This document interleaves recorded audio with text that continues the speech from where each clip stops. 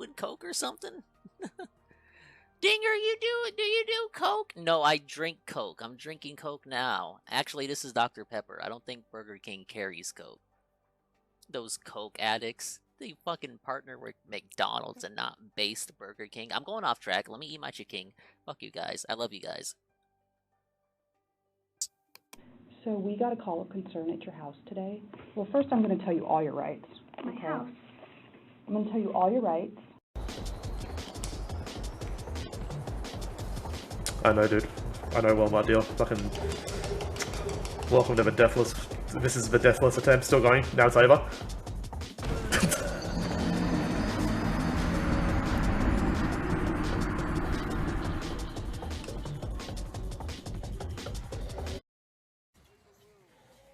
They won't follow us down, so if they've all spawned up here, yeah, we can just fuck off.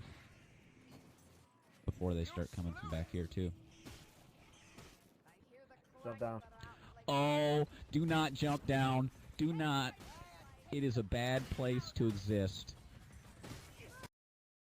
Goes quite fast as well.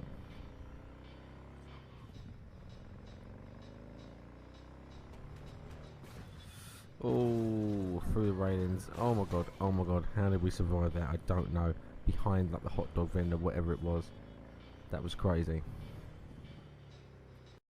Exploring Liurnia.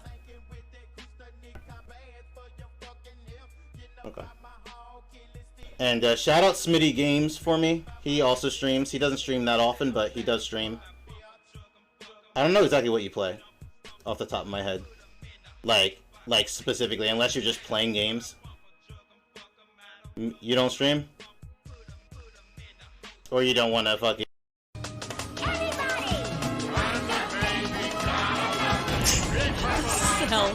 So.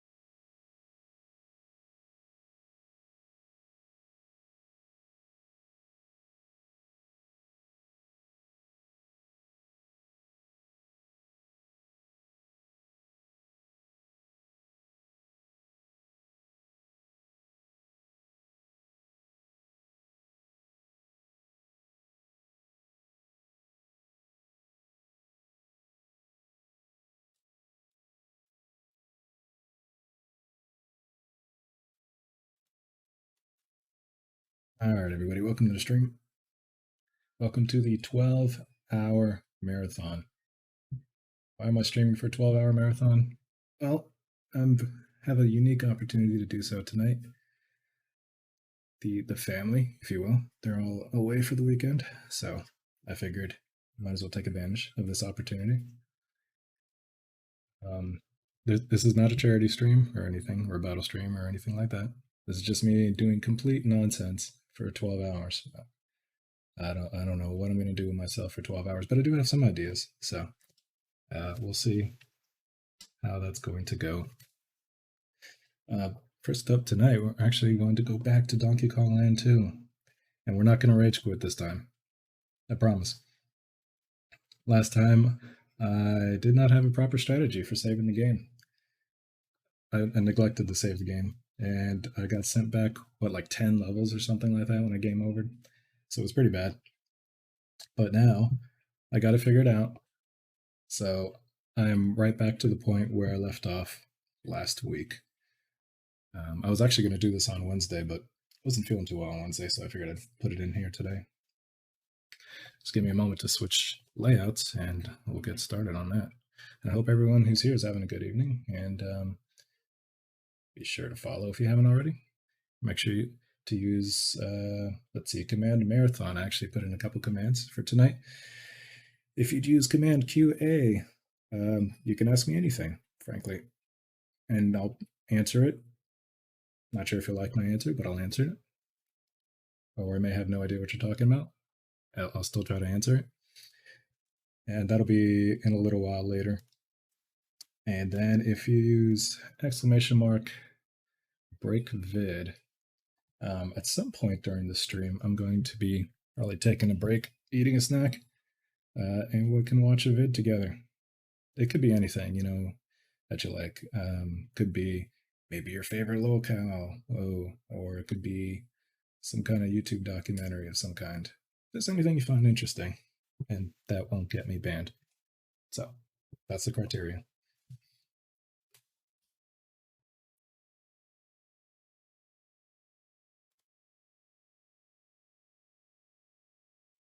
We're going to switch layouts in just a second.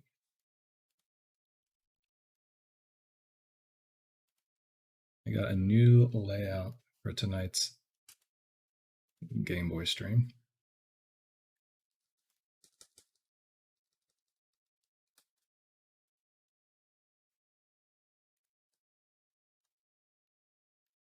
Let's see here.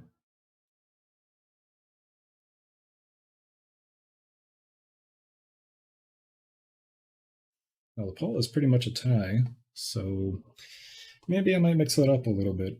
I may do like part of, after I play Donkey Kong, I might do like part of a show and tell, show a few items, and then go play an indie game for a couple hours, then come back and do more show and tell. Maybe I'll break it up that way.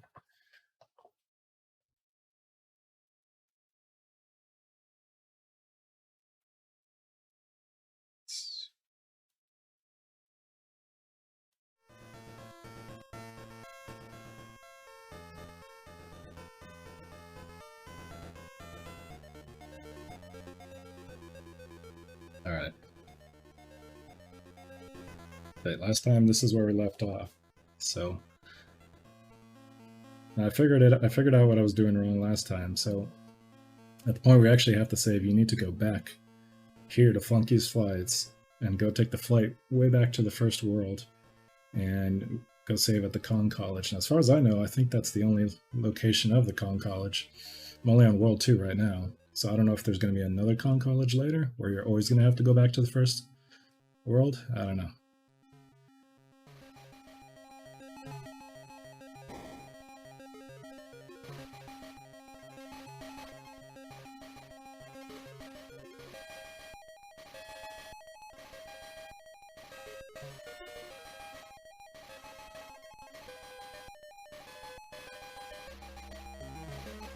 And don't worry, I did save right before I got to this level, so if I game over again, we're not going back.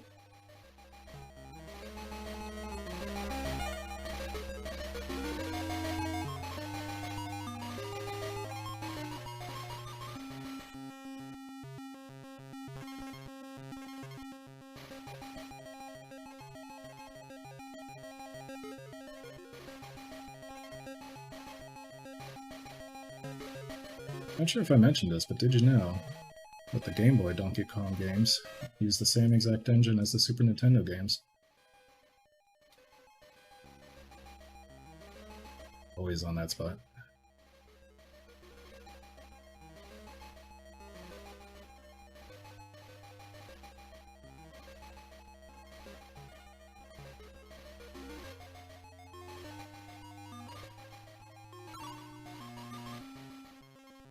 It's that one. So those banana coins are kind of what you need to go back and forth. You need them to both take the flight back to the first world and to save the game. Doesn't cost too much. I think it's like 2 coins for the flight back, and then also 2 coins to save the game. So not too much. I mean, I think there's like at least a few coins in almost every level. Can I get that? Wait.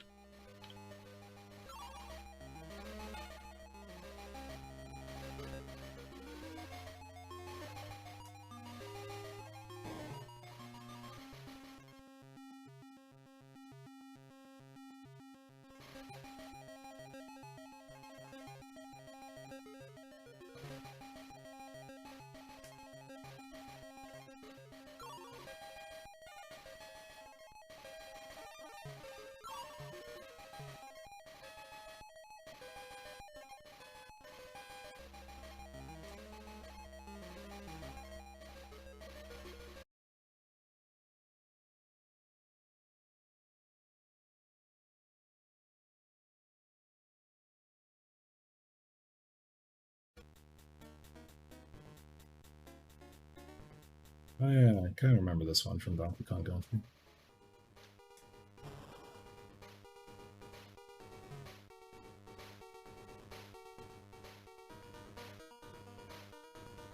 Shit. Okay. Probably a better idea to just go cross that water over there.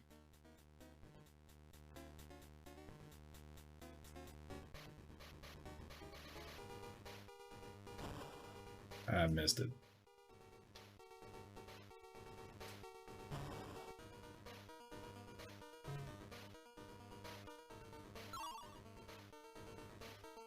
For crying out loud. We're already hitting the downfall.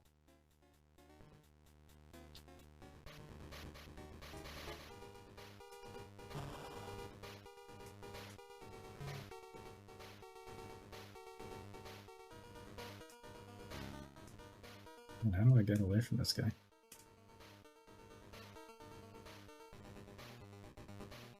Oh, that doesn't work either. Whereas I'm mostly going to play Game Boy games for the Boomer segment. Actually, the Boomer show and tell that was on the poll is going to be me using a webcam to physically show off my old PC games. It wasn't actually more games. Of course, could technically play some of them. Some of them have got releases on good old games these days, but...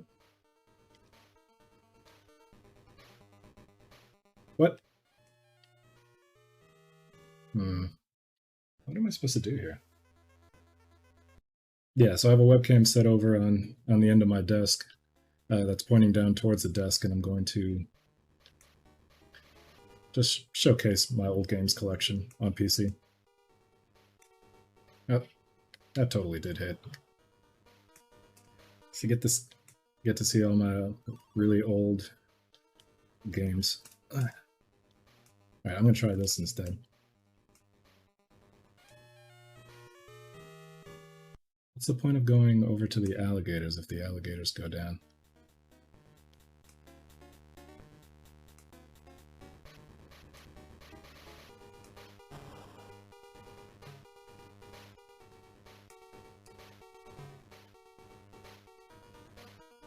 If I do this, will he actually ever stop doing this? Or...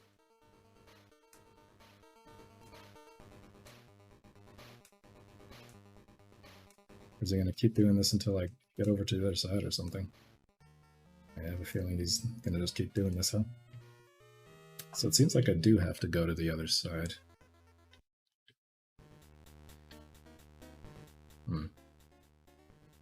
Alright, we'll try that.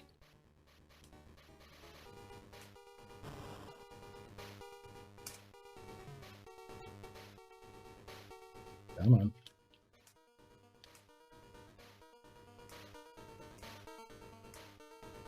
Oh, you're trolling me.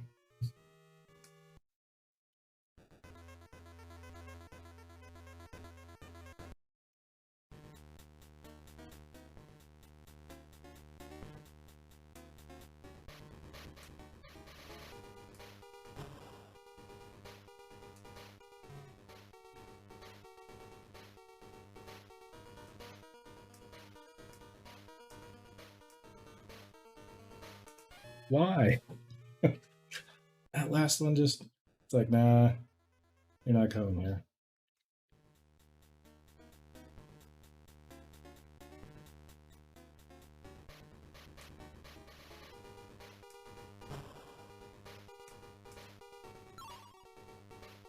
Let's try like this. Nope, let's not try like that. I have a feeling I'm going to be doing that next level again, that previous level again. That's okay.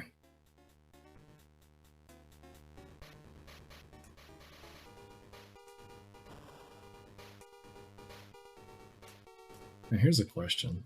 If I hit him with the ball, is he stunned long enough for me to pass him? Dang, I almost failed at doing that. Okay, now I see. Yeah, my last life. Now I see what I need to do.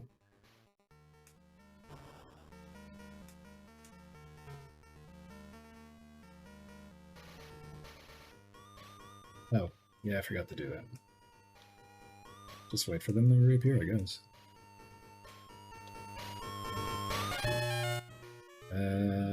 Okay. Rip.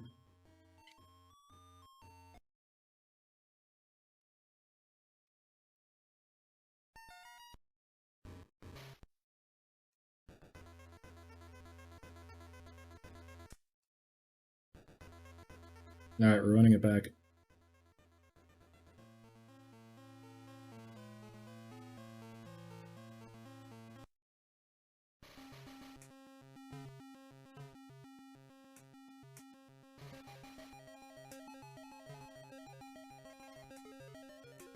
I'm also trying out something new today on OBS. So found out there's this feature where you can actually send a different audio track to Twitch for the VOD than what is shown live. So one thing I did was I have the media requests not show up on the VOD track,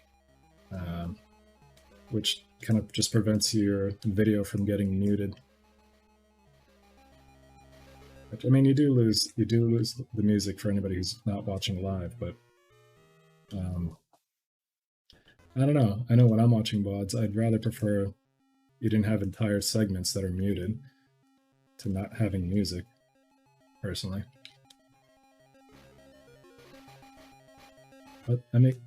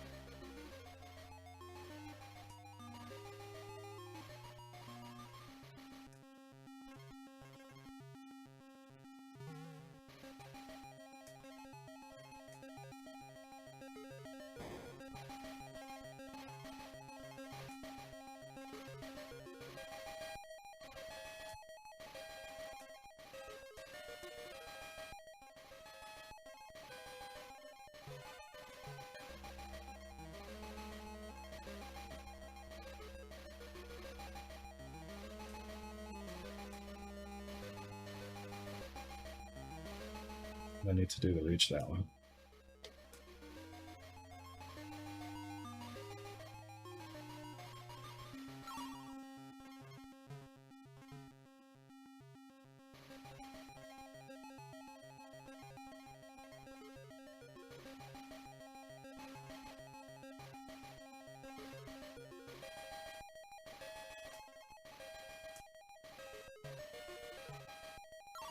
Nope. No, they're not gonna let me do that. Just gonna have to miss it this time.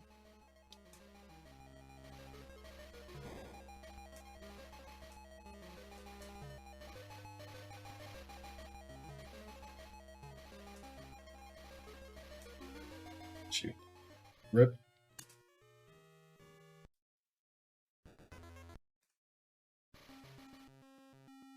Man, is there no save point in this level? I feel like the should have at least one.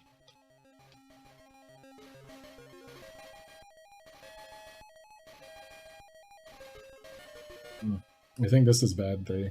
On my last stream of Donkey Kong Land 1, it was 2 hours, and I spent an hour and a half on repeating the same 2 levels over and over again. It's because there was just one troll level in that game. It kept getting me.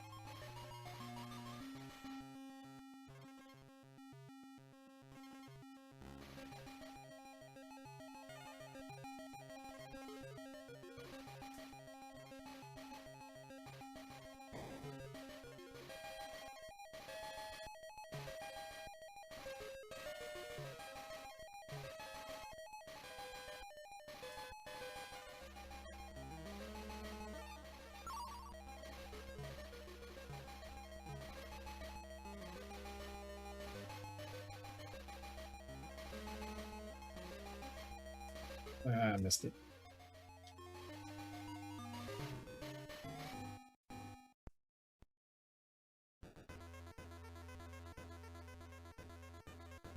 Okay. Now we know what we need to do.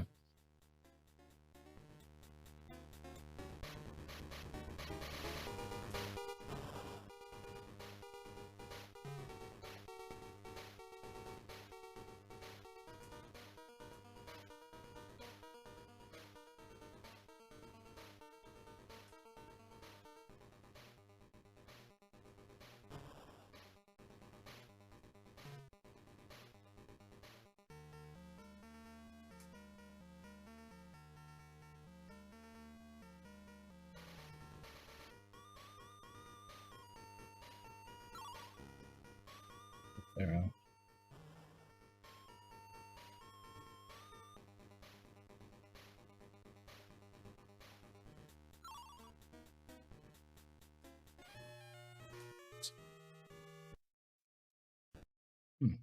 Where's the cannonball that goes for that?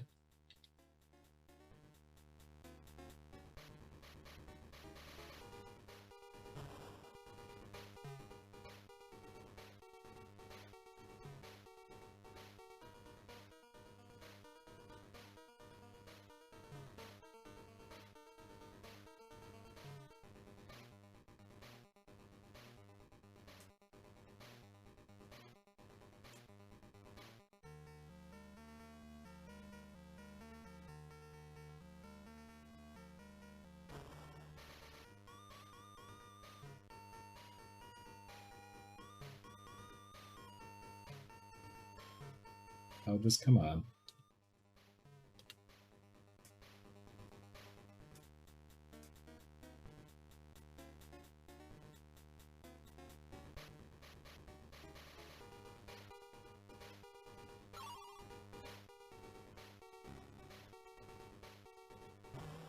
Oh, I see. Just cartwheel into it. Oops.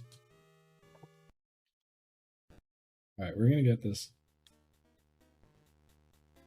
I gotta say, this game is significantly harder than Donkey Kong Land 1. mean, the bosses in Donkey Kong Land were a complete joke. I mean, you had all these hard levels. Well, there were a few hard levels, but most of them were really easy. And then you got to the bosses, and you thought they were going to be a challenge, and they just weren't. I don't think I died to anyone except to K. Rool a couple times, and then that was it. What?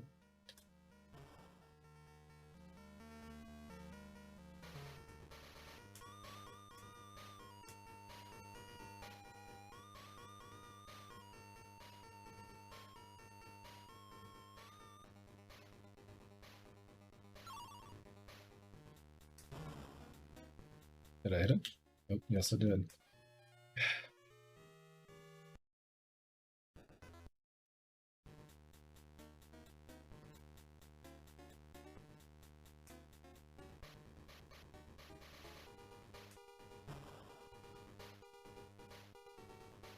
What?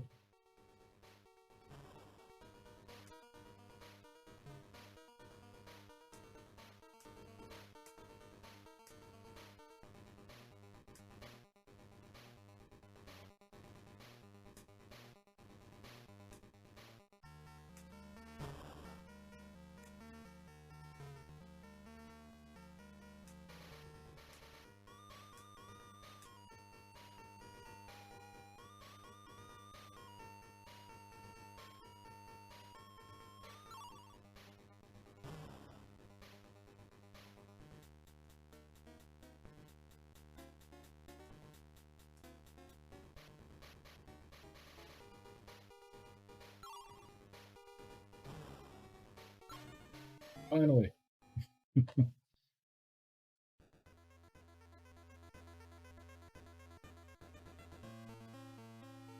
Okay, now before we go into that land, I think what we're going to do is we're going to go back here to the first world. Wait. I need 2 coins to save. And I only have 1. But I can get one by beating the boss, I think. So, as I remember. So, if I'm going to go here. I mean, this boss is really easy.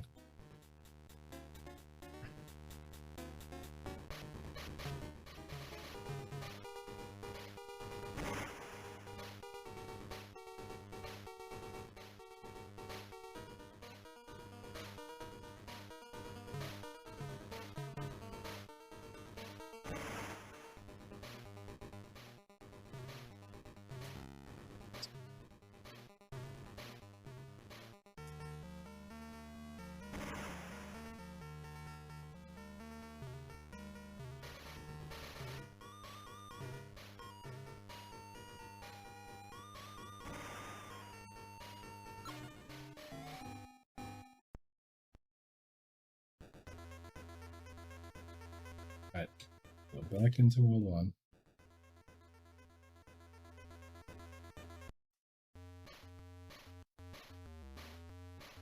Save the game.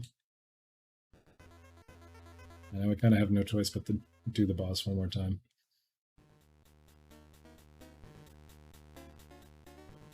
Pretty much farming this guy.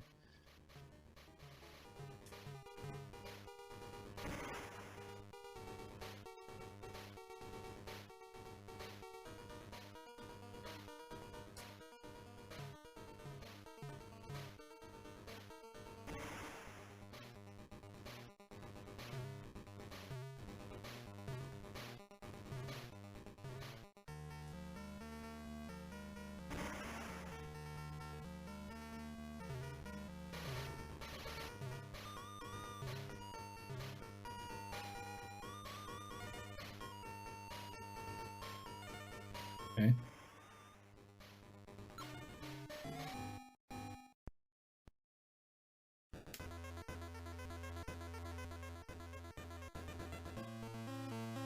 Oh, that was weird. I just realized I had left my PC speakers on, and so the game was probably coming through the mic too. Weird. Alright.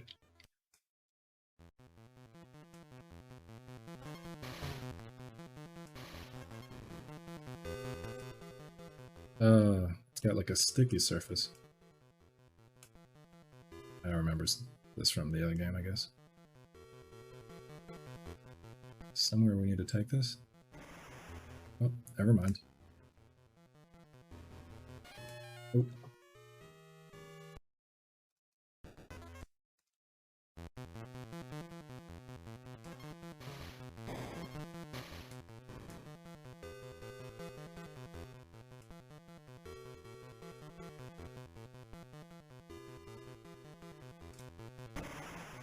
I was hoping that would give you like a secret level or something. How do we... Okay, you gotta go back and then forward. I don't think I can make that.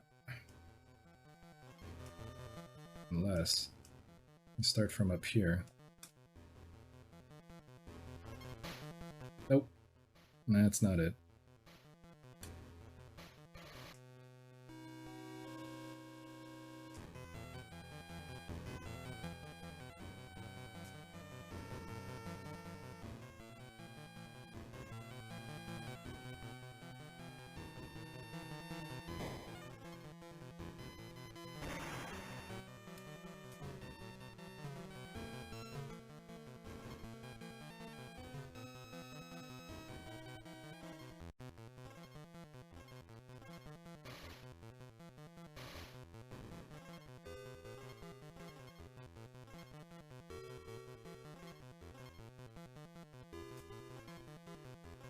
Favorite Game Boy game, Jazzy?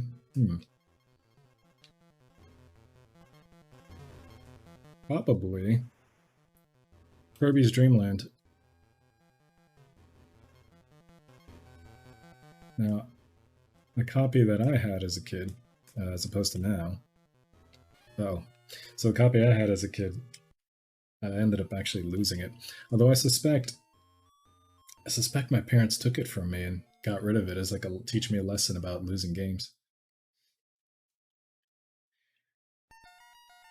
Like I remember being warned. I think what happened was one time I left the game inside the couch. It like got dropped into the folds of the couch, and I remember distinctly being told like, "Oh, don't lose your game again, or you're just gonna lose it permanently." And just one day, I couldn't find the game anymore, no matter where I looked. So to this day, I still suspect I maybe lost the game and my parents ended up finding it and throwing it out to teach me a lesson or something like that. I don't know. I don't know how I could have lost it otherwise, but I had another copy.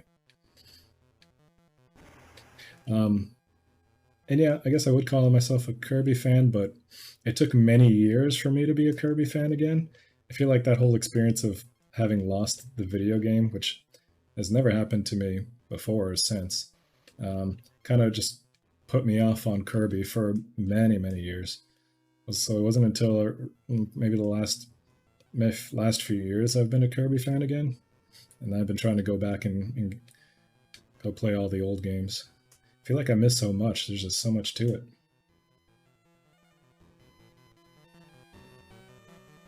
And there's just so many references. Like if you've missed some games, then you can't jump on top? What?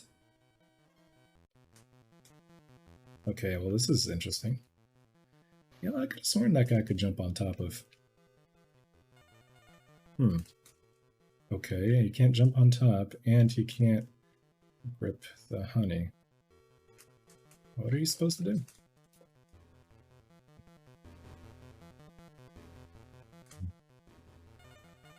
There's no way to unbecome him?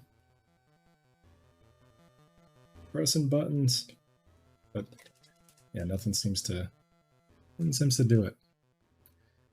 Am I just gonna have to do a just kill me segment? Oh, okay.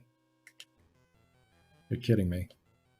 Alright, here's one thing I know I can do. You press start, and then you press select. Well, it was supposed to take you out of the level, but I guess that's only if you complete the level. Ah, dude, you're kidding me. Am I stuck here, or I just literally have no idea? There's some kind of trick here, I don't know.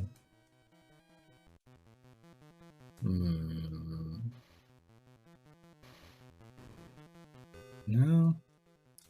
You know what else, too? I remember in Donkey Kong Country 2, if you spit out his web, it would then create a platform, but Doesn't seem to be any way to do that here.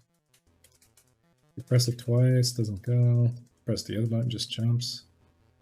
Start just starts, frankly. Alright, I got an idea.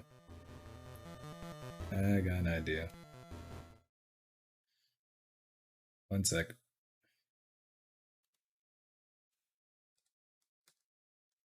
Man, that is the weirdest thing.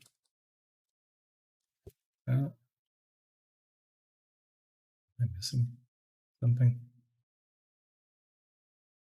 I can't believe this game's gonna make me do it, but I had to like restart it. And go load my save file. There's gotta be something I'm missing, honestly.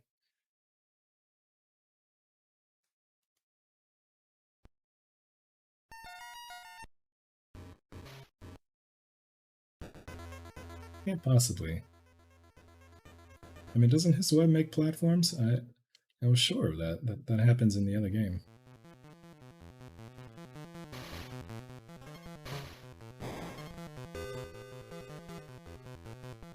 Man, dang, if that's the case, I don't even want to become the spider.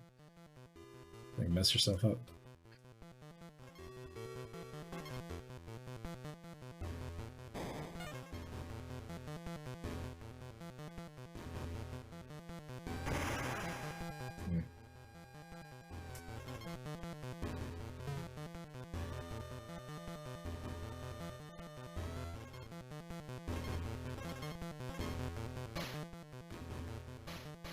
No, there are actually a lot of good. There's a lot of good Game Boy games I enjoyed growing up with. A couple of my other favorites were two of the Castlevania ones. There were technically three. The third one being Castlevania Legends, but I didn't have that one growing up. All I had was the first one, Castlevania Adventure, and Castlevania Adventure 2. So, Belmont's Revenge was awesome, but extremely hard, as I recall. And again, it feels like a lot of games were just really hard back then.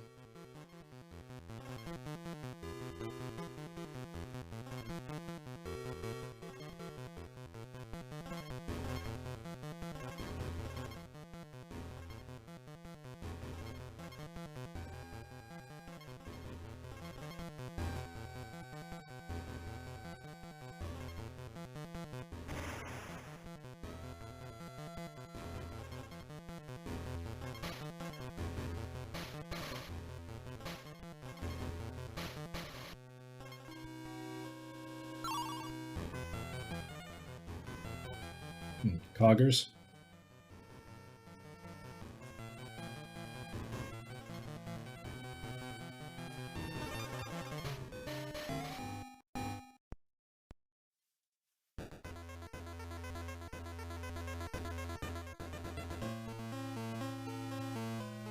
Well, there is another Kong College. How about that? But I'm pretty sure I have no banana coins, so I'm just gonna hold off on that. A minecart. Man, the original Donkey Kong Land didn't even have one of these. I was kind of disappointed.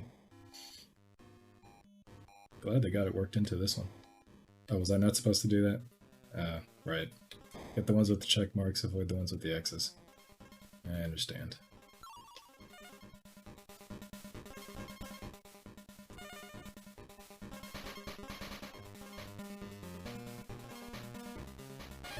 Okay, I totally hit that one. You saw that, right? I got chipped.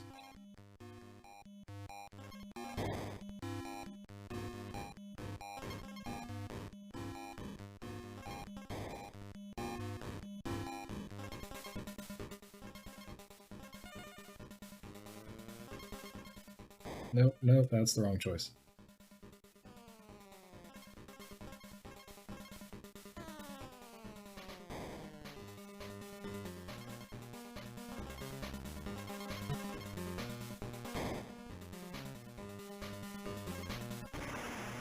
Well, a save point, that's generous.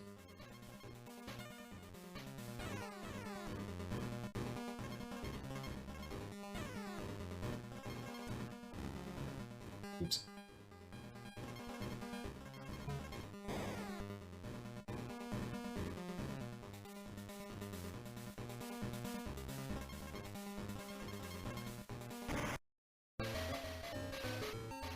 I did not expect that.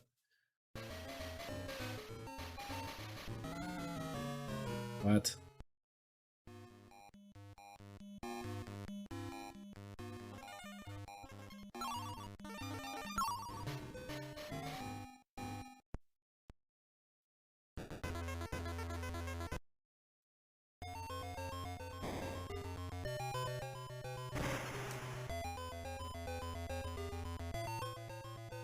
Oh, I see. It goes on its own.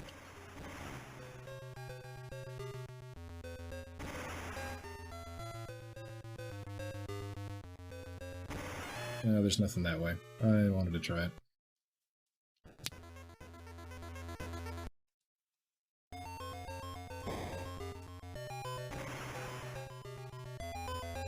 Did you guys in chat have a favorite Game Boy game?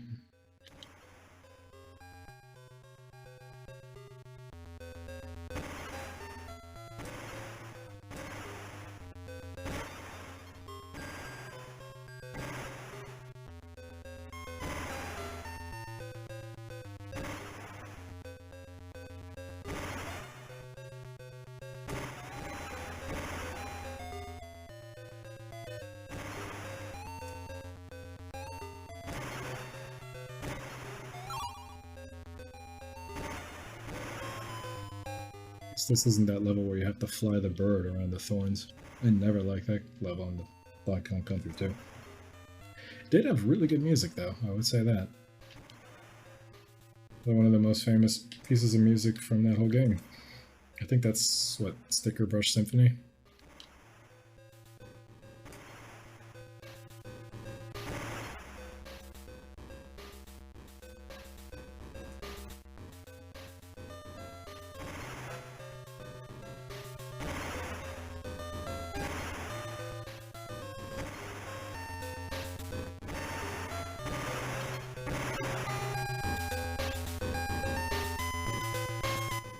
Should have gone.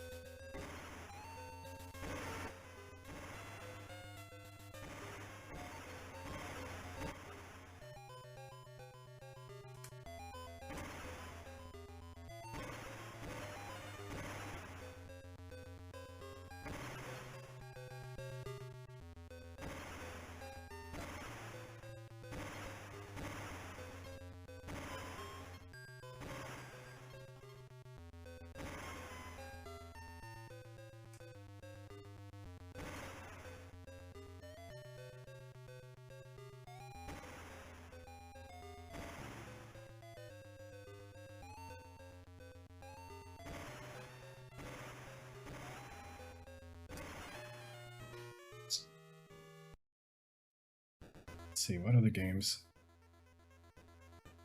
What are the Game Boy games that I grew up with?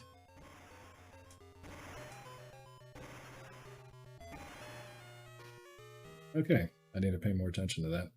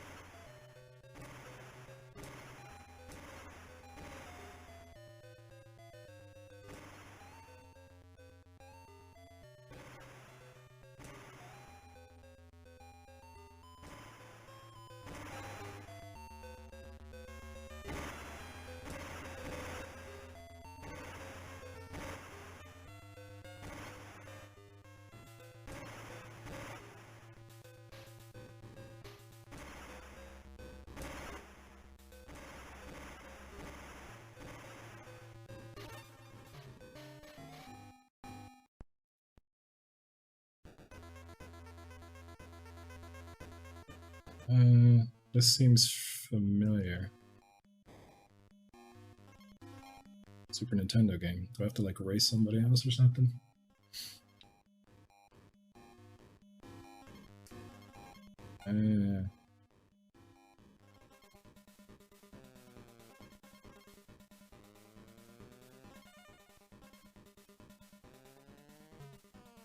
I missed the O. Oh well.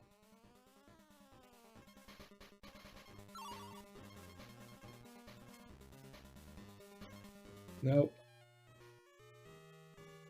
Too soon.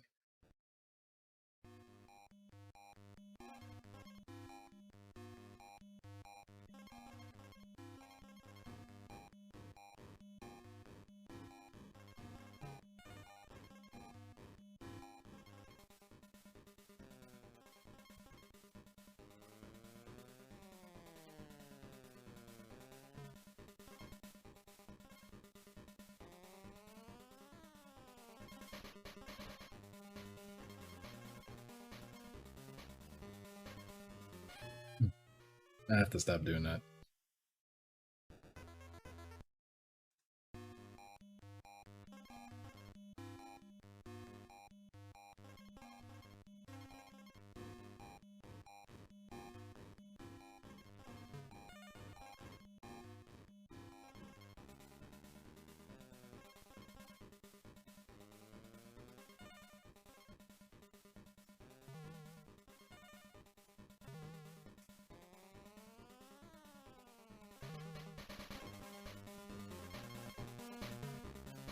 Ah.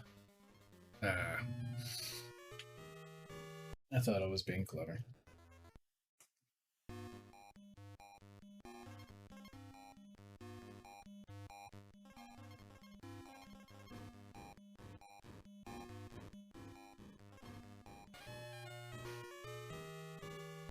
Well.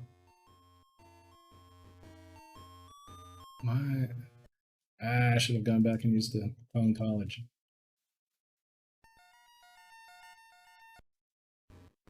No. This game hates me, chat. It really does. We're running it back. Let's get this done with.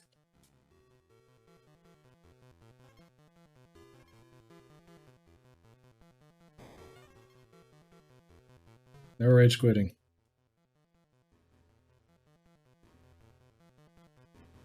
You know what? I was just saying, hey, how could I possibly do a 12-hour stream? And now I think I know. I'll be spending it all on this game. That works out perfectly, actually.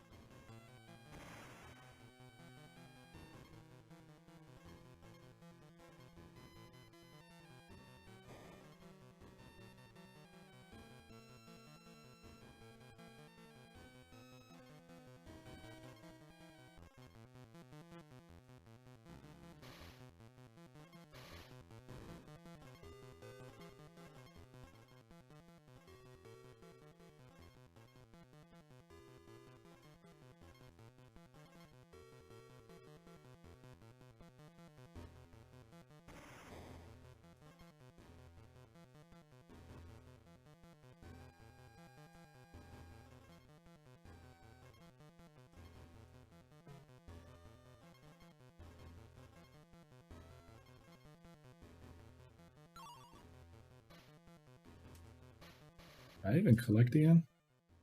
I did the same exact thing last time, too.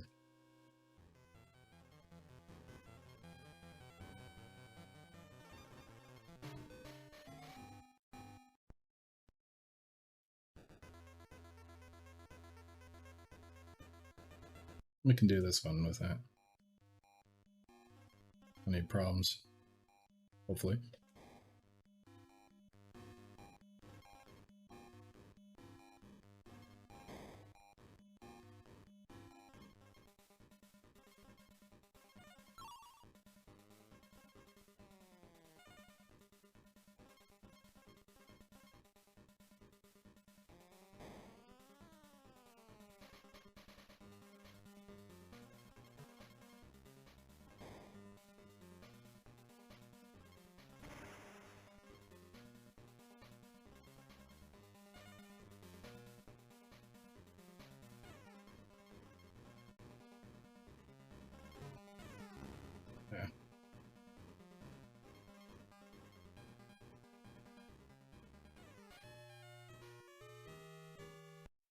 Oh, sure, no problems.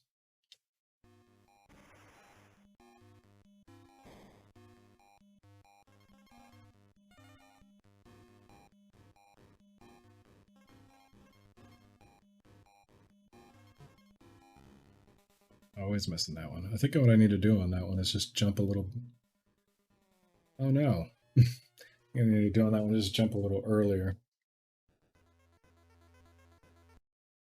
I'm gonna keep track of my lives this time. If I think I'm gonna die, run out of lives, just save.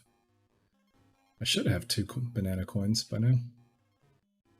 How come I can never hit that one? Oh well. Ah.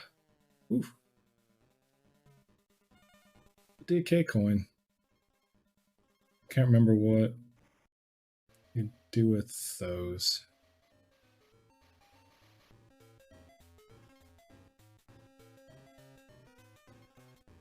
But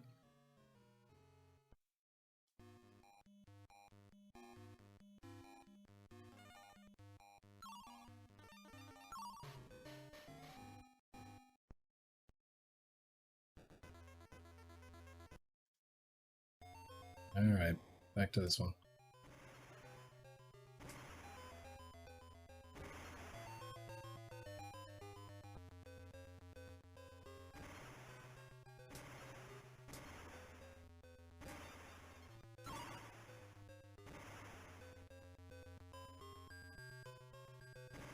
Where was I supposed to go? Not that way. Okay.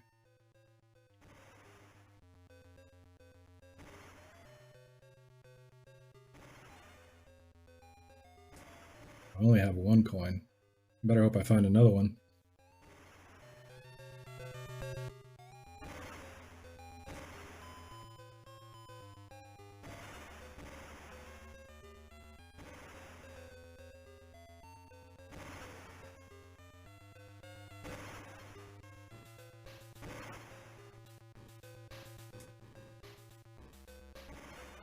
There we go. All right. Now, if I'm in trouble, I definitely will save.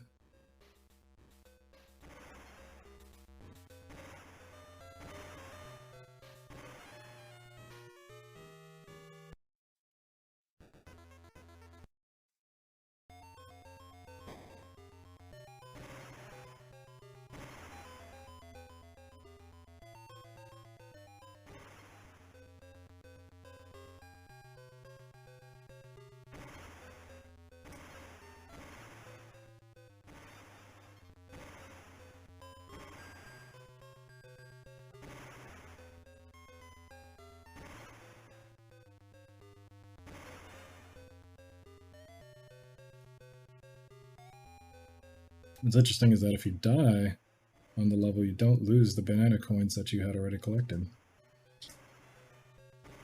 I guess that's kind of generous in a way, because that means you'll definitely build up enough banana coins to save if you keep dying.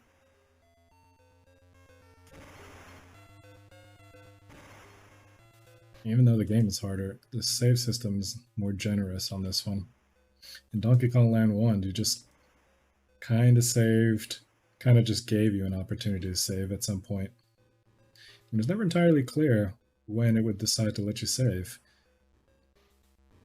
And sometimes I would beat a level, continue on to the next level, game over on that level, have to go back a level, and then beat the same level again, only this time it then gives me an option to save.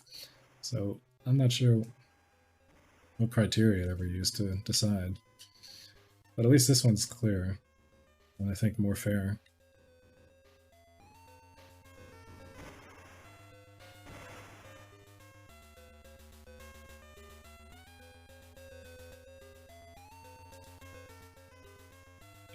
In the stream. Is that what it was? It was the Kong letters? That explains it. Thank you for telling me. I never understood when I was playing.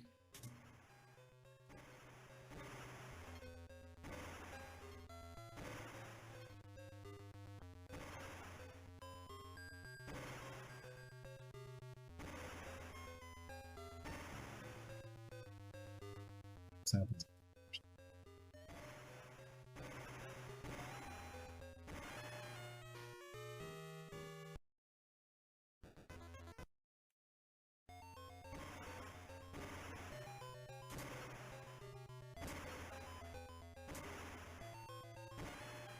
Into the B.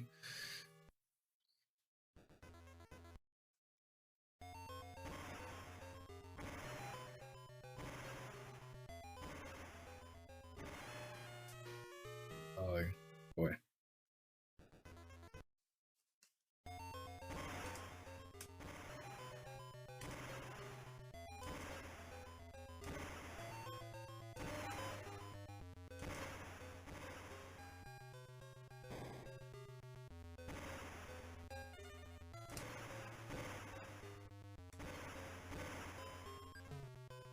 Oh, I forgot about that. Where is it? Okay, I have no idea how I did any of that. I was really supposed to die there. But no, I just did it here. Okay, before I do anything, before I do that again, just go here and save. Oh, a free one. Okay, I guess you got a free one in every world. Well, not every world has a Kong College, but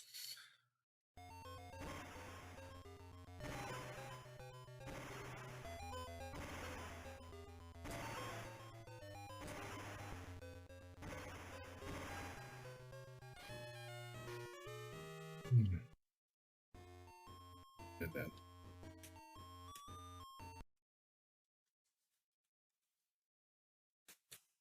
Have you beaten this game before, Robert?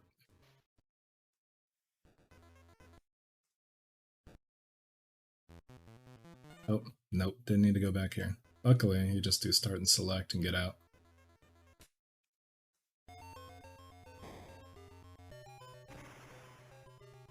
Alright.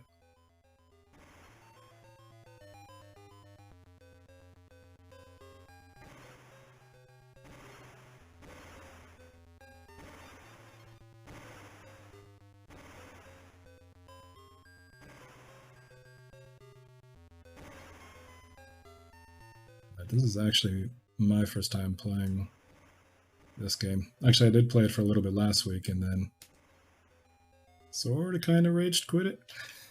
So, I am determined today I'm going to beat it in this stream, and I am not rage quitting.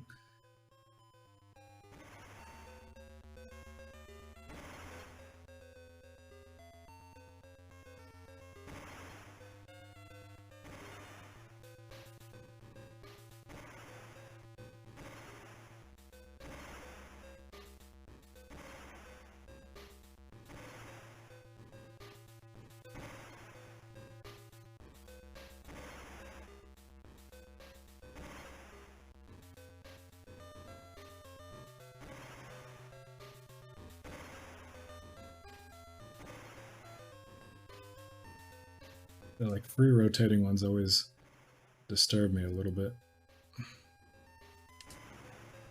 Yeah, these are the ones that really get me.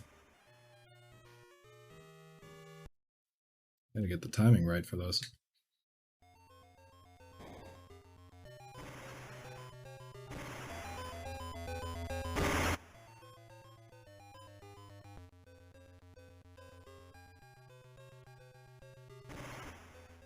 So the game was meant to save banana coins to the file, but an error in the code prevents it from working.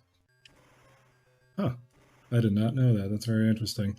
I did notice that if you reload your save, if you had banana coins, they're just gone. I thought it was on purpose. In a way, I guess that makes the game more difficult. Otherwise, you just stockpile a whole bunch. I mean, it's not like a whole lot more difficult, but a little bit.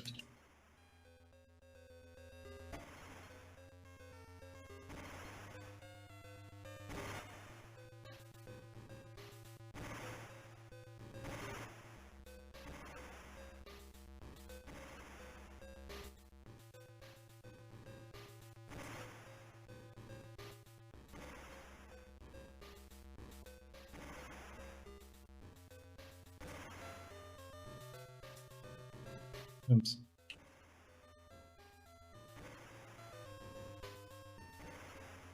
Oh. Yeah, that's what I seem to recall too, but always.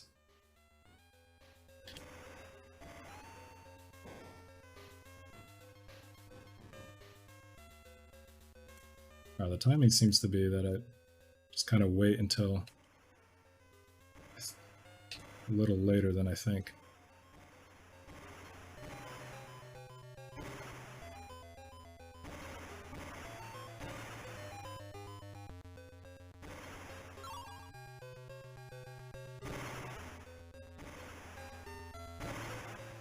Gosh, it's been probably, it's probably been like a good 20 years since I've played Donkey Kong Country 2. I really ought to go do it again.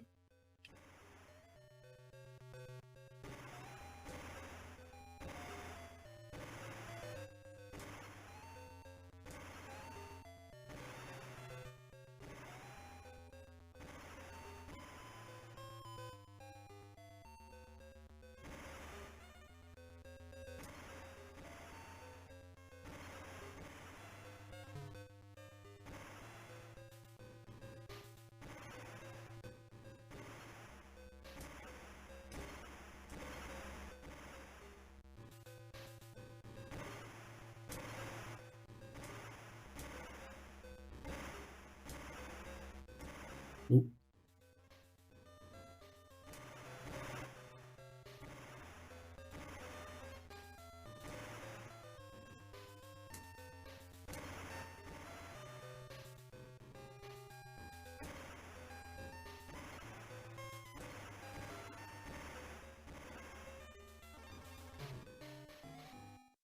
Okay, good.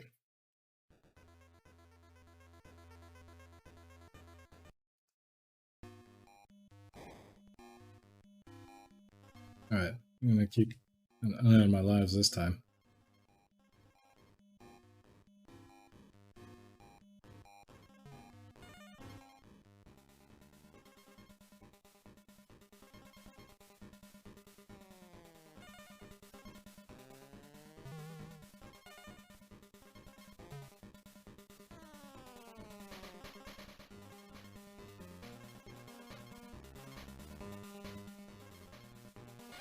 Ow.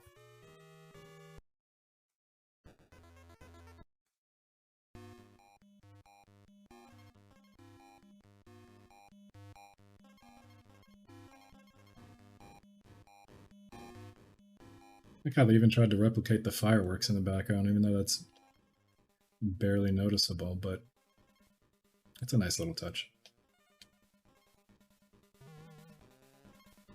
I shouldn't have jumped there, but that's okay.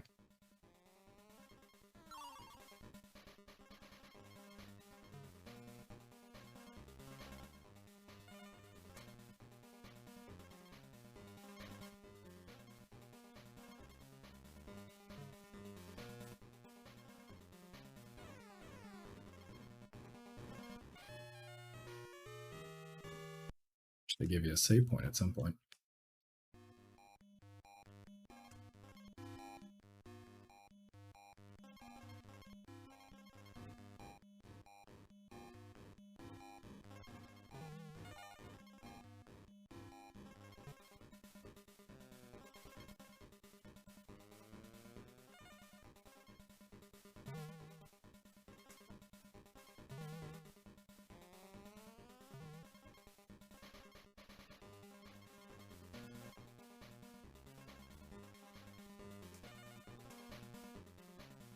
I feel like I'm touching that end, but it doesn't pick it up.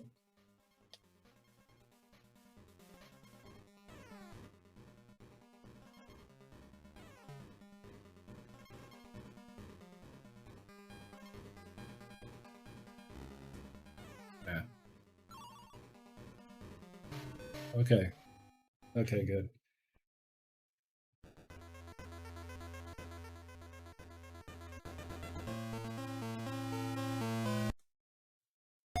This can be the one with Pete. Is it Petey the parrot?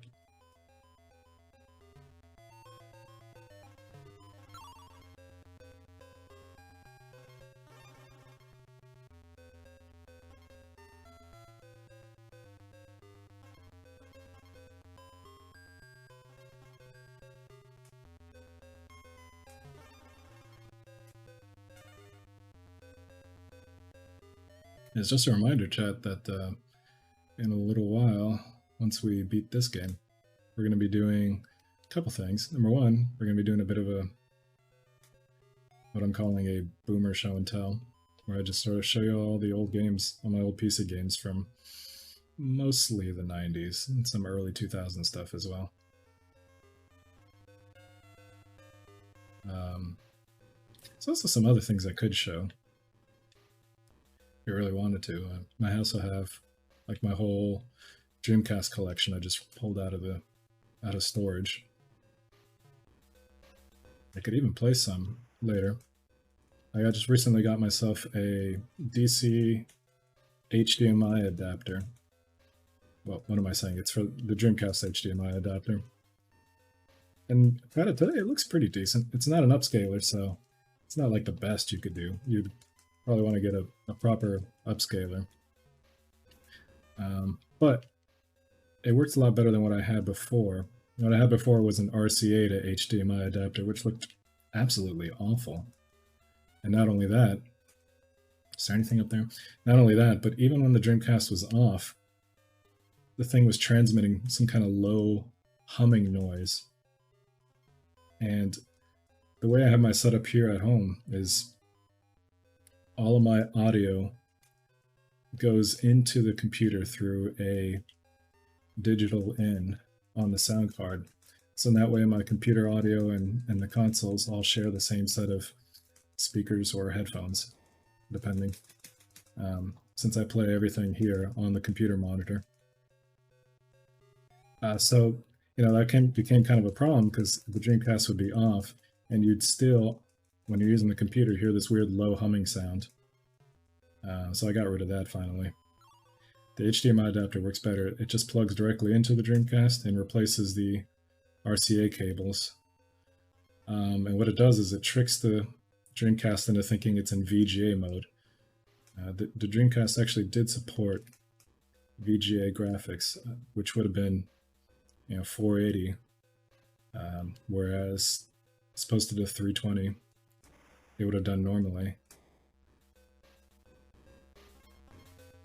Was it 480p? It must have been. Yeah, so it just tricks it into thinking it's VGA mode. Now that works for the vast majority of Dreamcast games. There are very select few that apparently don't play nice with VGA mode. But I checked the list online, and I don't seem to have any of the ones that don't play nice. So, as far as I remember, it's none of the really major games anyway, like the super popular ones. So that should be good.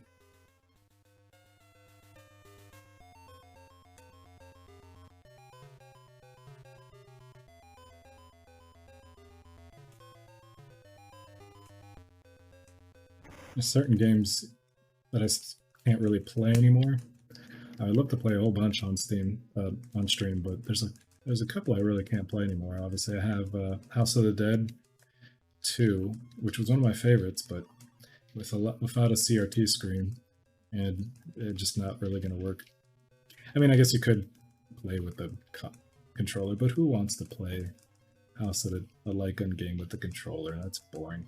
And I used to have the control. I used to have a pair of those light guns, but inevitably the triggers on all of them would break, and I had replaced them a couple times, and they still end up breaking. My brother and I were really hard on those triggers. That, and honestly, they were probably kind of cheaply made. So, unfortunately, even if I had a CRT monitor, I still couldn't play it the right way unless I tracked down a pair of Dreamcast light guns, which I imagine are kind of expensive now.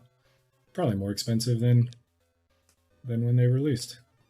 That's just my guess. I haven't actually looked.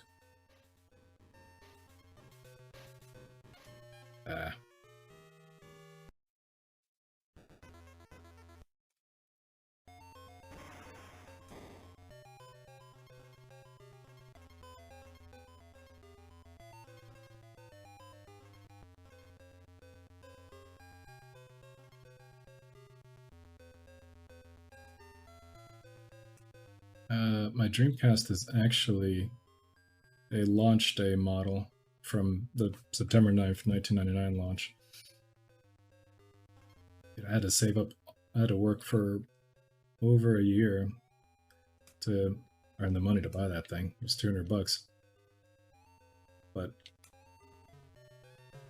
I wanted it really badly. And I think that's the only console growing up that I personally had to pay for. I mean, you know, all the other consoles would be, you know, birthday presents, Christmas presents or something. And that's the only one that I really had to work hard and pay for out of my own pocket. And so, in a way, I'm kind of sentimental to that Dreamcast more than the other consoles I grew up with. For that very reason.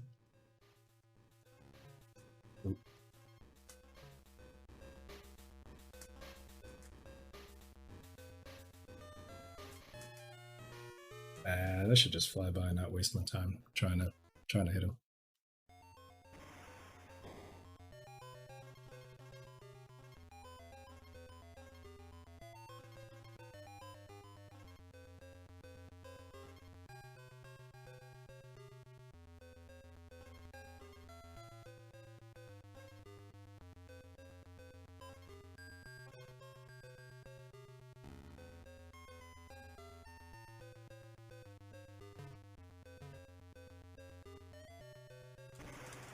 I was really into all things Dreamcast back in that day. I had a subscription to the official US Dreamcast magazine. And the best part of the magazine was the demo discs that they gave you every month. So many good demos came on those discs. In fact, I still have them all. I could probably show that to you in a little while. Alright, I'm not going to bother hitting this guy, I'm just going to go forward.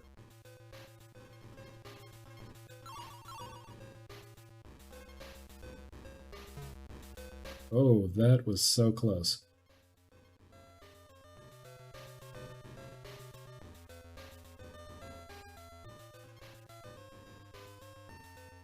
A couple of other accessories I had too was the official Dreamcast mouse and keyboard,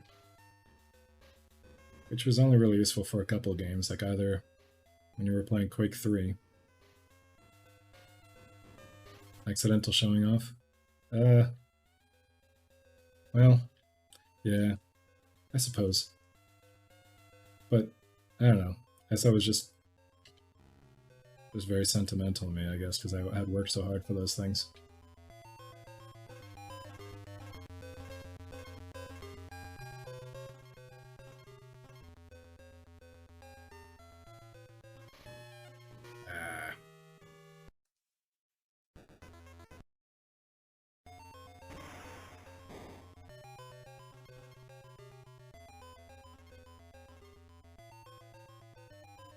Oh, that? Oh, okay.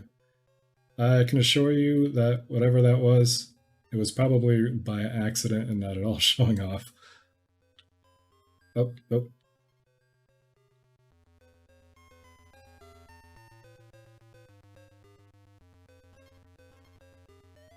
But that's pretty much what you said, so.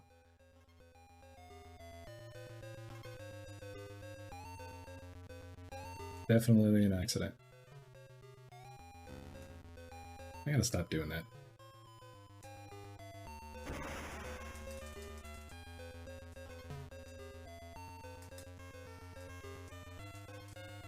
Then.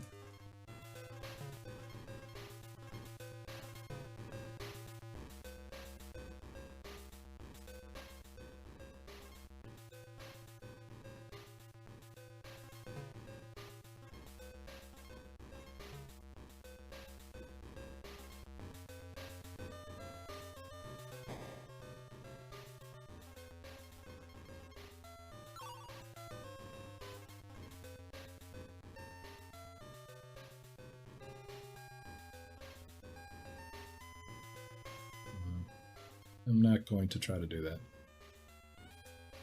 Alright, I guess I have to.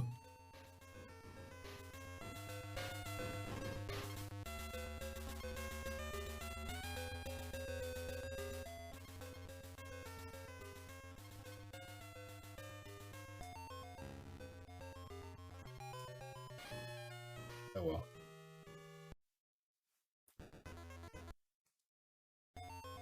Ironically, one of the Dreamcast games that I spent a really absurdly long time playing was a free one that came on those sticks. There was a game called Sega Swirl. It's kind of like a match 3 game, and it just came free with many of the demo discs. And I think there was even a PC version at one point. So surprisingly, it took me many years to play Donkey Kong Country 2 and 3. And you had played the first one in 64. Yeah, you know, I never managed to beat Donkey Kong 64. I don't know why. I feel like that game just didn't hold my interest as much. And I think maybe I lost interest in it.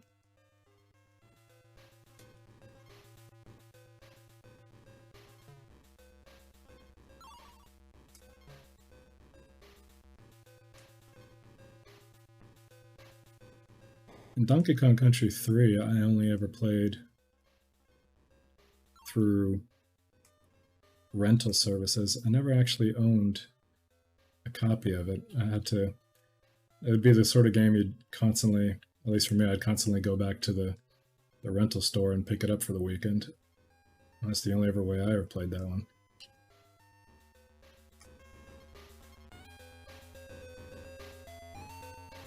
Kind of dating myself a little bit with those rental store references, but yeah.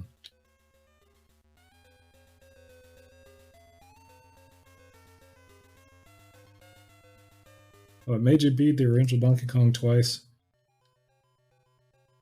Yeah, I definitely, at that age, would have just thrown in the towel. I'm not sure I could have done that. I could have done it if I really wanted to, but honestly, that would be the sort of thing that frustrate me enough to just be like, forget it. I don't even think I ever got to that exact point. I don't know where I left off on that game. I do have it around in the closet. It'd be interesting to just do that as a playthrough one day. Wait, where do I go now? Monkey's Flights. You know what? Even though I don't really need to, I'm just going to go ahead and go safe. You never know. Besides, I got plenty of coins.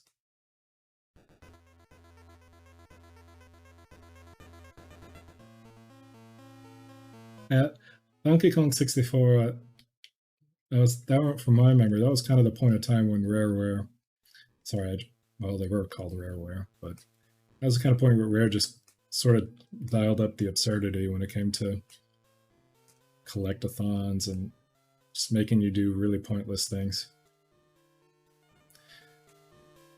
Now, a game that came out from Rare, I think somewhat around the same time as Donkey Kong 64, that I did actually enjoy was a game called Jet Force Gemini.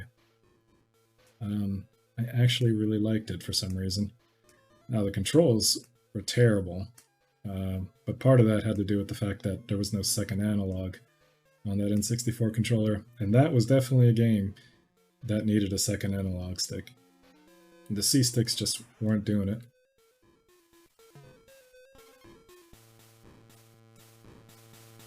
If I could go back and play it now with double analog, I think I'd really enjoy that. But yeah, that too was, even though I said I enjoyed it, that too was an absurd collectathon kind of game. What? I got trolled. In fact, as I remember, there was a banana coin?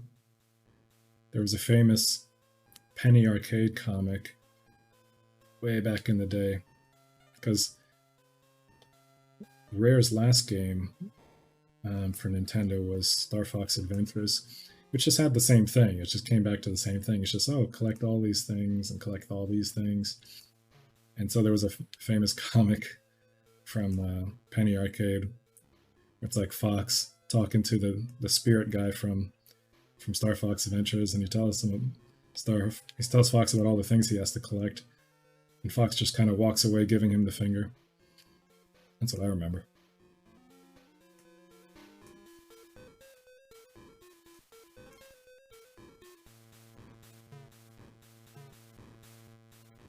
Star Fox Adventures wasn't too bad. It was, I did kind of enjoy it, but there's no... Oh, I missed that.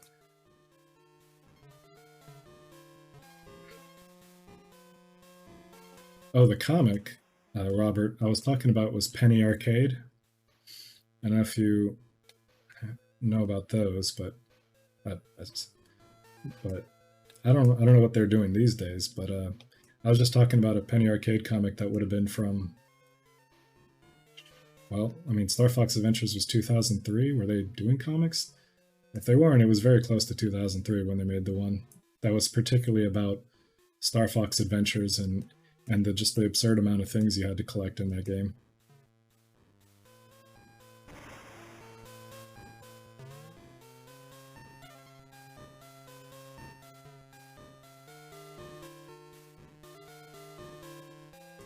And that was just 2001. Would it have been 2001?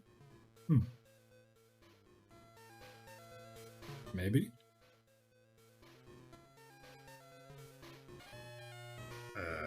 Okay. 2000.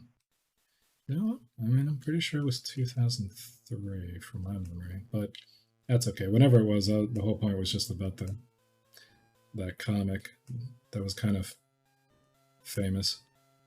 One of their more well-known comics.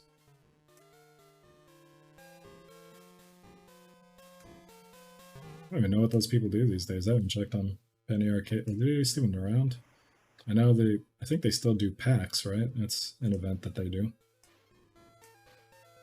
Or is that gone now too? Don't even know.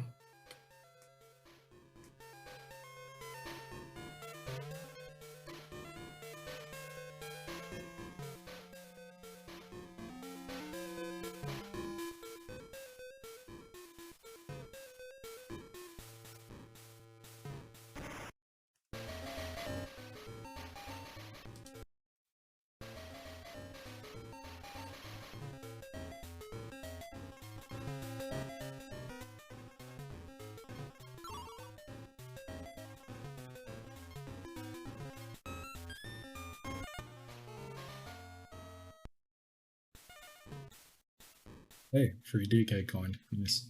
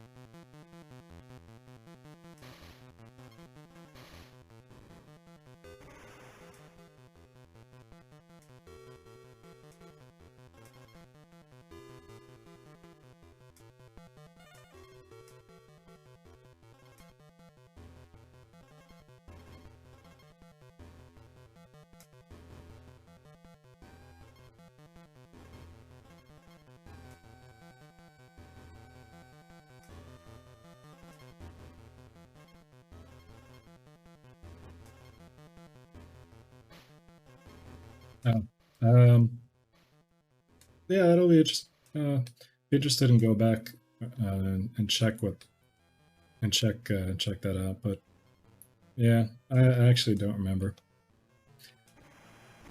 what year that was.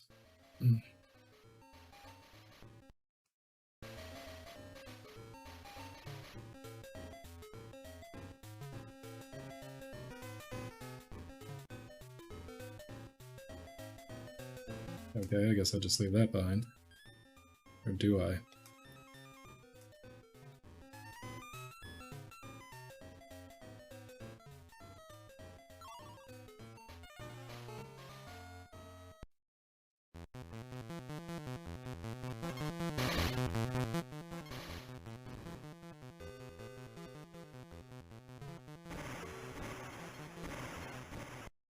Wait, did I just go back to do the same thing again? Yes, I did. Fake. Someone hits me right now. Will I go back without losing a life? Not sure I'm willing to try it.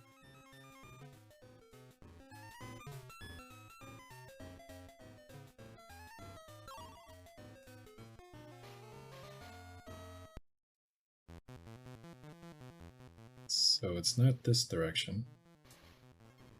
Maybe they want me to go down?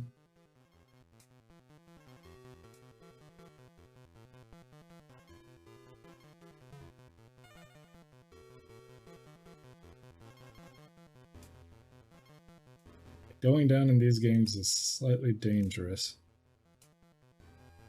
Only because it seems like sometimes if you fall too far, even though there's definitely some level underneath, it's like if it doesn't load that level fast enough, it just decides to kill you off instead. And Donkey Kong Land 1 was really bad at that. I mean, you really couldn't fall off any platform. This one seems to be a little bit better in that regard, but even still, you can't trust it. So you're definitely taking a gamble anytime you fall off.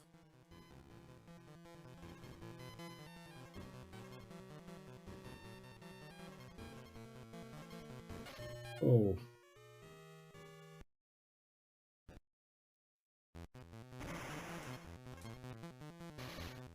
Yeah, Robert, it definitely was... Oops. It definitely was pretty brutal in that regard.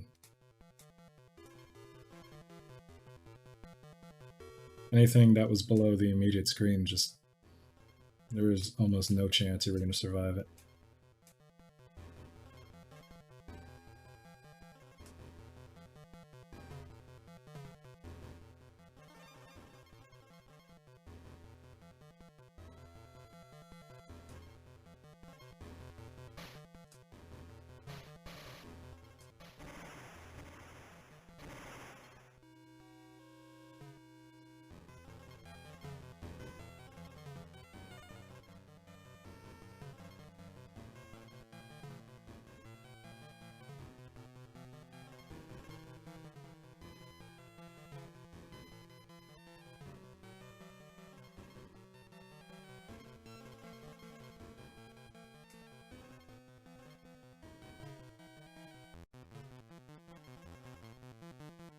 I think I might have missed something that was up there. Yeah, for sure. Probably just missed a G or something.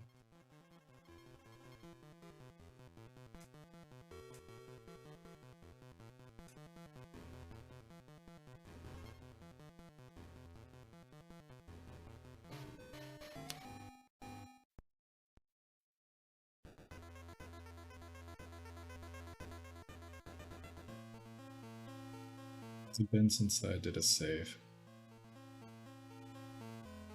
Let's just go ahead.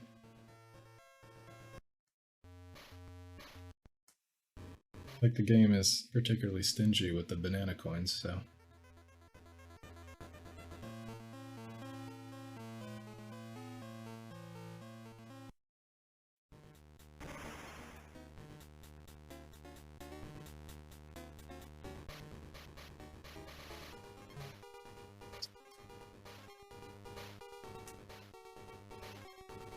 At least from my memory of Donkey Kong Country. Probably something very similar.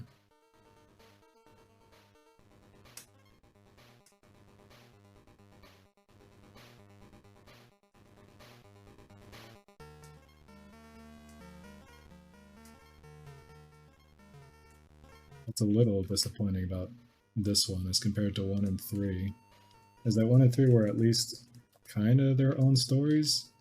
Not that that mattered a whole lot, but for as far as Donkey Kong Land 1 went, the first 3 levels were pretty much just remixes of levels from the Super Nintendo game, and only the last level was different, which was a city theme. It's kind of interesting.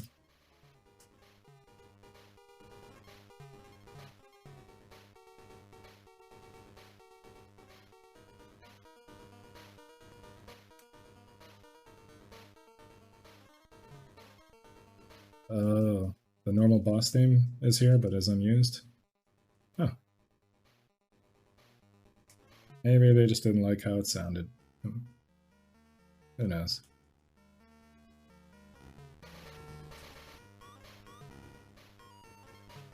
Oh, this guy hates me. Okay. Well.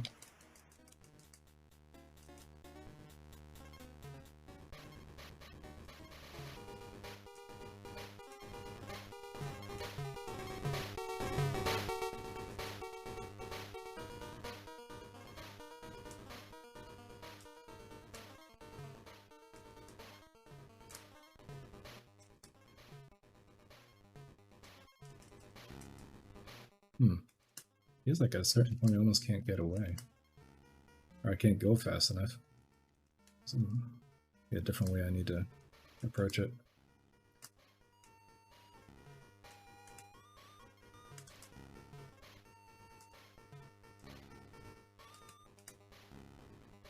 I go in circles.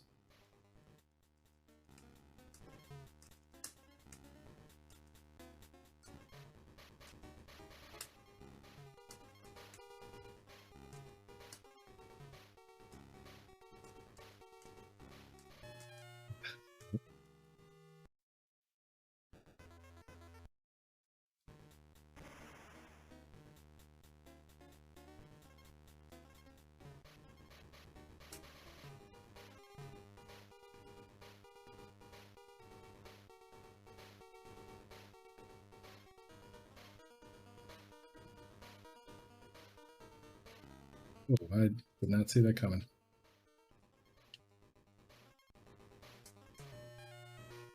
Alright, well, good thing I saved. I'll get this. Remember, no rage quitting.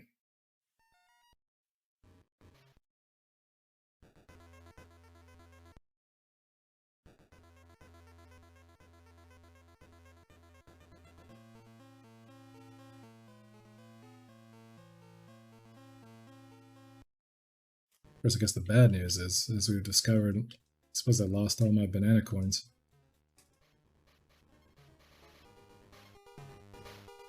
Surprised I didn't go back and fix that.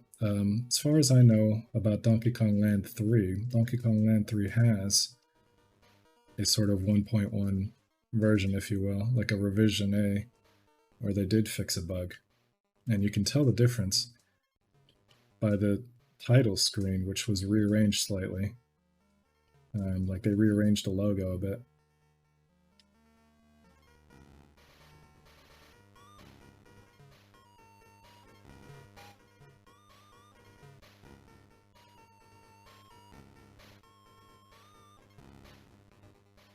Stop following me.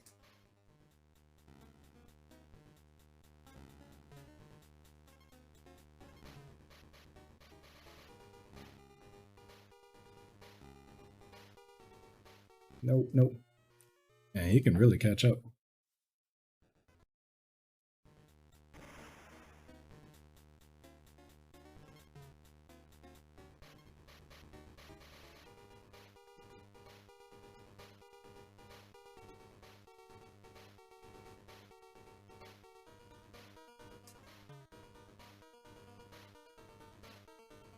What if I do this and then drop and then go?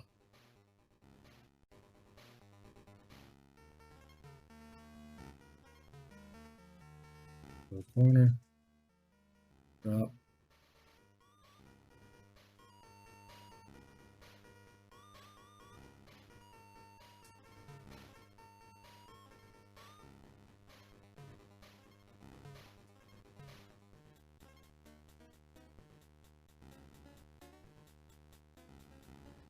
Oh, waited a little too long on that.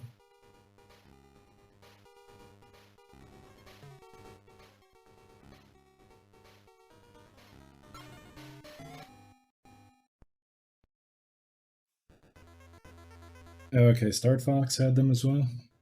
I didn't know that. That makes me wonder. I should go back. I should go back and plug in mine, see what version I ended up with.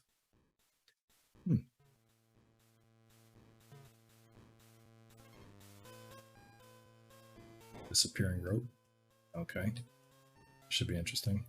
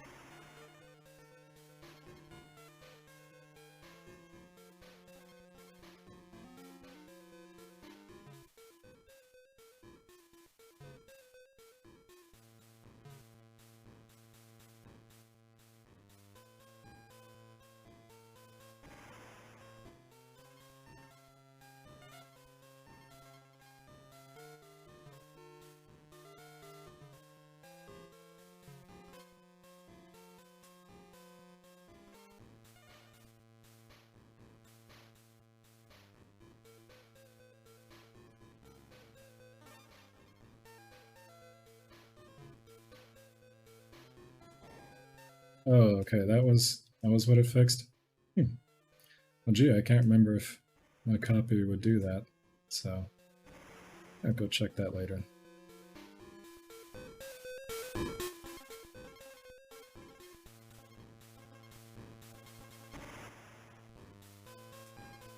Kind of weird the way those revisions worked back in the day, because they just sort of released them and you didn't really know what copy you were getting. Oop.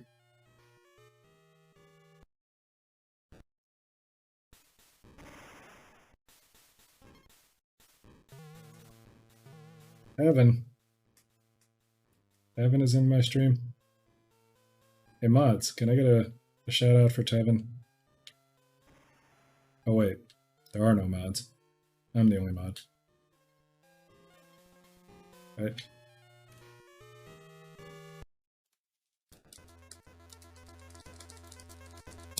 Maybe if my mods weren't all bots. Be sure to check out Almighty Tevin. He's doing a charity stream tomorrow. He could have killed me with his regular weapons. He didn't have to do all that. Was it Extra Life? Yeah.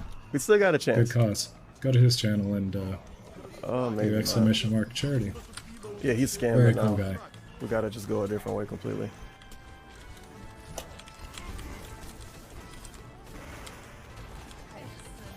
His 12-hour stream actually has a good purpose, whereas mine's just complete nonsense. But I kind of did this. Oh my god! Oh my goodness. Right, oh, that was loud. there, you know what? Lulu__cheered. X29 big ups. What are you gonna do, brother, when Sombra Mania runs wild on you? Snort. Nasty words cheered. X400. In not store.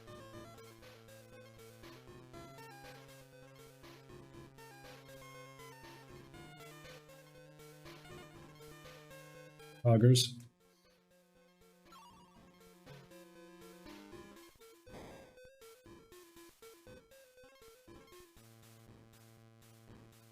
I don't know what I'm skipping by doing all that, but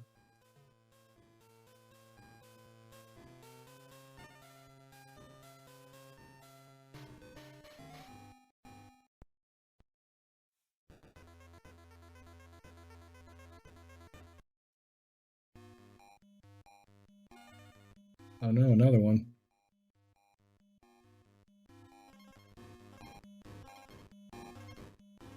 I assume the problem.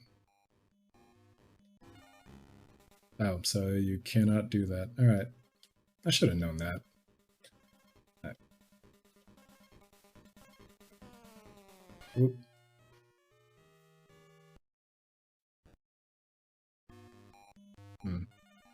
Well, there were two of them. That's not going to do me any good, though.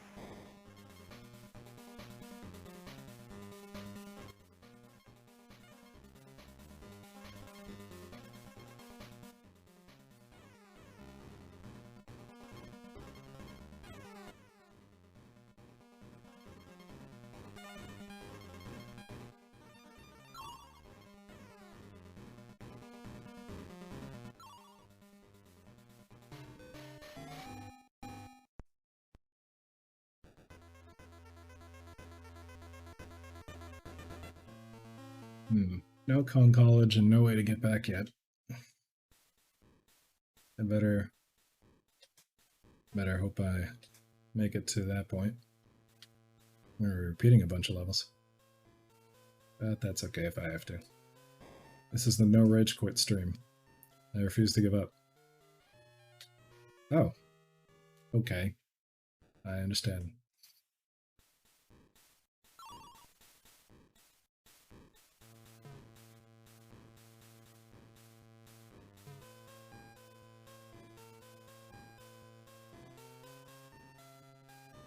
Well. Yeah.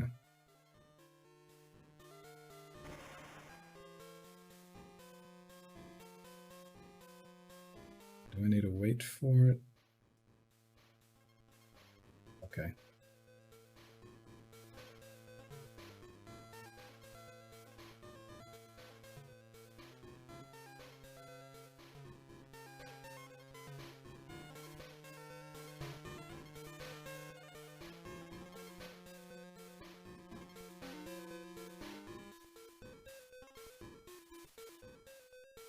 Oh, is there an animal I missed?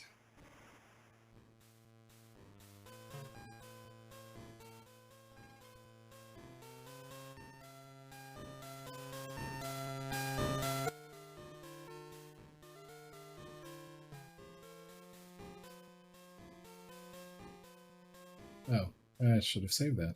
Oh well.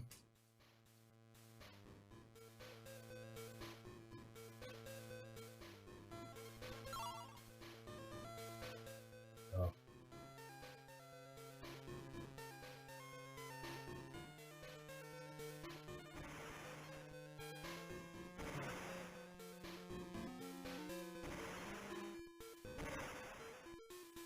Oh, yikes. Oh well.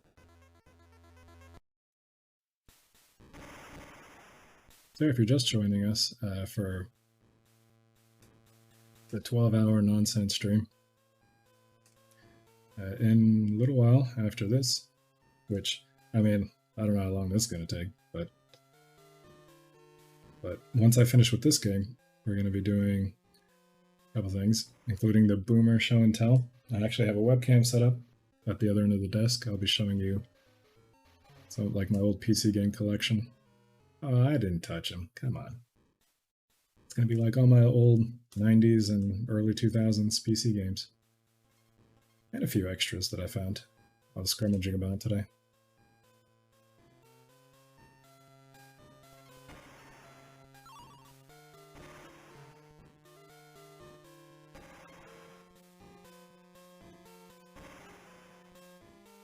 Okay, just wait for the wind to blow.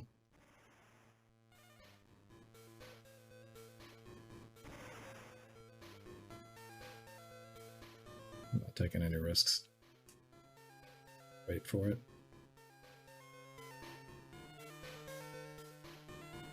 How would I get that G? You know what? I don't even care right now. I have no lives. I'm not taking any risks right yet.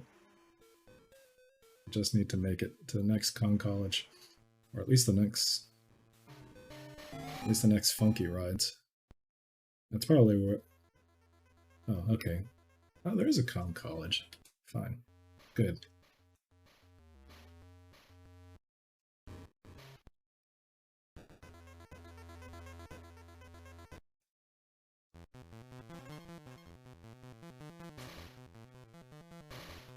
Is there something down that way? I'm gonna try going down that way.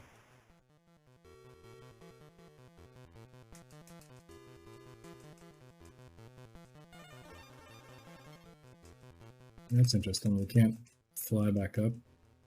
Alright. You can only sort of slow your way downward.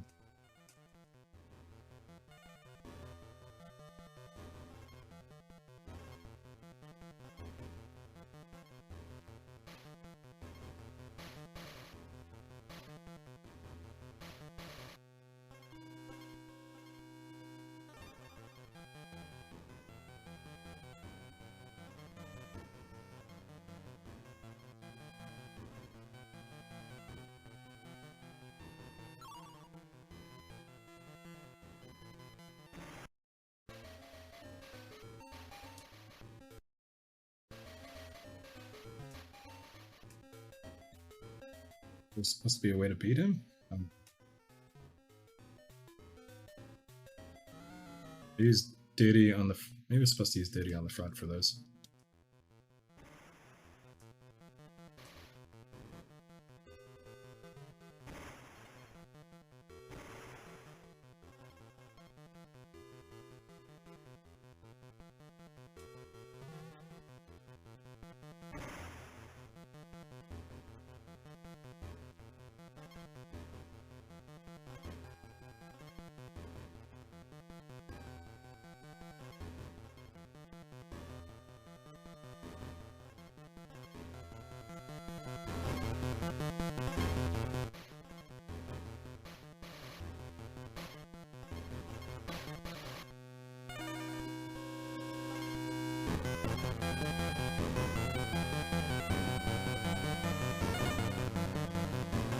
Because I haven't missed a letter yet.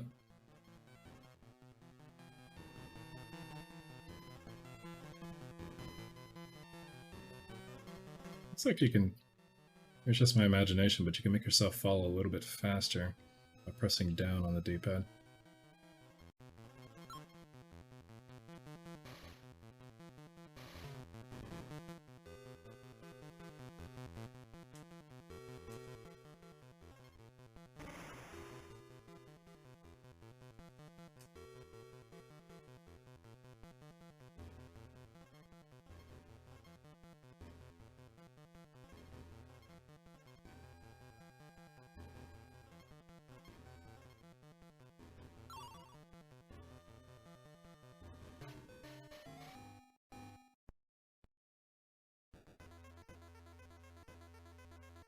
Monkey's flights. Yeah, don't need to go there.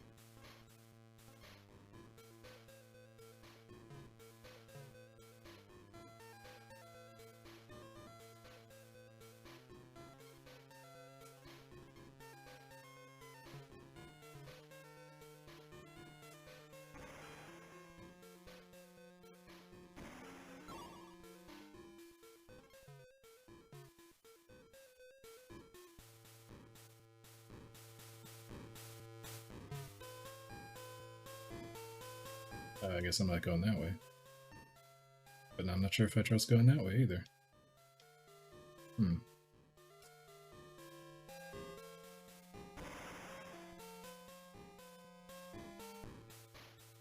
Oh no. Okay, I feel like I'm going to have a problem right now. Alright, so here's my issue. I could have sworn in Donkey Kong Country 2, I mean, it's been a long time, but you shoot out a web, and if you press the button again, it makes a platform. And that's probably what they want me to do here. But for some reason, that doesn't seem to work, or I've forgotten how to do it. Can he actually do that in this game? I would think so. Otherwise, how am I supposed to get across?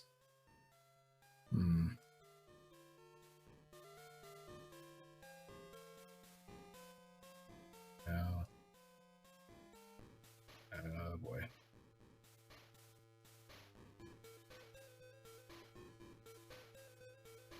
I mean, yeah, you're definitely going to have to somehow... He's got to have a way to make a platform in this game. He does it in Country. And now I don't know how to do it. I mean, come on, it's the Game Boy. It's only got, what, 2 buttons? How hard can this be to figure out?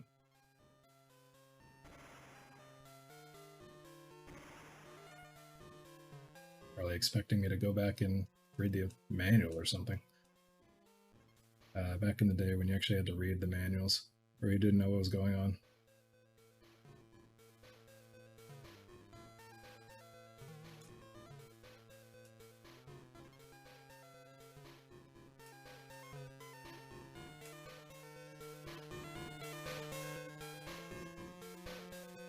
this is definitely going to be a problem for me if I can't figure out how to make those web platforms.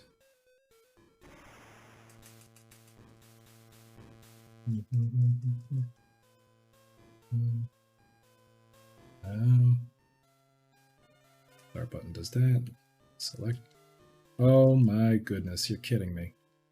You have to press select and B. Or you press B to shoot and then select to make the web. Wow. Well, I mean, I guess at the end of the day, there are only so many buttons on the Game Boy, so what else are you going to do?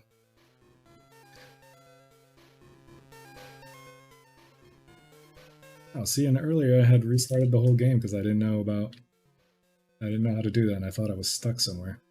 I should have known. Yeah, but definitely going to have to do that better.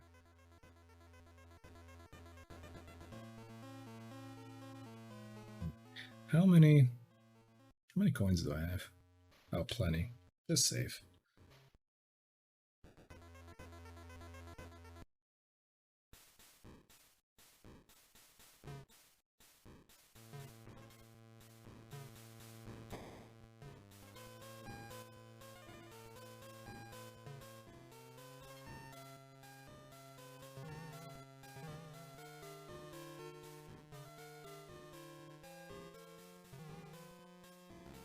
He's just trolling me.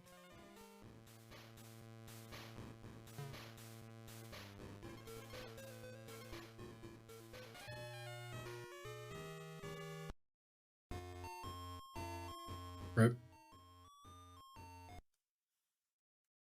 We're gonna do it again.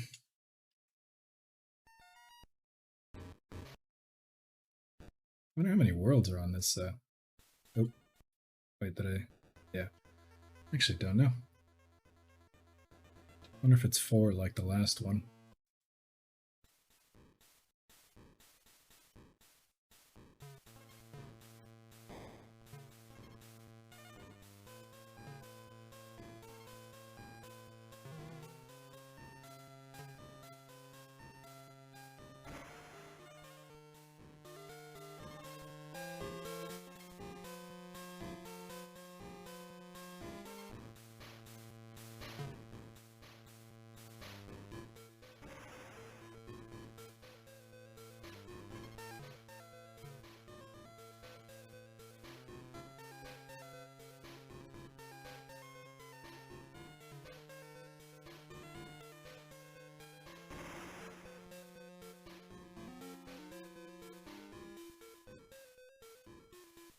Such a weird context switch where you gotta switch between B and select. I completely missed this letter then.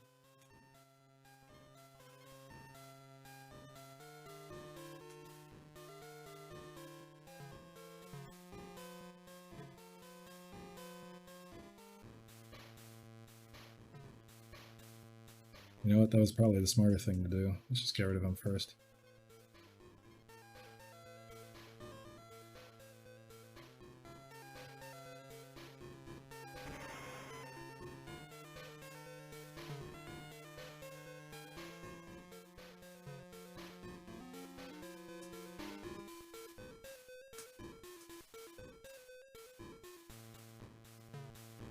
There we go. That'll make it easier.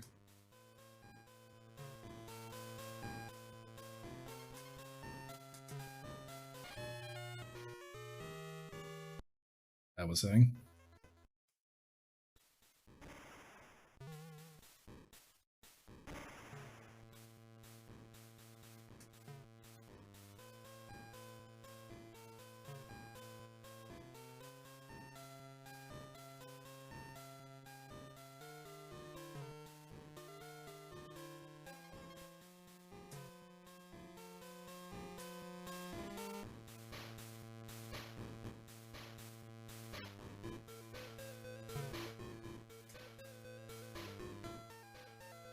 Why did I just jump?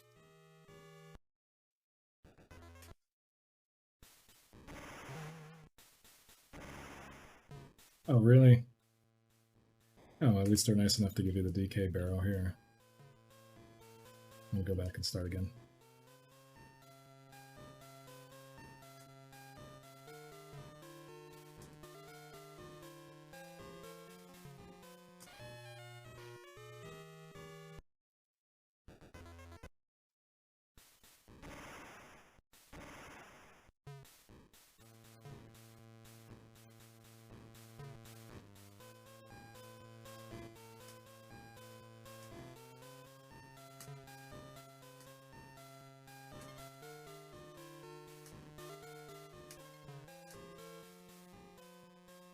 Almost flood that one again.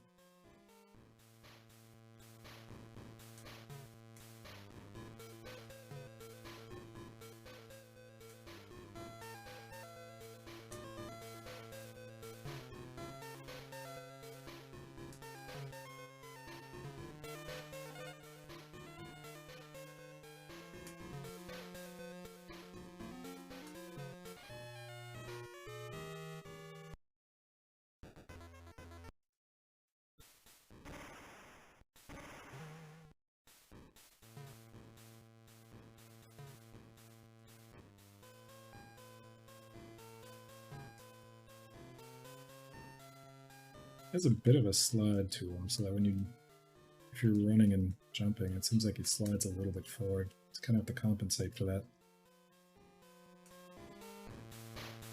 Okay, let's try that again.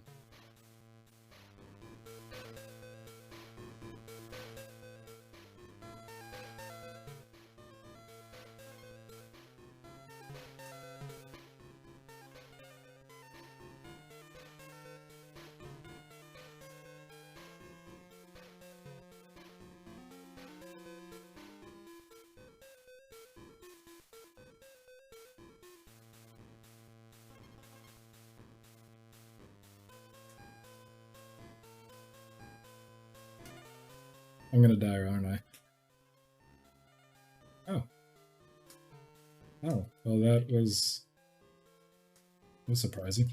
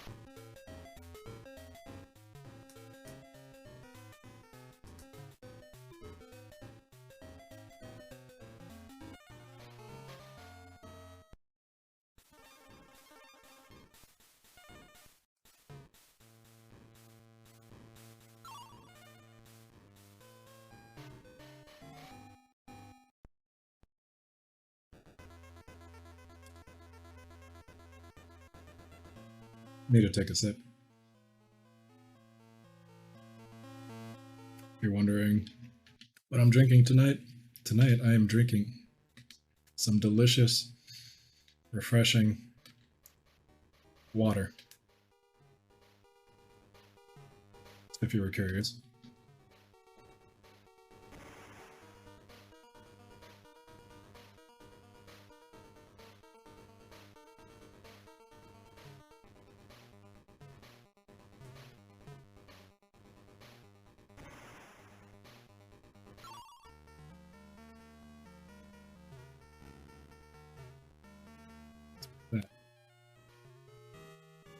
Goodness, it's like playing the old Donkey Kong game.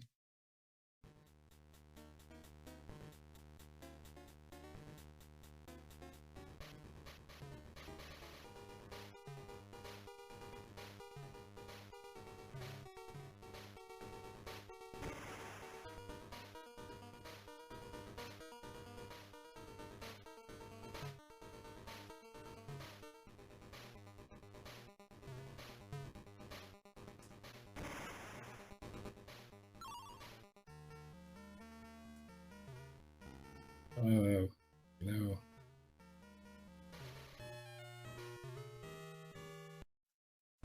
We're gonna have to run it back. Should call this the fail stream.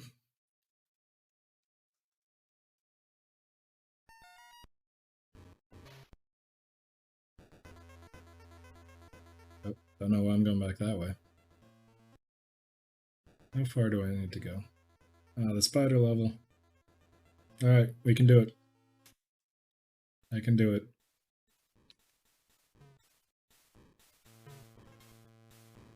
We've mastered the spider. No worries. We have this down this time.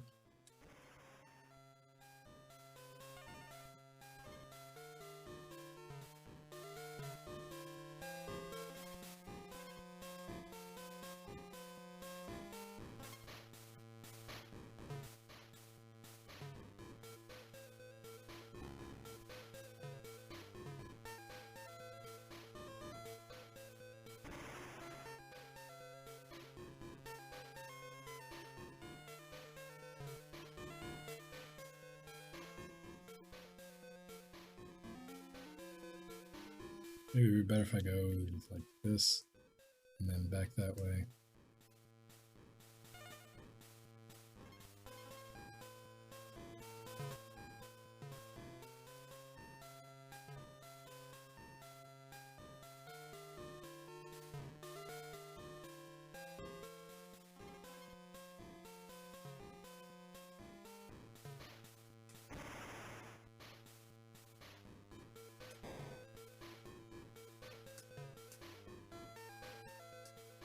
Try again.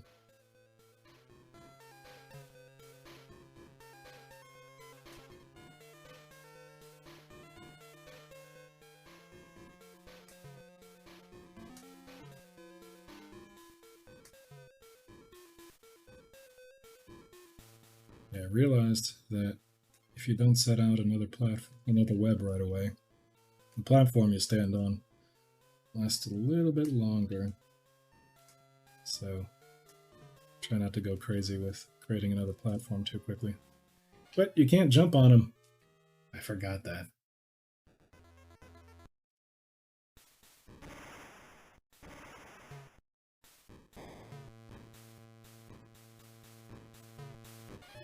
So when I said I mastered the way of the spider, I mean, not entirely. May have been exaggerating.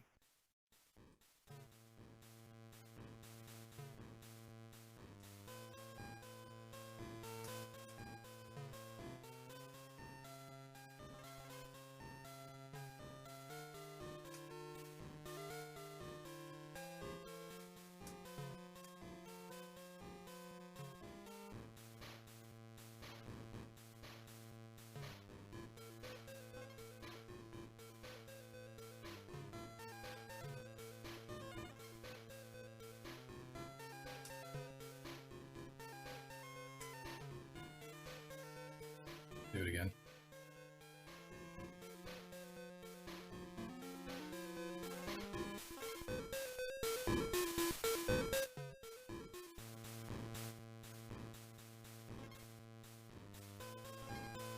Do I need to go back down there for the DK coin? Yes, I do. Alright.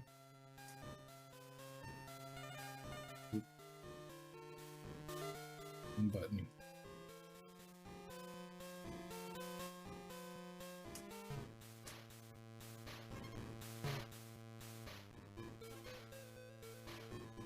That was a bad idea.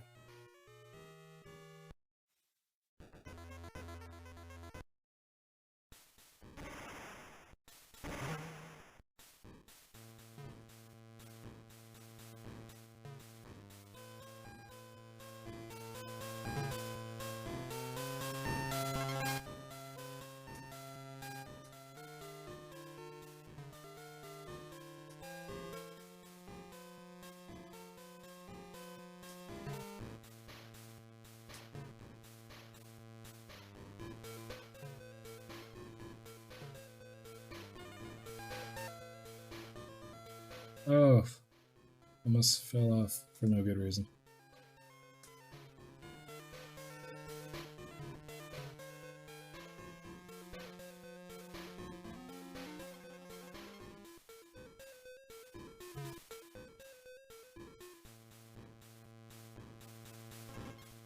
I don't think I need to do this again, do I? Yeah, okay.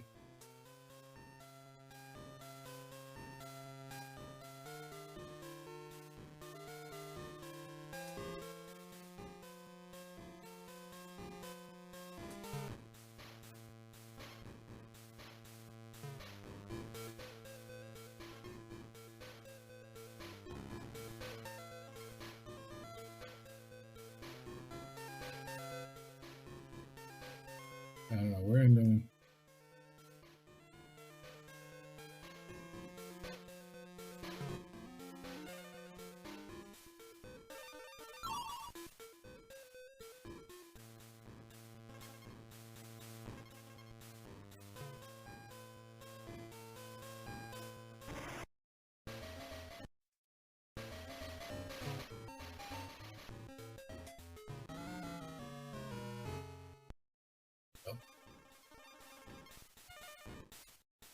Okay, 2, that should be good enough. I'm gonna make sure to save before I do that boss.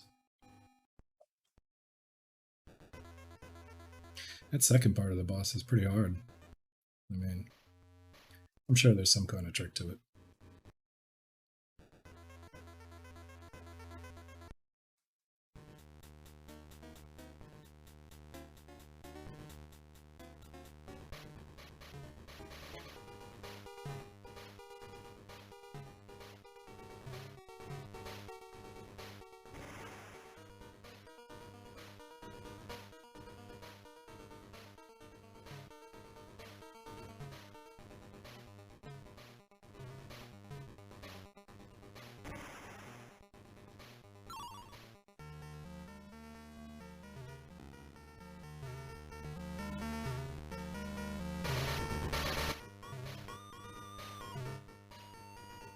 I am really surprised that didn't hurt me.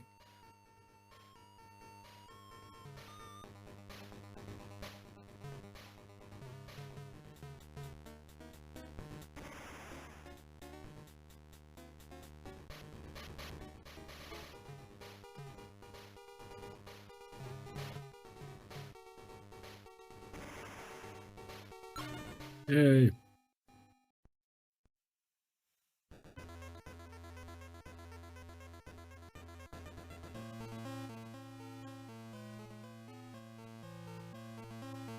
Love his kiosk. See, silver. 47. What? No. So I guess you gotta go back and go collect them. I wonder what that gives you. Am I doing that tonight?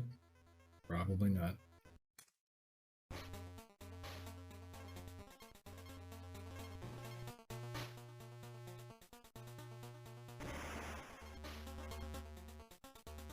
This isn't the, How am I feeling, Jesse? Has it been 2 hours? Wow, I've lost track of time already. Well, we've gotten a bunch of game overs, but we persevered. We're still going. Probably definitely gonna need a few minutes break after I complete this. We'll have a brief few minute break segment so I can get up and stretch and stuff. Well, I am actually enjoying the game. It's a little difficult at times, but I actually am enjoying it. And I did say, oh, how am I going to fill 12 hours of time? I didn't realize how much this game was going to be taking up that time, so that's good. I think I may actually be in the last world of the game. Oh, I didn't know that something was there. So once I'm done with this, we'll break for just a few minutes. And then we'll have the Boomer Show and Tell.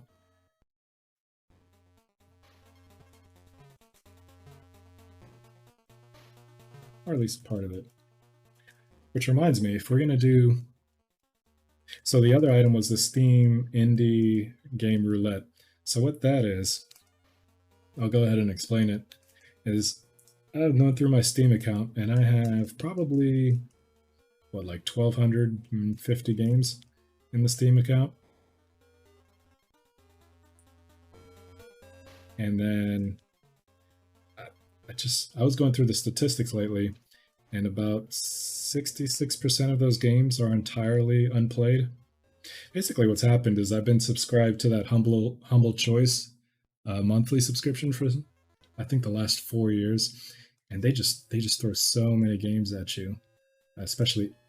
Why am I doing that? So many indie games, and they definitely give you more games than, frankly, I feel like any normal person could possibly play in a month. So the idea of the Steam Indie Game Roulette is I have a website up that's going to help me pick a game, and I'm actually going to pick 3 games through the picker. Now, I do reserve the right to reject a game if there's a very specific reason. Like, I don't know, if I felt like it would get me in trouble or something. Not that I have really, I don't think I have any of those kinds of games, but I don't know. I've gotten so many of those humble things over the years that who knows what sort of weird stuff they've given me. There's probably gotta be like a waifu game hiding in there somewhere.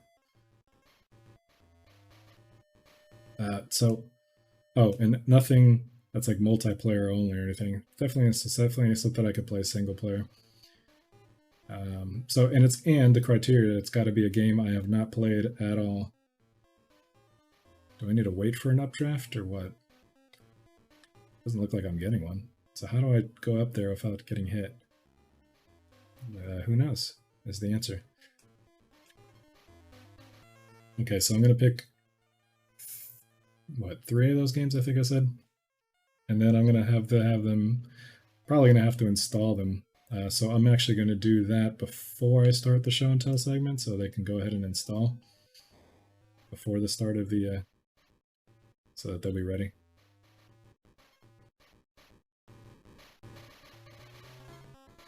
And who knows, maybe I'll even enlist you guys to tell me at the end of the play session whether you think this is a game I should keep or I should just uninstall.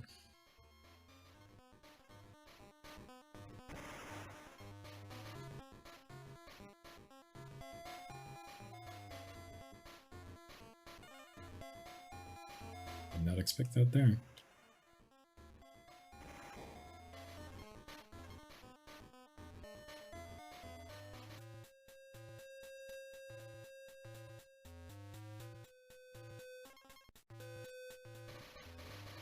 I can barely see those hooks on the wall. Match colors really well.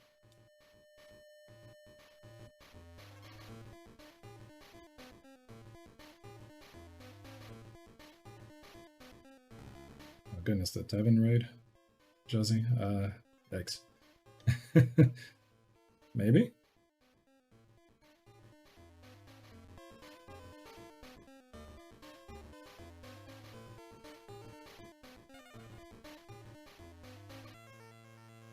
Okay, we're doing fine.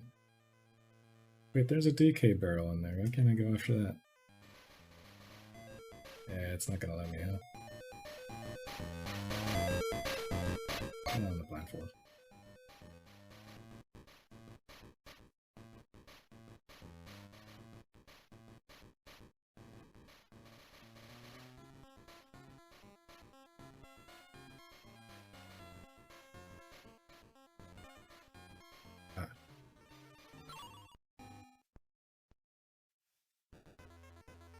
Yeah, and by the way, if you haven't followed yet, why not do so? What do? Let's see, on Mondays I play Muso games, which I know is not a type of game a lot of people care about, but I really enjoy them. And generally, I will either stream on Wednesdays or Fridays with either, lately it's just been Game Boy games, but I'll probably pick another retro game to go with. That seems to be the thing I've been doing lately, so why not?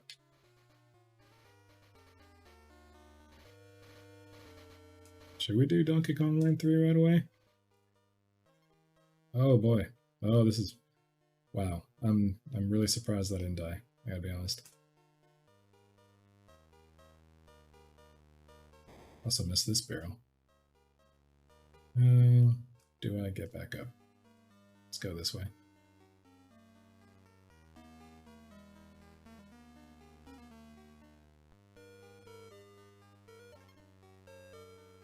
In fact, I'm pretty sure I hold the dubious honor of being the only person who streams Warriors Orochi 3 on this platform. I don't know what that means, but I guess that means if you follow me, you get some pretty unique content. Upside?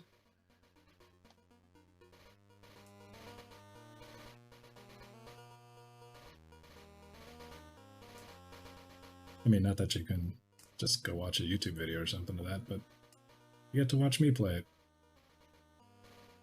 That's better than watching YouTube video, isn't it? No, Alpha, it's not. Okay, I need to figure out what I need to do there.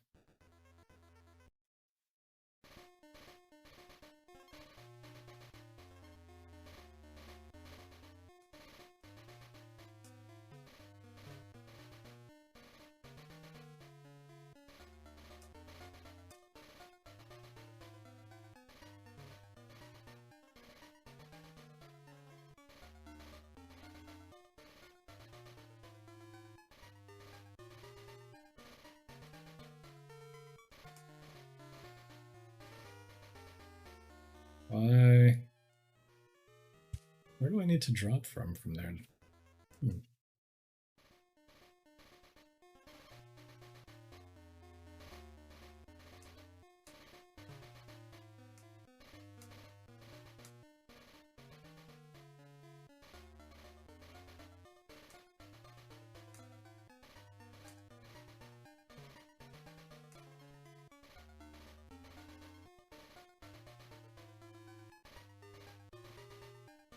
Okay, so I know I can drop from...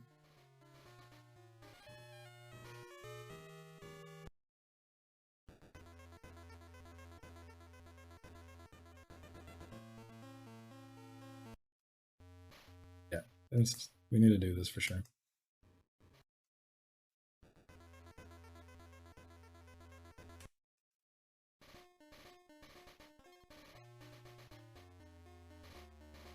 I need every banana at this point.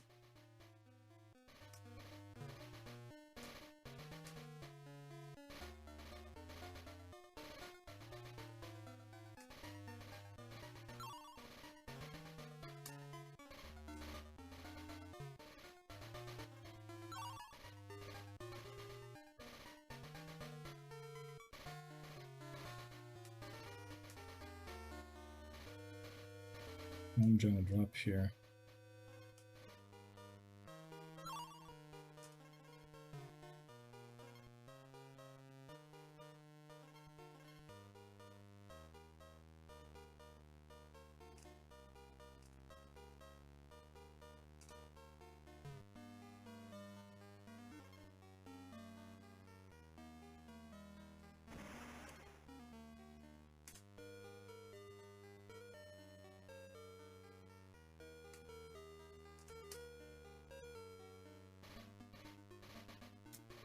Where would I take this?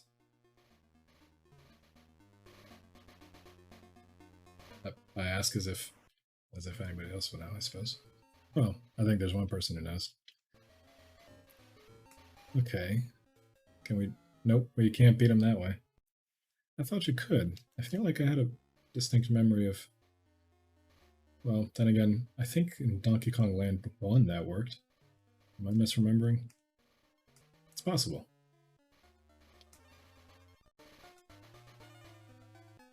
Oof, and I missed KNO.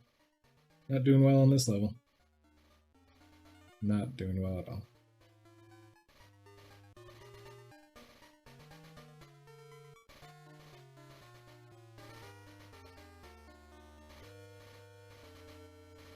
Oh, well, there's the O at least. Not really gonna do me much good, but I'll take it.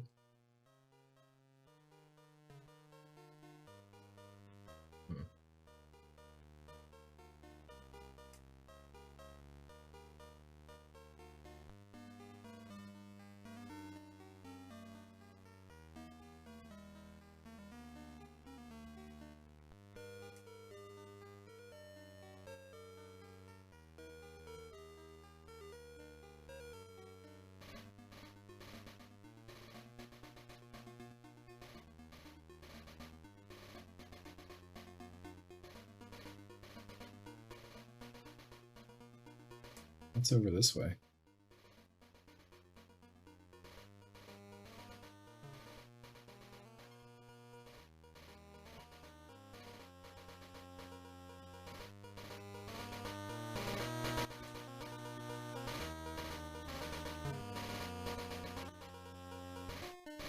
No. Oh. That was convenient.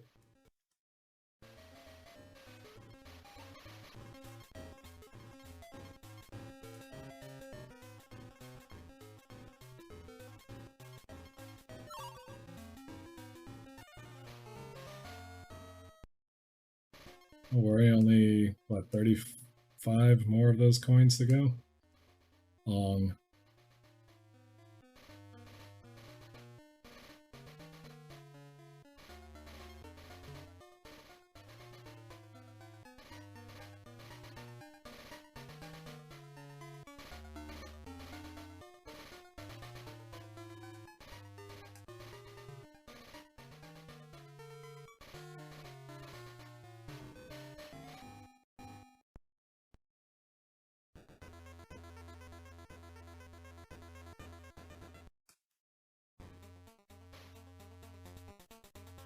Oh no, it's one of these types of levels. I struggled really hard with, although, maybe you won't die if you go into the water on this one. You'll just die touching bees. Do you get hurt if you touch the water? Not sure I want to try it.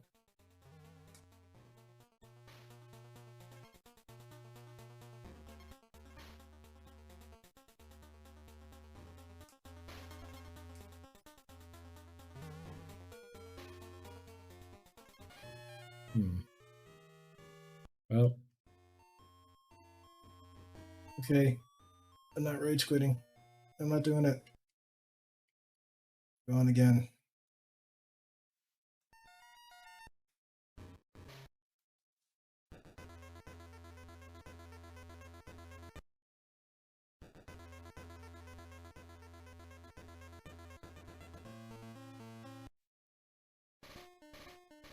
Another one. Do it.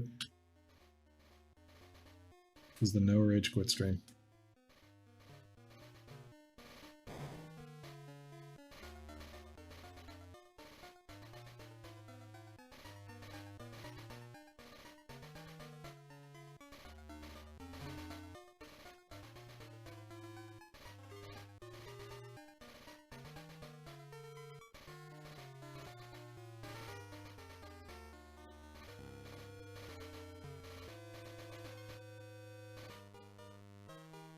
See something.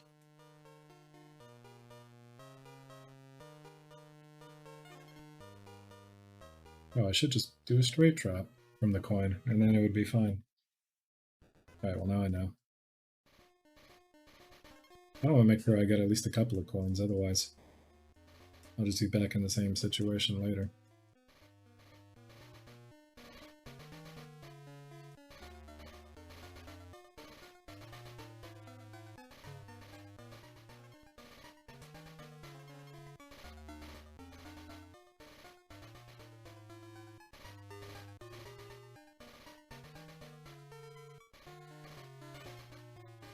There we go.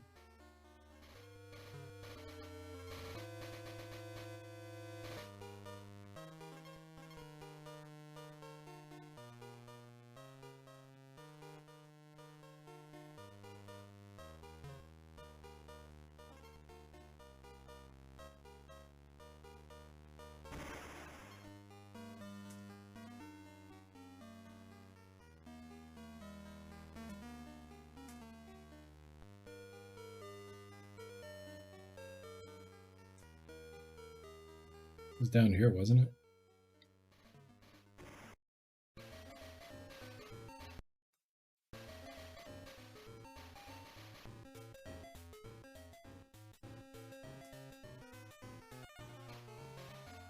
I didn't need to beat them at all. I don't know why I thought that last time. What? How did I do that?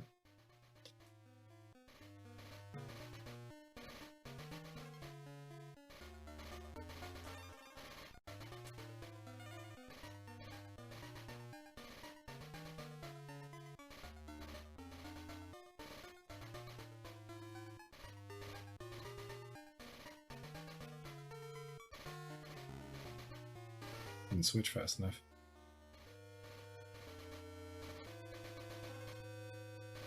Still trying to remember, what were the... What were the DK coins for? The big ones. It wasn't for paying that guy at the toll bridge, was it?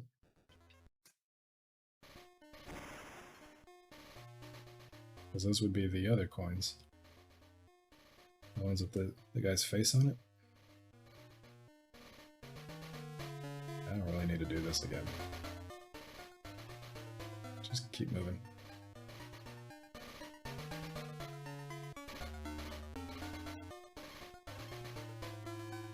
See, look, I just did it again.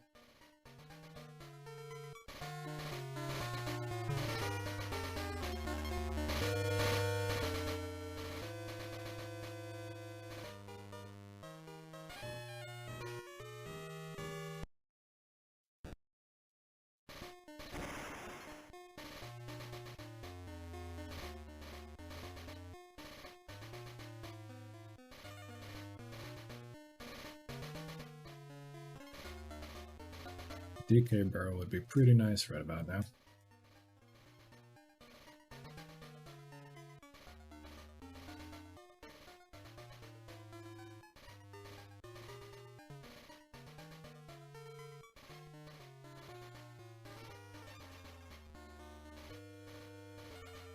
Oh, did you see that? It kind of clipped through the wall there.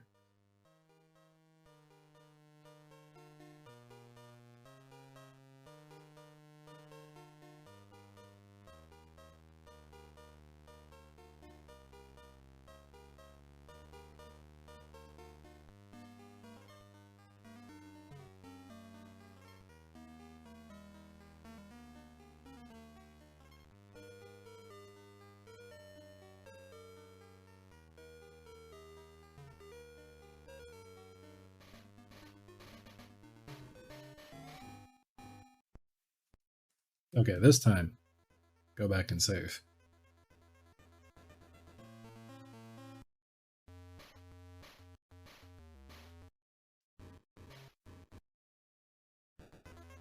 You know, is it just me, or was World 2 the only world that I didn't see a Kong College in?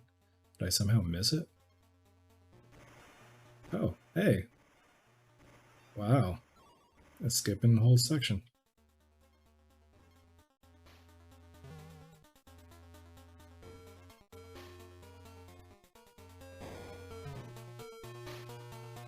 Uh-oh. I was probably supposed to go. Now I'm in trouble. Probably gonna die touching this water, huh? Yep.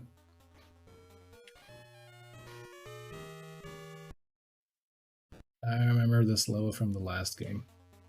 That was the one you had. It said the water was hot and you had to cool it down.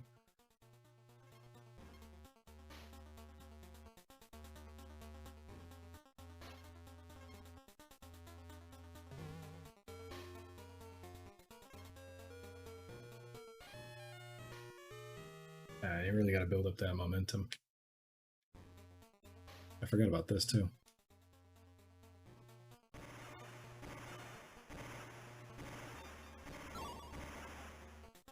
Oh yeah, and you get a free life balloon, so I better do that every time. Hopefully I don't die too many more times, but if I do, at least I always get another free life.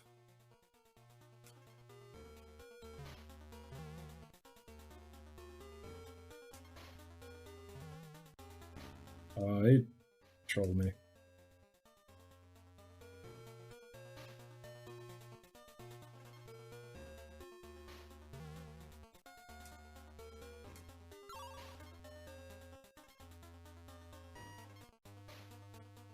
Slide. Okay.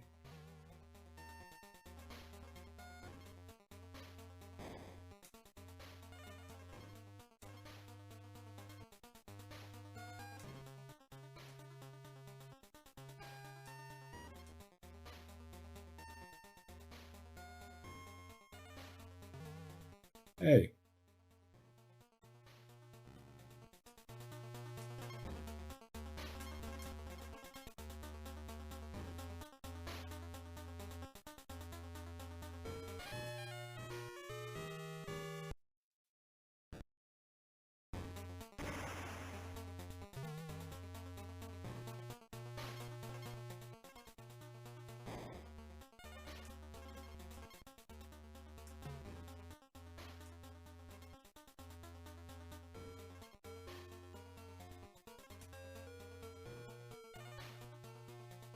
match this.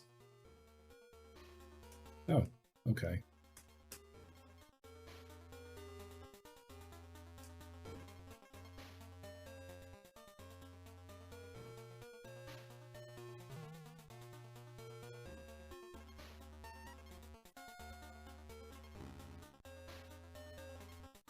No. Ugh.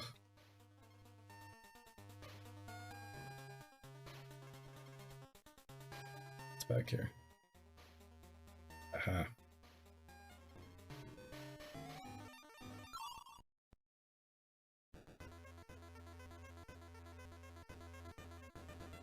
I almost at the top.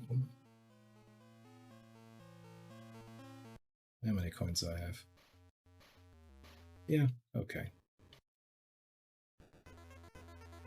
Scamming coins at this point.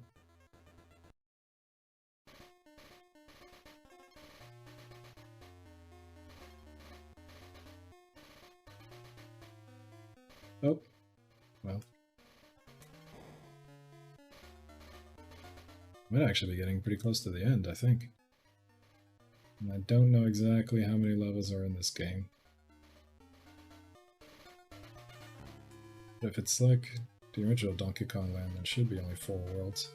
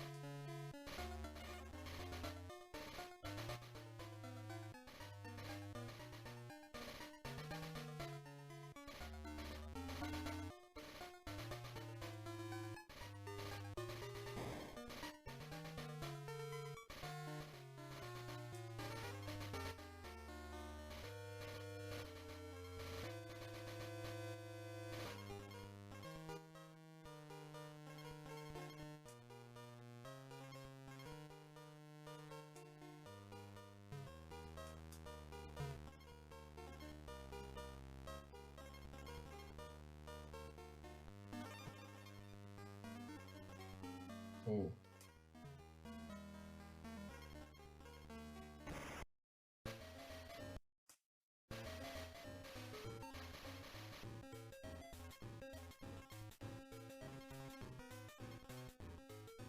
Missed a couple. Oh, hurry up.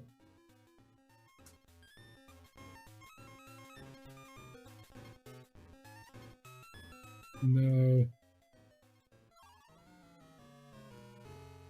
Ah, you should just give me the coin. Come on.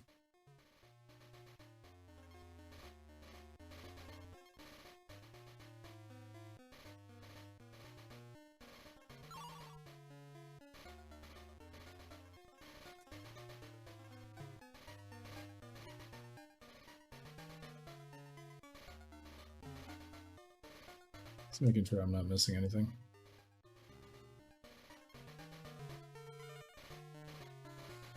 Definitely need to get as many of those as I can at this point.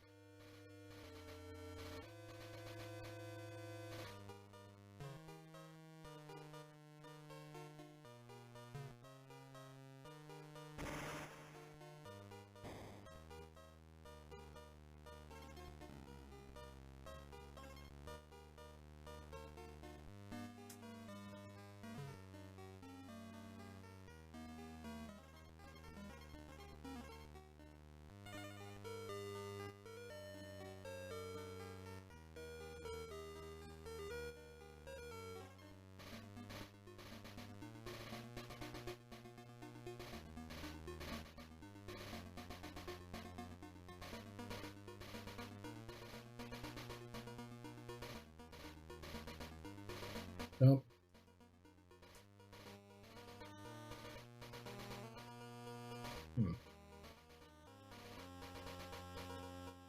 Why won't she reach?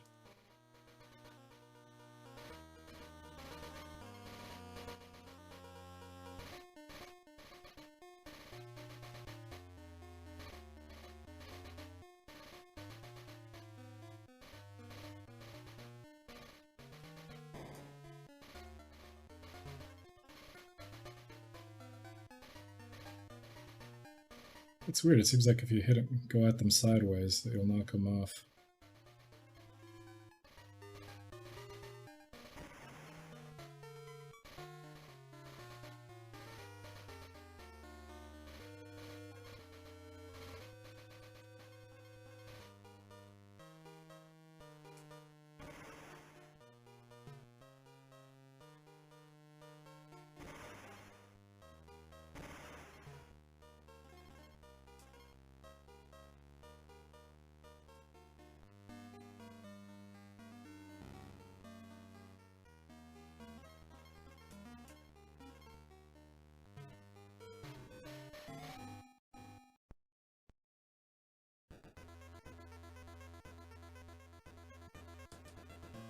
Toxic Tower.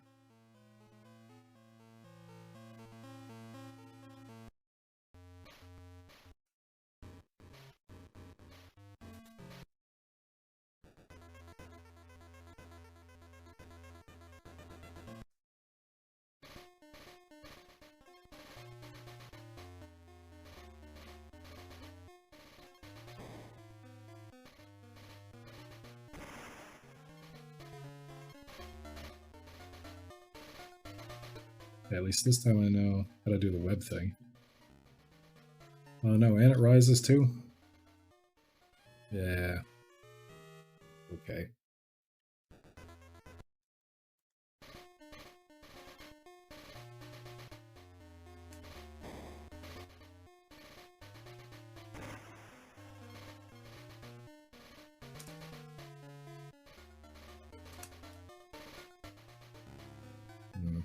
I can see I'm going to struggle with this one a bit.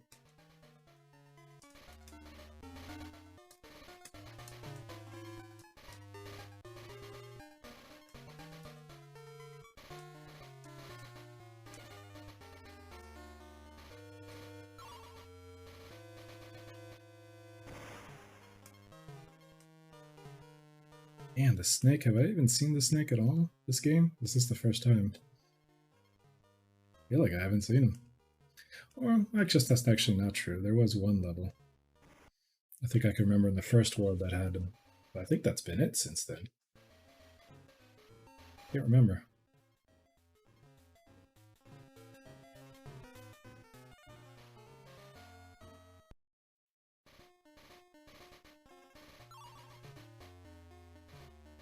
Okay, you want me to go up, but how do you want me to do that exactly?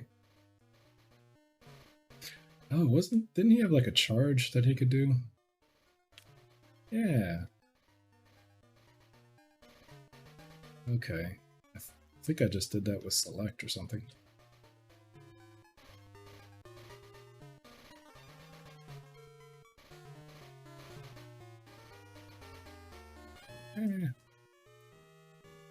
Thankfully, my memories of 20-something years ago seem to come in handy. I don't know how I remember some of these things.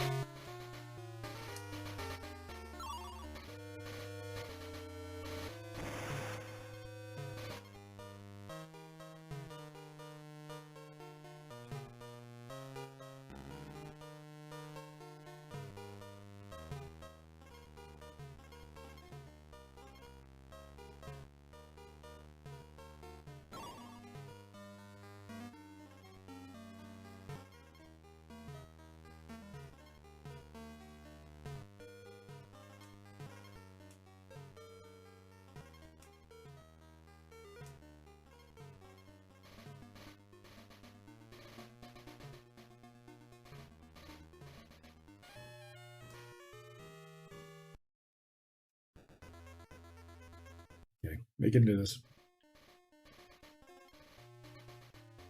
Save point would be kind of nice.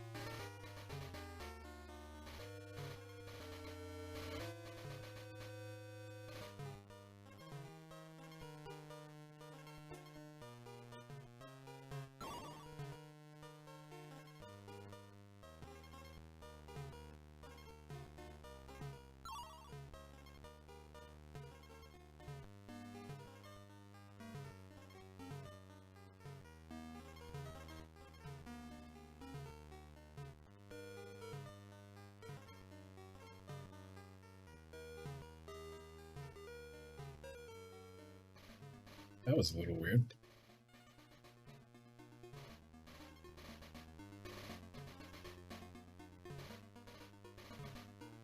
Better hurry up.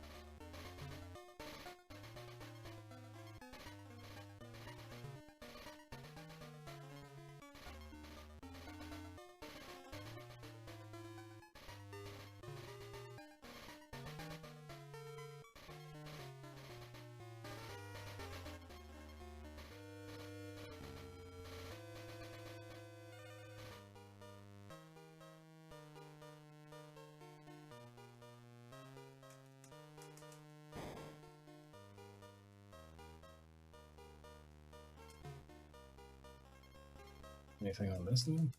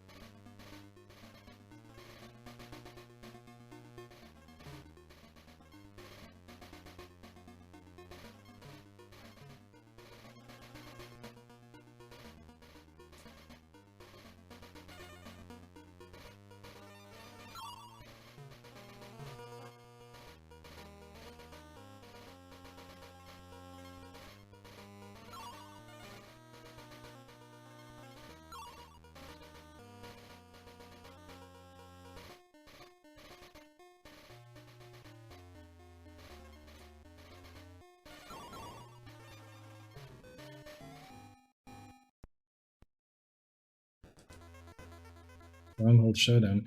Is this the last level? Are we there?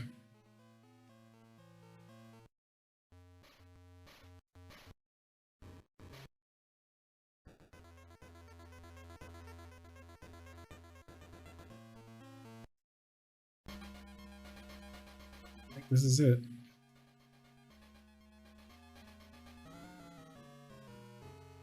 Wait, was I supposed to... Oh, they were trolling me. I see.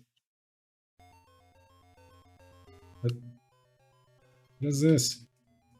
Press the button too fast. Is there a whole nother world after?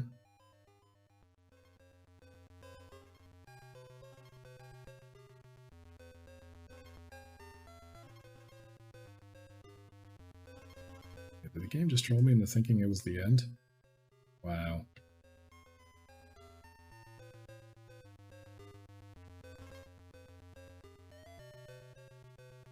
Oh, game.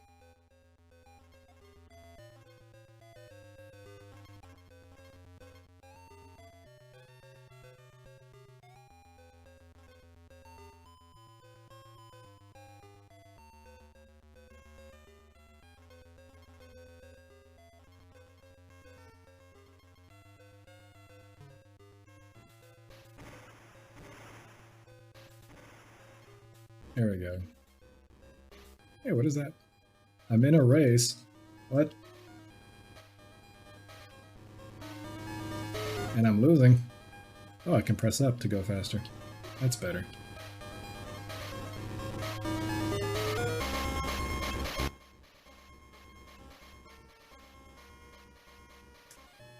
No.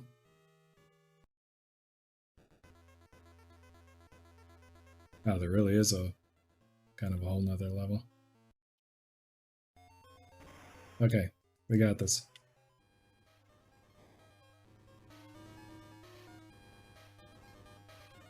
Hey.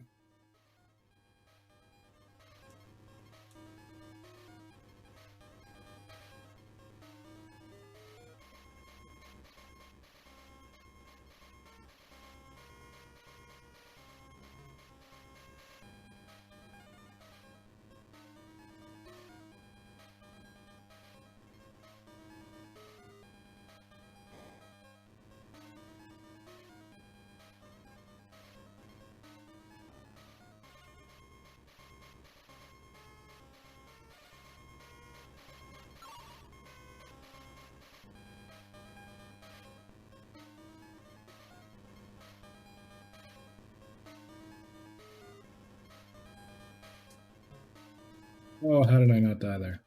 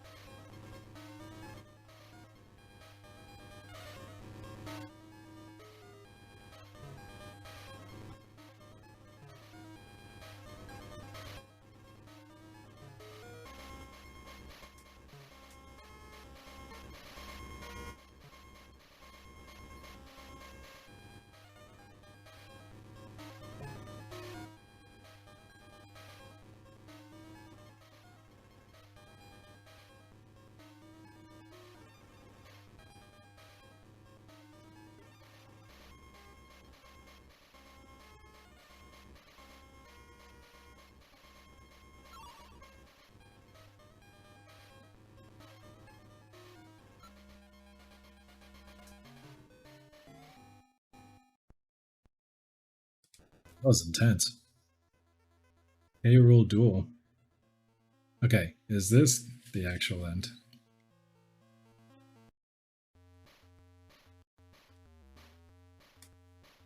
Now she has a school right next to where K-Rule's at.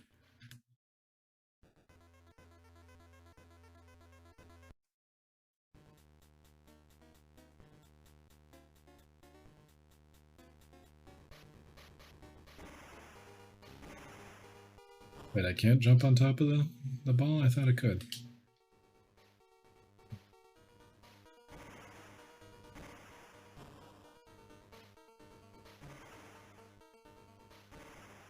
Interesting how this is interpreted differently from the Super Nintendo game, because from my memory, it used to just suck you in with the blunderbuss. But I guess they couldn't do it, so they just had some wind blowing or something.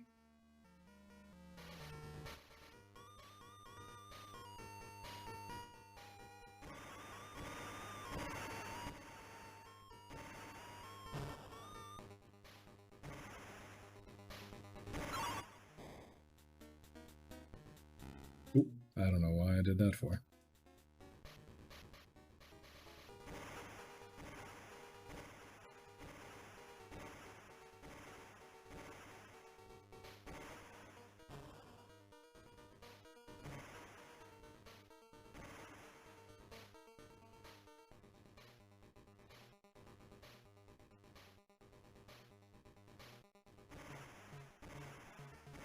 What?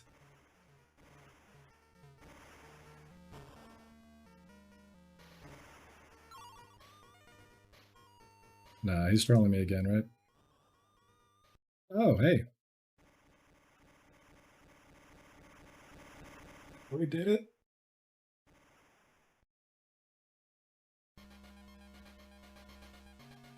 Mario. I got third place. Mario. And Yoshi, look at them.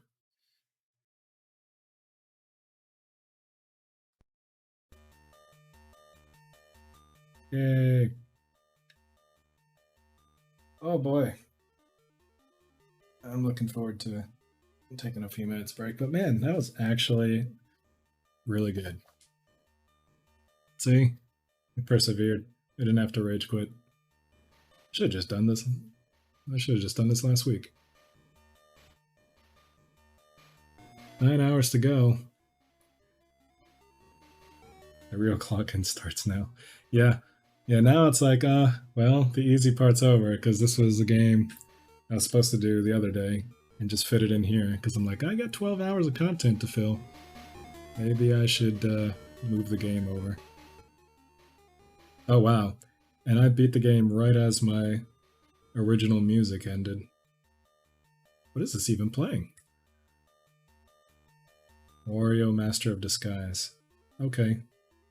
I'm going to turn that down for a bit.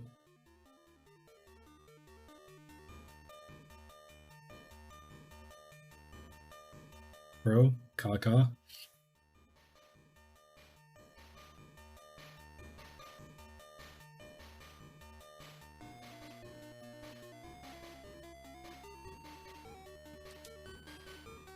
What happened to Angry Crow? I feel like I used to see him a lot more.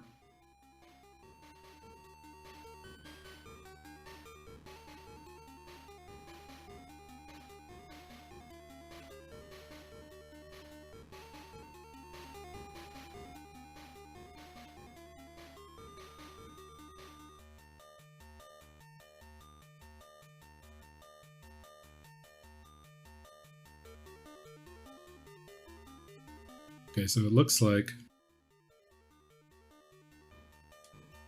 it's like if you were to go back to that toll bridge and pay a club of those coins, you access an entire another world. Yeah, doing that today. But that might be interesting to go back to sometime.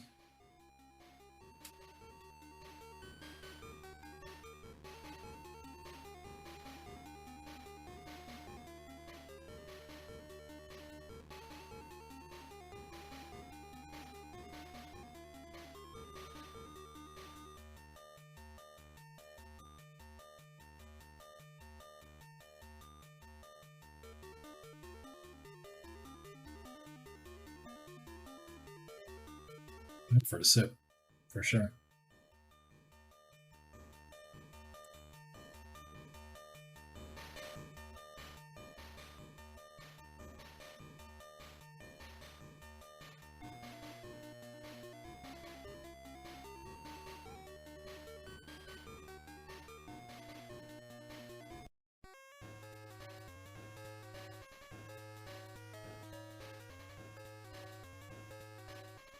They kind of gypped. The last game at least said congratulations. They're not congratulating me. Should congratulate me.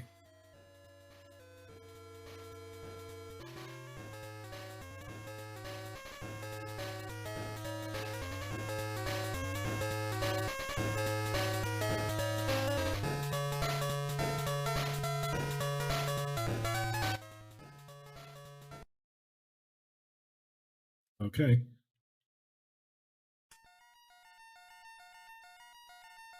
Another one down.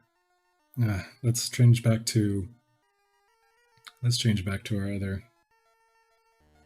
other scene here.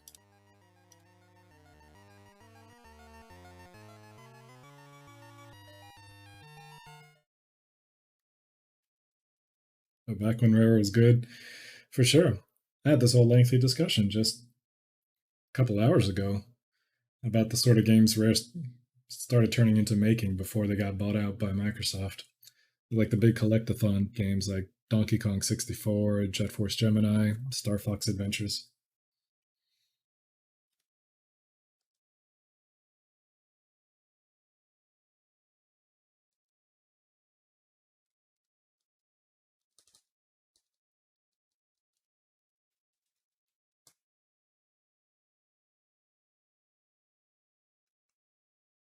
Even though, like I said, I actually did enjoy those games.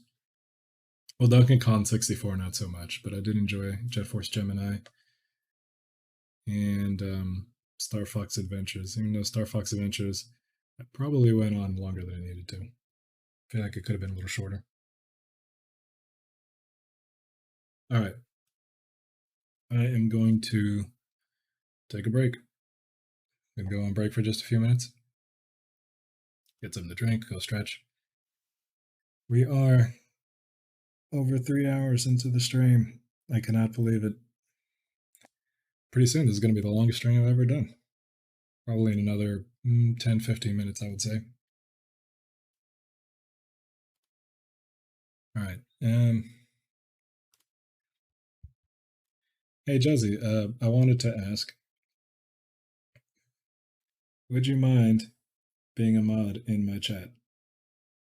It doesn't really involve anything, because frankly, it's pretty much just if you're here, once, play some shoutouts or something on the break. There's no trolls to ban, so what mods do? Mods do something once in a while. I mod on Tevin's chat, and I let's see, what do? I play random shoutouts, and probably about once every 3 months I get to time somebody out. That's about it. Okay. Did I do it? Did I do the thing? Let me see. Jazzy, are you mod?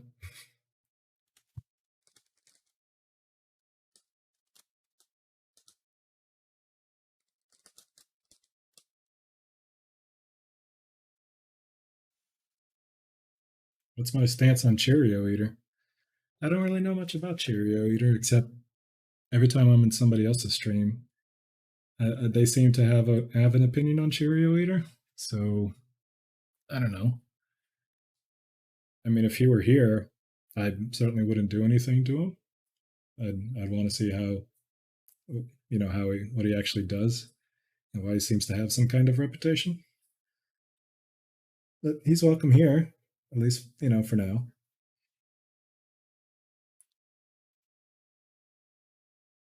All right. Thanks a lot, Josie. You can do. Actually, if Kyunggun's here, he's welcome to be a mod too. He was definitely. It's like the first person ever to show up in my stream, so he's welcome to be a mod too. I don't know if he's here right now, but if he is listening, and he is willing to be one, then I'd like to make him one too. Anyway, so you can do !SO for shoutouts if you like, or !SR for song request. I'm gonna go take like 5 minutes, and I'll be right back.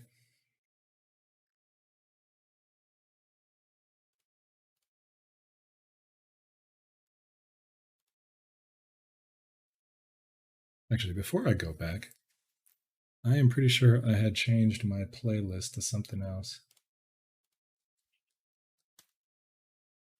Stream Elements trolling me by giving me the old playlist. Let's see.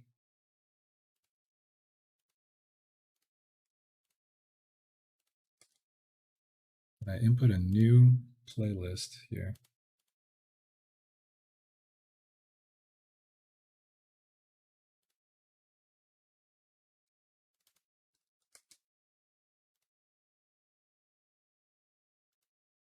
Hey, it says it's saved.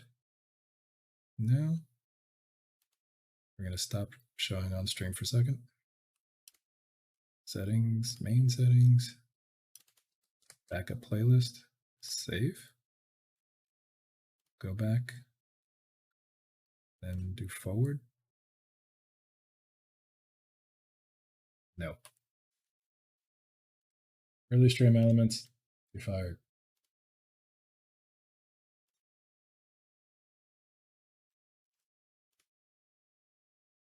And let's see, if I go to settings over on the website instead of doing it from the plugin.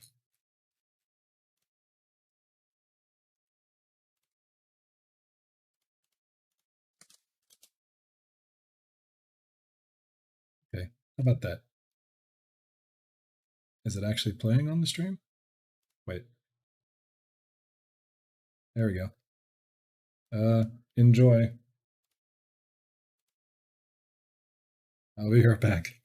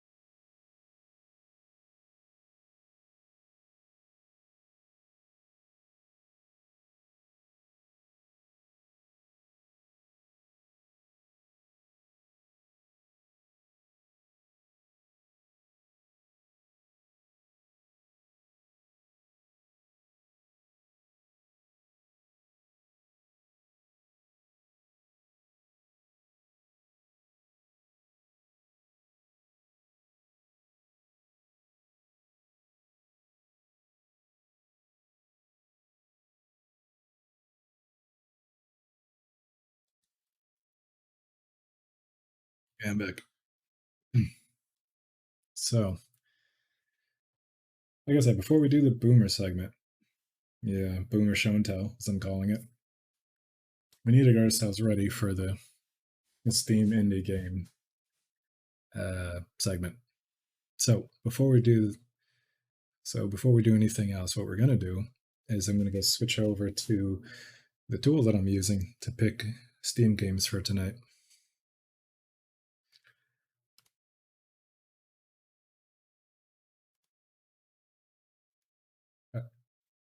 So this is what I'm using. It's sort of the best one I could find. I feel like none of them are all that really good, but it's the best one I found because you could set some categories. So what we have here is I've set it to indie because that's what I'm looking for specifically tonight, indie games. In fact, let me show you my Steam folder. It's pretty much what it looks like. Hey, this is the game I was talking about on Monday, Bladestorm. So this is the Musou game that's supposed to be based on the 100 Years' War. Looking forward to playing that. It's got mixed reviews, but it's a Musou game, so you kind of expect mixed reviews on Steam. I don't really take that to mean too much. Doesn't matter to me. So as you can see here on the side, I have nothing but, let's see, I have this category called Purgatory. That's pretty much where I've been putting all these indie games that Helmel has been giving me over the years. So Purgatory is just kind of means I have no idea if this game's good or not. So I stuff them all in here until the day I decide to try them. I do have a few of them installed, but even the ones that I do have installed, I haven't actually tried it yet. Pretty much, I don't think I've actually played any of these. Okay, yes, I do have Hitman 1 and 2 in here. I do know what that is, but I just stuck it in there because I haven't played it yet. Spyro. Yeah, I do have Spyro. That was another one of those humble games they gave me, I think, a month or two ago. Sometime not that long ago. Look at this. Shadow of War. 151 gigabytes. And I haven't even played it. I feel like really playing this game just to beat it, just so I can uninstall it. I mean, I realize there are some games that take up lots more space than that these days, but jeez, 151. So my games are spread out across 3 hard drives that I have. I have a G drive, an M drive, and an S drive. The difference is the G drive is a actual physical and old style hard drive. It's got like 8 terabytes. So that's kind of its big thing, is it just has a lot of storage, but it's a lot slower. And then the S drive is my SSD drive. It's like 2 terabytes, I think. And then the M drive is my M.2 drive, and that's only 1 terabyte. Really fast, but not a lot of it. So I tend to put big open world games either on the S drive or the M drive, and then I just leave other things on the G drive.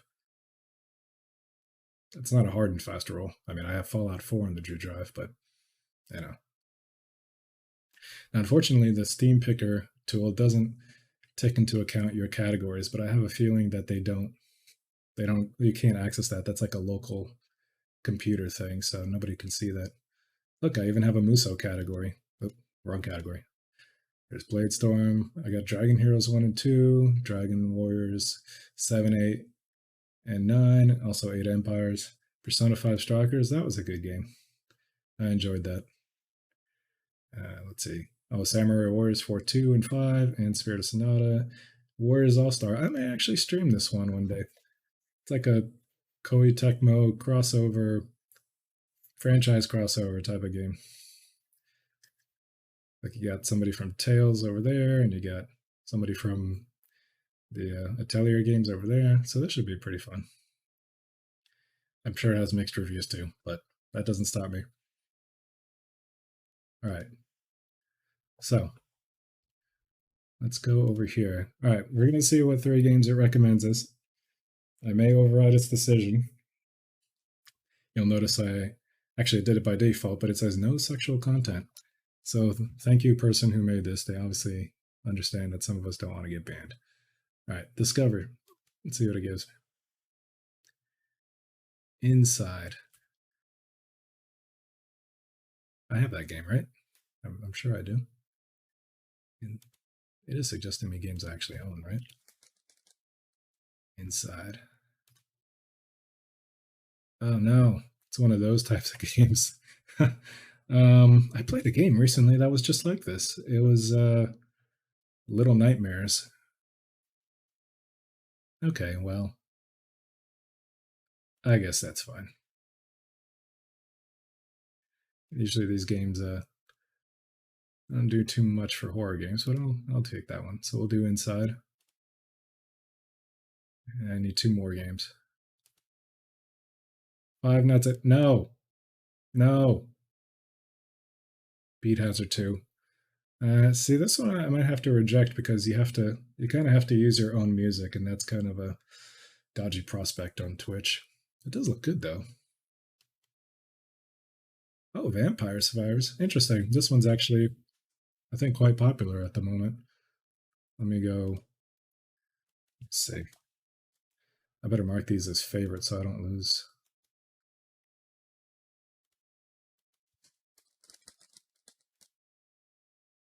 Oh, and it's already installed. How about that? Perfect. All right, and what's our third game? Overgrowth. Lightning fast acrobatic ninja rabbit. This game looks extremely suspicious.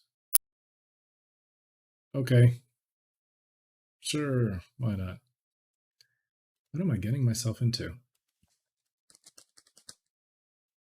I have some really weird stuff in this library, huh? I blame Humble. 31 gigabytes.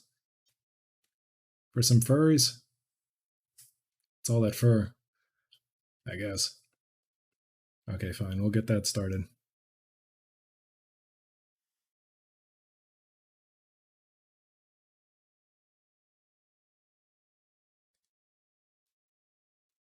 Alright, so while it's doing that, we can turn that off.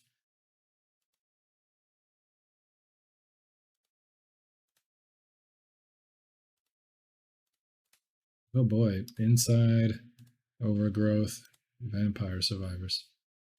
I have a feeling Vampire Survivors is going to be maybe the best. But who knows? Maybe I'll enjoy the furry game. We'll see. Alright, I'm going to get myself set up for the Boomer Show and Tell. Just one moment.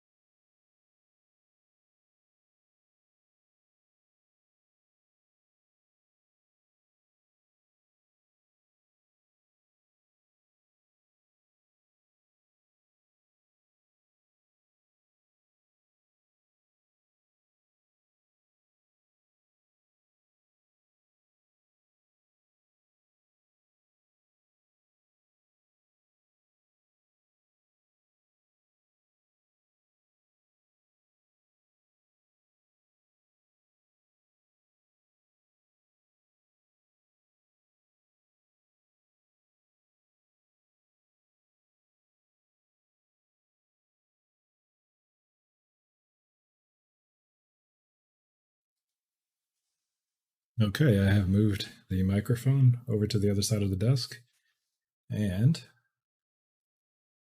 I am going to switch to the webcam. See, let's also switch. Let's put the chat over here somewhere. Need to be able to see the chat. You know what we need? We need some appropriate music for the situation. And I'm just the one. It's almost like QVC. I'm gonna turn view requests off for a second.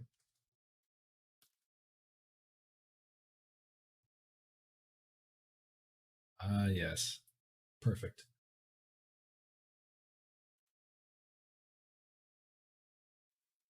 Doesn't that just put you in the mood for a show and tell? So here is the big reveal of my hand. I know, very exciting. Okay. So basically what I've done is I've went and scrounged up all of my old PC games. I just wanted to show them to you, and I'll talk about it a little bit. Let's see. The first one up is this one. TIE Fighter, Star Wars TIE Fighter, the collector CD-ROM. I'm actually going to open it up so you can get a better look at it. If you've never played this one, this is an old, one of those, like, how should I put it? One of those flight stick type of games. You play in first person, and you play as the Empire, and you beat the rebels. It had like these animated cutscenes that were kind of cool. Now this is the collector CD-ROM. There were actually 2 versions of this game, actually 3, but there was a 1994 version that came out, and then this is the 1995 version. What is the difference? Well, the 1995 version actually since it came on a CD, it had better audio. So it uses Redbook audio instead of the 1994 version, which uses something called Muse audio. Now, people are pretty divided as to which version's better. Some people like the old Muse audio because it apparently had the ability to change dynamically depending on what was going on. Sort of what you see in a lot of games nowadays. Whereas since this one's using straight up CD audio, it really doesn't have that ability to do that. But in general, the quality of the audio is a lot nicer. So there are people who prefer this version instead. Now, you can actually get this game on GOG today. It actually came out several years ago.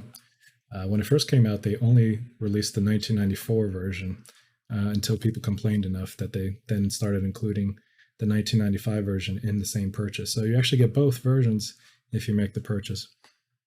And there's also like a 98 Windows edition, whereas 94 and 95 are both DOS based. So it didn't actually come in this jewel case. You see, this is one of those very thin jewel cases. I have a few of the old games are in these thin ones.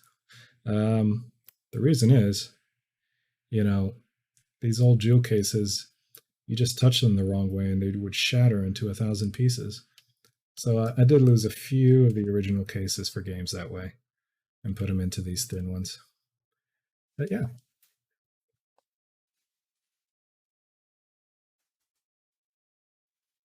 And with this music, I feel like I'm trying to sell people something. Evan, you love old PC games too? So do I. And I love showing you my old PC games. What do we got next? Oh, here's a classic. Unreal Gold. Remember when Epic used to make games that weren't called Fortnite? I do.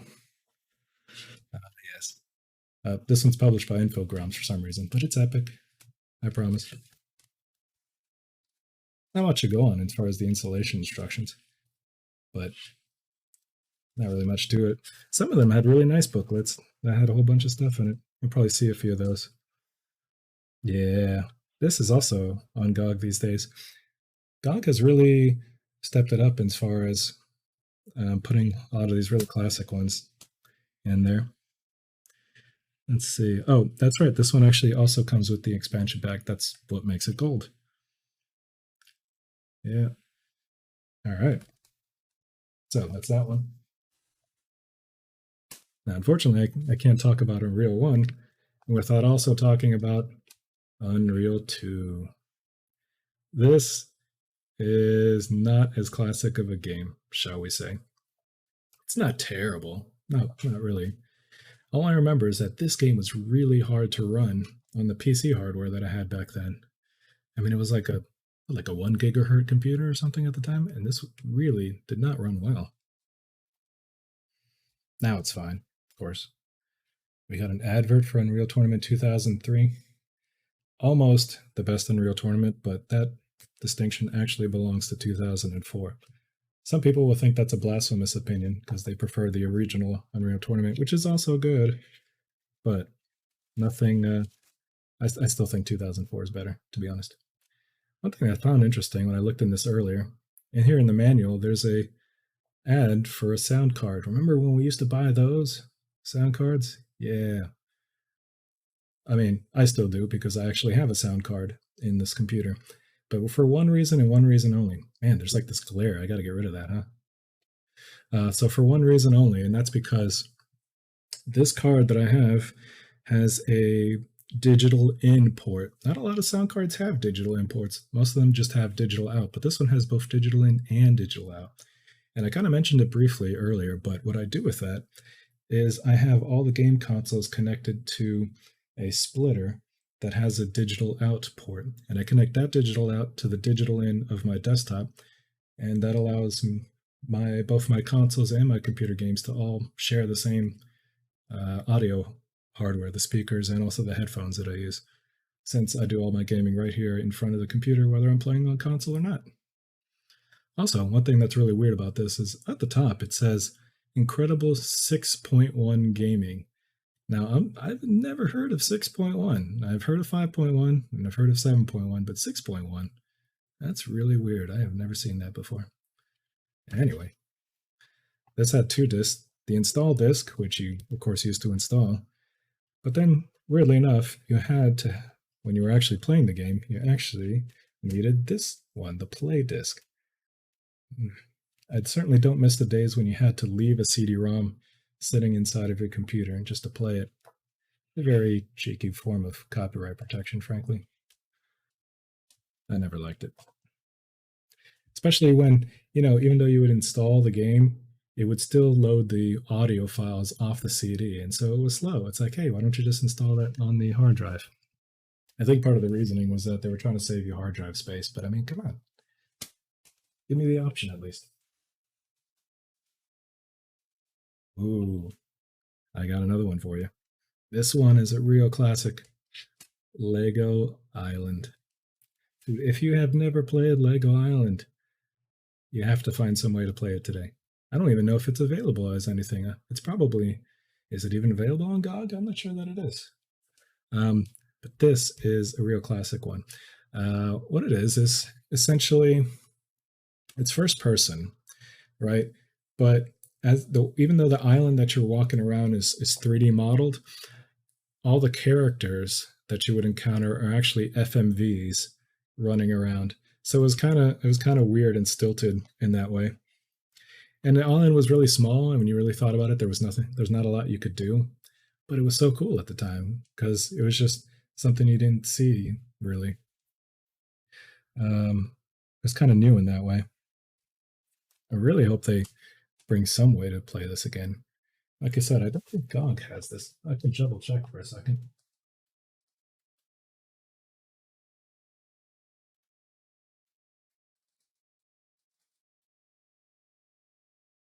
Yeah, it's actually not on GOG. That's a real shame. Oh, and this had an excellent soundtrack. Go look it up on YouTube. Go look up some playthroughs on YouTube. See what I'm talking about. It's not going to have the same impact now as it did back then for someone who was playing it back then, but still, absolute classic, this one. Please read carefully before using this product. Well, I never did that. I can tell you that much.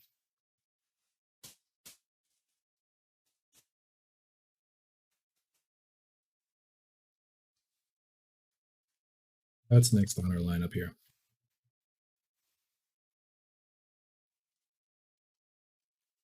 Okay, this one's more of a early 2000s, maybe 2001 or 2 kind of game. You can actually get this game now on... Actually, yeah, it is on GOG. I'm pretty sure of that. It's a Clive Barker's Undying. It's a first-person shooter game. Actually, a really good one. Oh yeah, the old EA Games logo. Back when EA made some decent stuff back then. This one was actually pretty good. It's like a combination, it's like a first-person shooter, but horror-themed, as you could probably guess. And one of the interesting things about it is the main character had this stone that he would carry around, and the stone allowed him to see things that normally weren't there. So he had to use the stone, and then suddenly things would appear, and there was a lot of puzzle solving elements that way, and certain monsters could only appear if you used that power. They called it scrying, as I remember. One thing. Unfortunately, this is the only good Clive Barker's game that I remember. Yeah, it's just a single sheet, nothing to it. They did try to continue this. They did another one called Clive Barker's Jericho, which is, to my memory, was complete trash. So this is the only good Clive Barker's game to my memory. If I lift this up, yeah, you see that. I remember this. You had, it's like the family looks normal on one side, and then the other side, they're monsters. This is pretty good.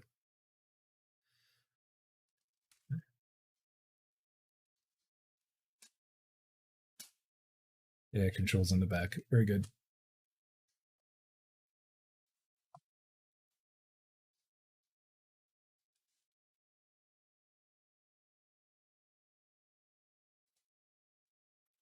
Oh, in case you were going to ask, no, there will be no face reveal today.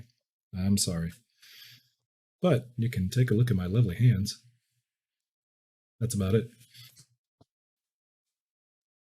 Okay, this game really needs no introduction. You know what it is. It's Duke Nukem 3D.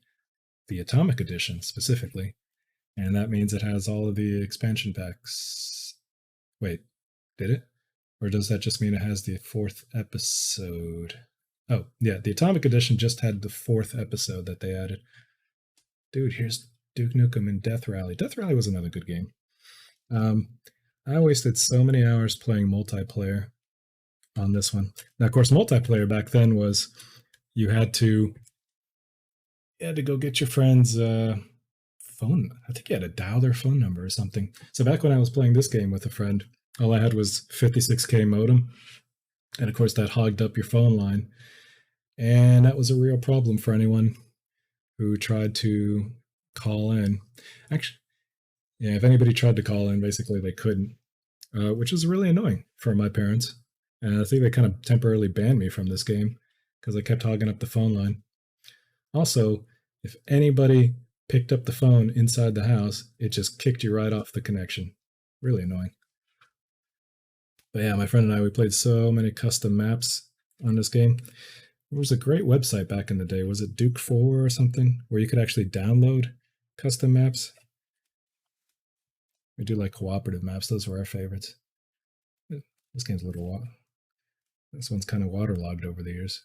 Pretty much just the description of the different weapons and stuff. And the different health items. Dude, back in the day, you were kind of expected to read this stuff. Oh, the different enemies. Yeah. So, yeah.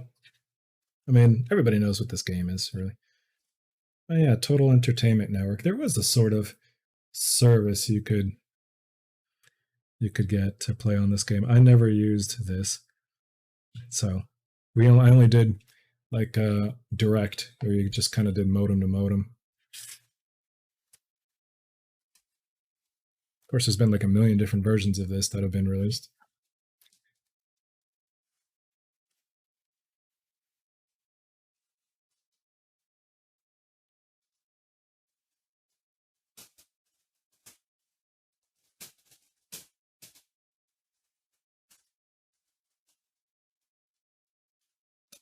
Okay, what do we got next? Oh, I have some Blizzard classics. Most of them don't really need any introduction, but this is the original Warcraft for MS-DOS and Macintosh. Remember when they used to make games for Macintosh? Those were the days. I wouldn't know. I never had a Macintosh. This isn't the original release of Warcraft 1. The original release came on floppy. So this was just a later one that came out. True story. I tried to borrow, before I got this one, I tried to borrow my cousin's floppy disk copy of Warcraft 1. And he spent like a year lying to me saying that he had borrowed it to a friend, when in actuality, his mom had thrown away his copy of Warcraft 1 because she didn't like what was in the game. I feel like he should have just told me that a year earlier. Feels bad, man. Oh well. But yeah, the floppy disk version also had that terrible copyright protection system where every time you booted up the game, it told you to go find something in the manual, and you had to go look it up and type it in, and it was awful. But yeah, this version doesn't have that. I actually got this version. I actually got Warcraft 1 after I got Warcraft 2. Warcraft 2, which is right here, was the first Blizzard game I ever got. Warcraft 2 Tides of Darkness. And oh boy, did I waste so many hours on this game. Especially with making custom maps. And that's what the great thing about a lot of the games back then is a lot of them came with the tool sets in them, so you could just make your own stuff. I feel like something that publishers just sort of shy away from these days. Some of them still do it, but not as many. Yeah, I wasted so much time playing this game. I'm not even sure if this is the original casing. Either that or the casing was very bland. Can't remember. But of course, you can't have... Oh, and this is the pre-Battle.net edition. So there was a Battle.net edition that came out later. This isn't it. There's no Battle.net. You had the usual options like direct and TCP/IP and all that. I actually never played any multiplayer of this version. I didn't know anybody else who had it at the time. But of course, you can't have Tides of Darkness without also having Beyond the Dark Portal, the expansion set. You remember when they used to make expansion sets? So yeah, a whole nother game worth of content, and it was excellent. Let's see. Oh, this one actually has stuff on the back, which makes me wonder if that other one is the original jewel case. Oh, the expansion set for Warcraft 2, PC Gamer's 1995 Game of the Year. Yeah, not really much more to say about that. Just so much more content. So better. I really miss expansion sets. It was a great idea. Unfortunately, cheap digital distribution means that they just don't do stuff like that anymore, really. And, of course, the other game that really needs no introduction. Now, this game was sold in 3 different variations. So you have the Protoss face. You also have the Terran face and the Zerg face. You could end up with a box that had either one of these 3 in the front, which is a thing that they did again for Warcraft 3 later. And you see by this point they had released Warcraft 2 Battle.net Edition. And this was the very first game, as I recall it, where Blizzard used Battle.net. I remember reading an article once that said Battle.net in its initial days was basically just a desktop computer running under a Blizzard employee's desk. Kind of crazy to think about. Now, this is the game all of my friends wanted to play as far as real-time strategy games go, whereas I was a Warcraft guy. Everybody wanted to play StarCraft. I feel like every time I liked a game, all my friends liked a different one. It's like when I got into Team Fortress Classic and all my friends wanted to do Counter-Strike instead. Oh well. Maybe I just needed better friends. Now. There's something I'm looking for, but I'm not going to find it yet, so give me just a minute.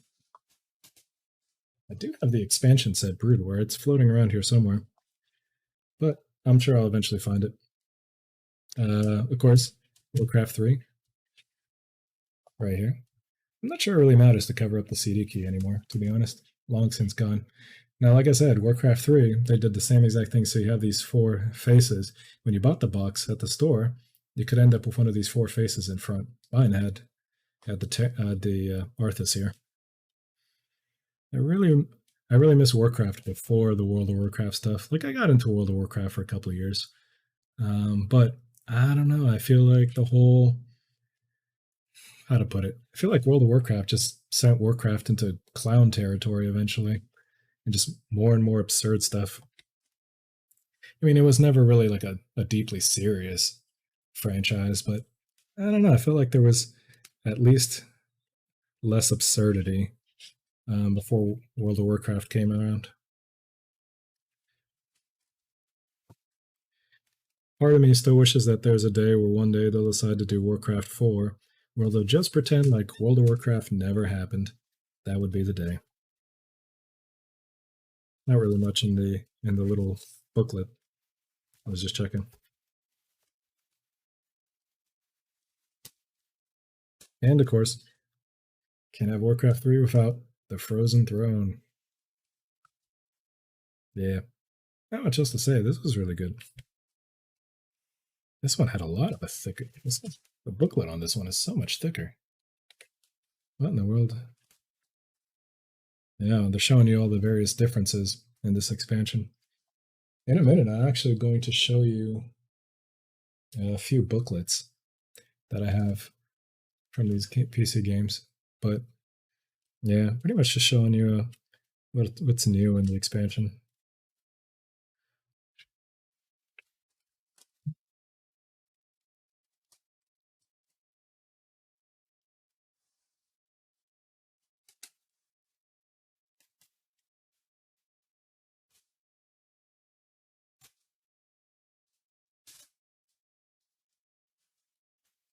Oh, and as a bit of an aside, this is kind of a weird CD. This is the next 70 levels, it says. Let me open that up. The next 70 levels, an authorized companion set for Warcraft 2 Tides of Darkness by some company called Maverick Software. What is this? I don't know, I bought this in the store one year. This is 70 additional levels that you can play for Warcraft 2. And that's basically it. There were a couple. They used to sell stuff like this all the time in the store, and I think we may end up seeing another disc like this for another game. But yeah, create your own Warcraft world and rule it. That's weird. It says it has the War 2X Ed editor and other tools. Well, if you bought the game, you already had that. It's over 350 free levels. Oh, hey, and they actually give you additional graphics and sounds and stuff that you can use for making levels. That's actually kind of nice. Well, wait a minute. If it's 350 levels, why is it called the next 70 levels? What? Why don't you just call it the next 350 levels? No idea.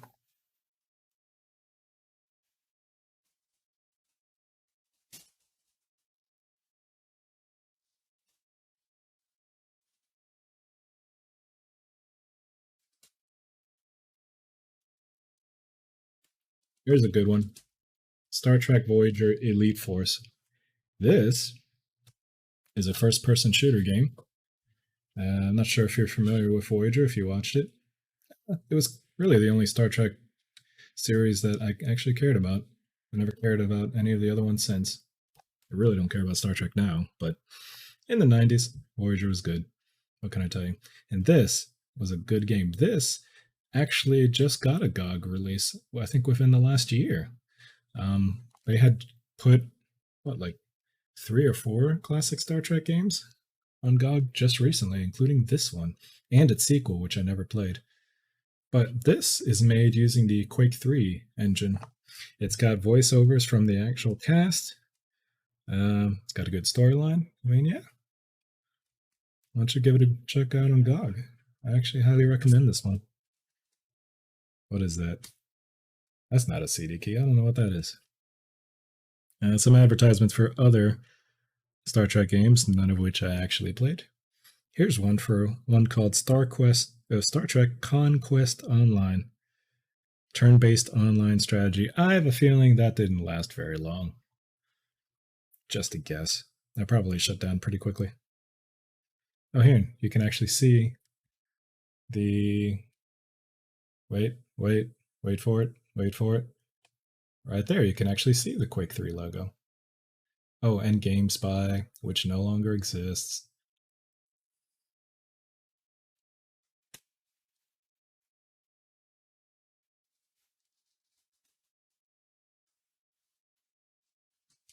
Well, if you don't like Star Trek, which, like I said, I don't care about it anymore, but back then, I did like it somewhat. So if you don't like Star Trek, you might not necessarily like the next ones on offer.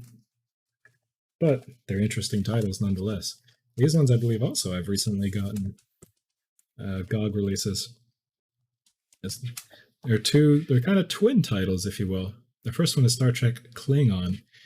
This and the other game that I'm going to show you are FMV games. Everybody loved FMV games back in the 90s. At least I assume so, because there were just so many of them. It was as if publisher said, hey, we have all this room on the disc. Why don't we just put video, and people just click on the video to play the game? I don't know. At least it's not that plumbers don't wear ties ones. That one was terrible.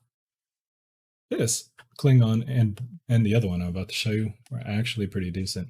The other one is actually better than this one. So this is probably the lesser of the two games. Still, not bad. The only thing one of the things I can remember about this is you certainly had a bunch of times where, so you would sit there, you'd watch a whole FMV sequence, and then you'd get to a point where it would sit on a looping video, kind of waiting for you to make the decision, but it wasn't always clear on what you were supposed to click on. There was no indicators on what part of the video you were supposed to click on. You kind of just had to guess. And if you clicked on the wrong part, you'd pretty much get killed. So it really was or sort of trial and error type of game, as I'm sure a lot of FMV games were. Oh, that just came right out. What do we have? Yeah, bunch of controls. English to Klingon audio translation. Yikes. Well, if you really liked Star Trek, you would have liked this one. Oh, this is an interesting bit. There's voice recognition software. See, the voice recognition system will assist you in mastering Klingon pronunciation. Oh, that is right. Okay, this is a very interesting part of the game. So the game actually expected you to learn how to pronounce the Klingon language, and there were parts of the game where you had to have a microphone plugged in, and they expected you to pronounce Klingon, and you had to pronounce it correctly, or else they'd kill you. Can you imagine?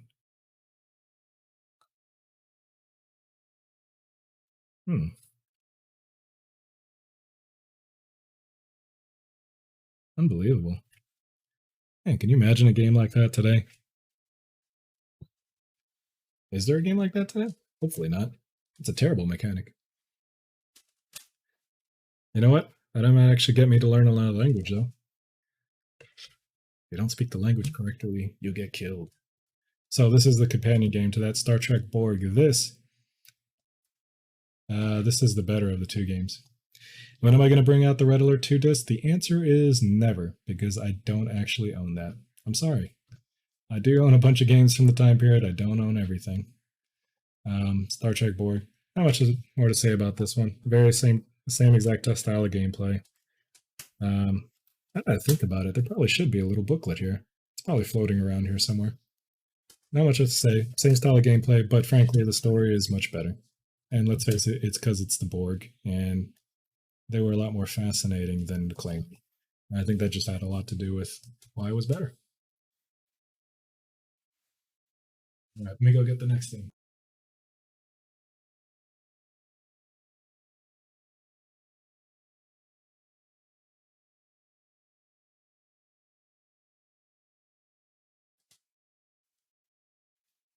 Okay, obviously this needs no introduction, but, you know, here's Brood War. Yes, it is definitely Brood War. Craft 2 was still better, and I maintain that opinion to this day. But StarCraft was also good. Of course, it really didn't help the fact that by the time Warcraft 2 got a Battle.net edition, everybody had moved on to StarCraft. So, this is the Ultima collection. Very old RPG series. This is absolutely not an original release by any means. Obviously, the original releases would have all been on floppy disk, but this contains Ultimas 1 through 8. And I don't think this is the original CD case either. Very plain. I have really tried to get into these games, but they're so old that, even I have trouble with them. A little too archaic even for me, but I really do try to enjoy it, try to get into them, and I retry once every few years, and I fail. One of these days, maybe. And this is Ultima 9. Ultima 9 is not considered to be a good game. Ooh, and this CD case is kind of coming off here. Ultima 9 is not considered to be a good game. It was, unlike all the other games which were 2D, Ultima 9 was the first one where they tried to go into 3D and do like a third-person perspective.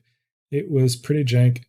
It did not work well at all at the hardware of the time. Literally nobody owned a computer that was good enough to play the software without a lot of stuttering.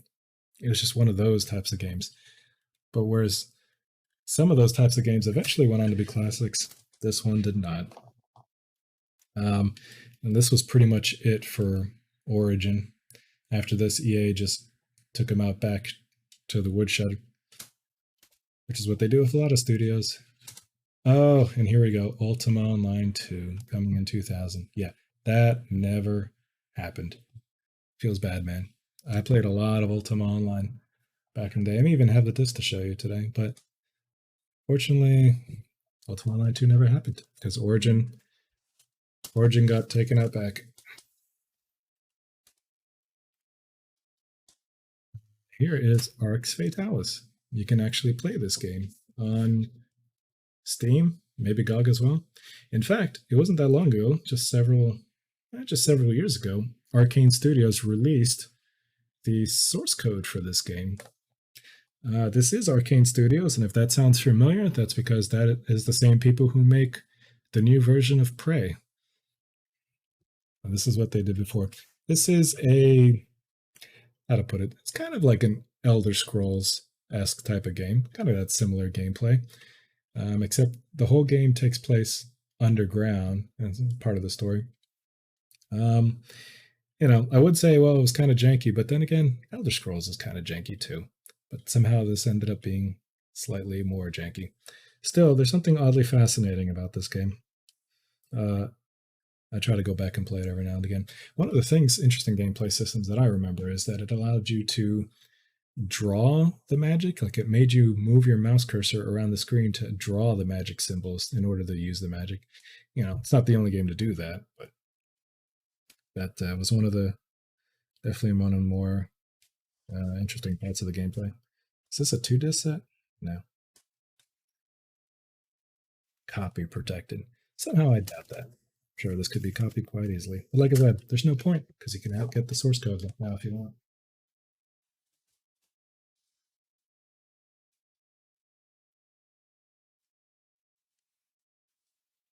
So we got, okay, this is more of a kind of getting on into the mid 2000s, really.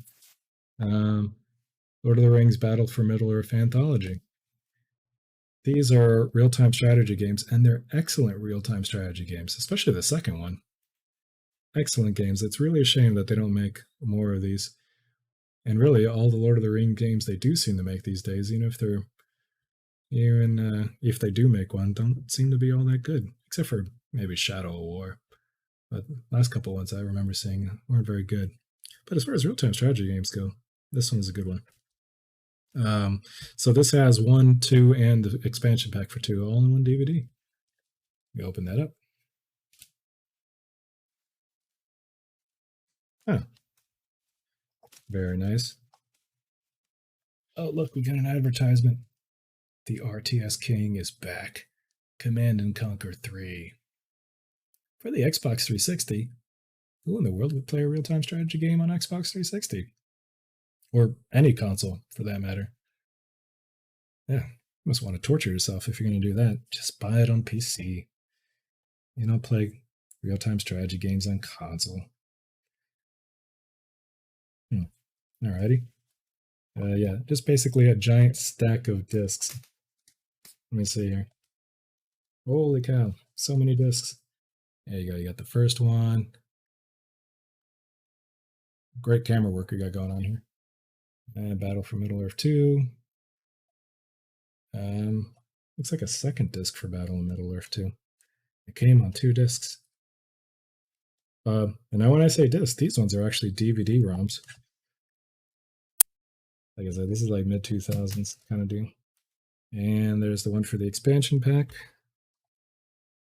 Rise of the Witch King.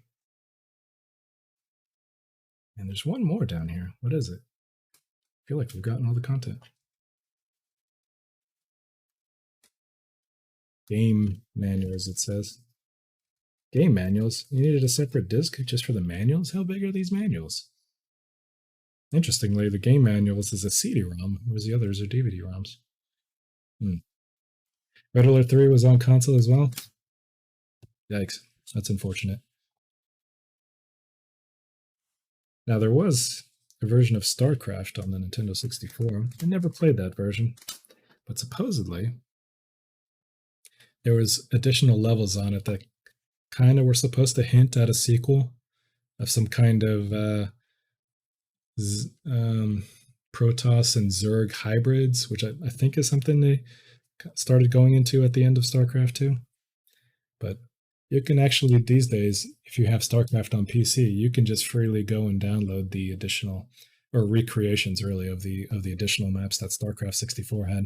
So no real reason to go seek out that version and torture yourself with console controls.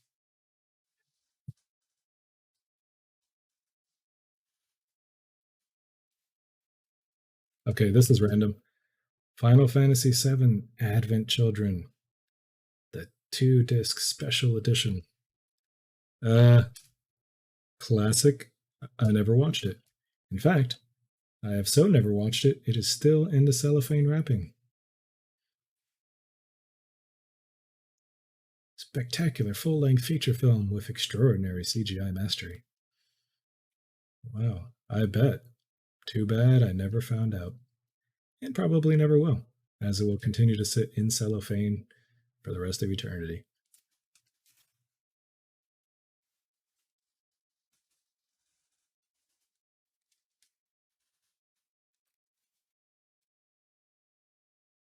Oh, here's some games everybody's granddad will enjoy. The Myst 10th Anniversary DVD Edition. Exciting. It's got all your classics. It's got Myst. It's got Riven. It's got Exile.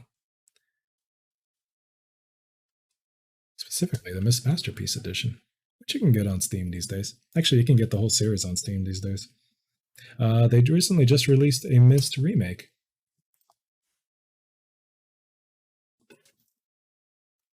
People scammed Ticket Guy into playing the Myst, into playing the first Myst. Which one? The remake that just came out?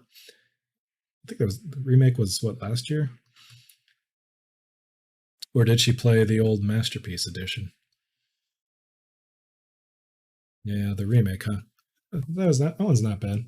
Now the thing about the remake version is there was a version of this game that came out on, I want to say PlayStation 1. I think it was PlayStation 1 that had an entirely new world that wasn't on the PC version. And I think when they announced the remake, people were going to assume that they were going to recreate that world in the remake, but so far it hasn't happened. Now they keep promising it, but to my knowledge, they still haven't done it. So not sure if they're ever going to do it. Yeah, and then here's this stuff for Riven and Exile. I have played through the entirety of the first one. I have never actually gone through Riven and Exile. I think I've tried to go through Riven, but and if you thought the first Myst was convoluted, Riven just really ups the obscurity factor. Now, if I recall, in gaming stores back in the day, there was a spoof on Myst, and it was a game that was called Pissed, if you can believe that, and it's just a riff on Myst. And then they even came out with a sequel that was supposed to be a riff of Riven. It was called Driven. I guess the idea was people are mad after trying to play the game and they couldn't figure it out. I have no idea what those two games are like. I never got them. But I'm sure if you look it up on YouTube, you can see what they're like. Probably do that sometime.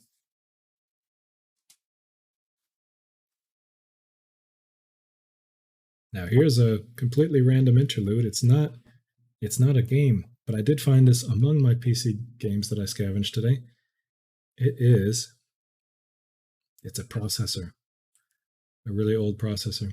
You probably can't see the writing on it because unfortunately years of between the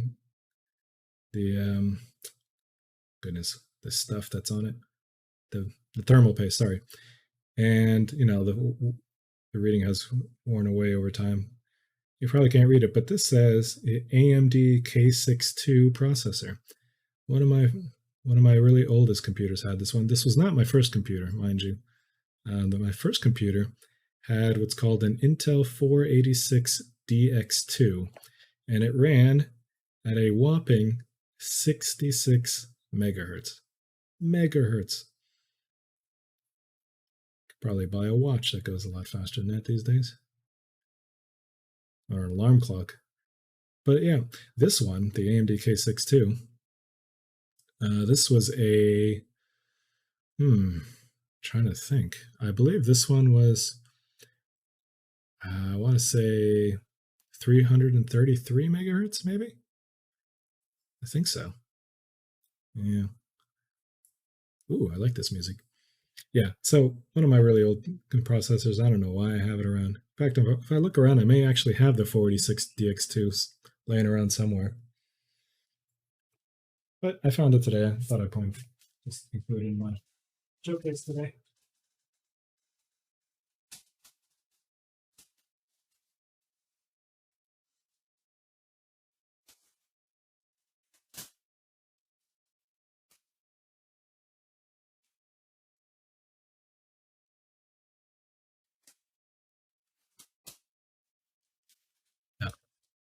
Here's a kind of a small thing. So I mentioned about packages that people would sell in stores that just had additional levels for games. This is actually another one. It's called the Duke Nukem Kiloton Collection.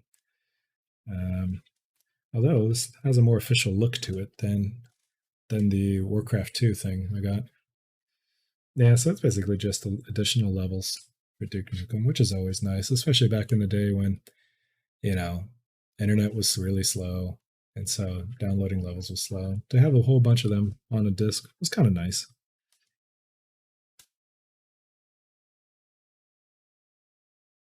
Let's see. What is Game Wizards? Game Wizards is an interactive game guide that gives you the ultimate way to master Duke Nukem 3D. This is the first ever CD-ROM that allows you to master Duke Nukem 3D by watching actual segments of the game in full motion video. Dude, it's like a really early Let's Play when you think about it. Huh. Let's see. The Game Wizards host gives you some rocking help, yikes, along the way. Even more amazing is the advanced map technology, which lets you enter any level and view game sections. Yeah, that's just called the level editor that came with Duke Nukem 3D. That's really not that special. Master Gamer Danny Spartan leads you through each level. Yeah, so in a way, it's kind of its own early Let's Play like you'd find on YouTube. That's crazy. Of course, if you needed that much help with Duke Nukem 3D, something wrong, because it wasn't that hard of a game, to be honest. Anyway, that was kind of nice.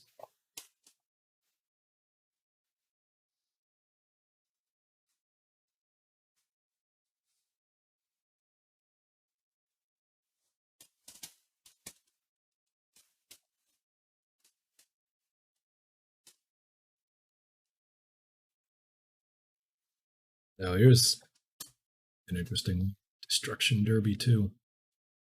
3D racing game. A good one. By Psygnosis, who I believe are famous for something else. But what exactly, I don't remember. But I think they are famous for other games. I'm not even sure they're still around. Are they? Yeah. Destruction Derby 2. And the cool thing about this one is it actually had destruction on the cars, like damage. And my favorite mode to play in this, I didn't really care about the racing part too much, but this had a specific mode where it would have a circular arena and all of the cars would be lined up along the edges of the arena facing inward. And the whole idea was just when they give you the signal, you just drive towards the center and just cause a whole mess of destruction and try to be the last car that's still functioning. Really, really fun mode for the time. And that's pretty much all I played of this. That's all I really enjoyed. But yeah. I don't think you can get this game anywhere these days, as far as like digital stores. I'm not sure this ever got re-released. But it is a good one. If for nothing else than that arena mode. Okay, so here's a couple of games. Oh, my goodness. I'm like having to blow away the dust as I do this, pretty much. Star Wars Rebel Assault.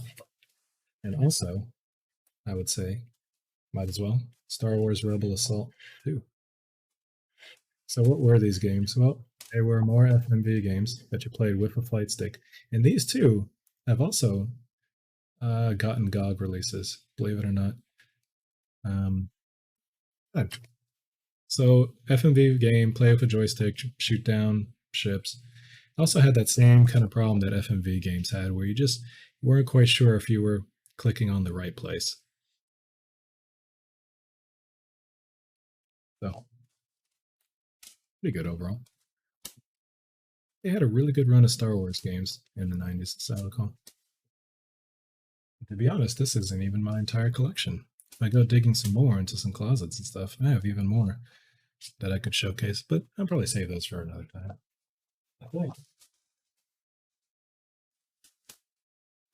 I think I have only a couple more to show for today as far as PC games go. Let's see. Oh, here's an interesting one.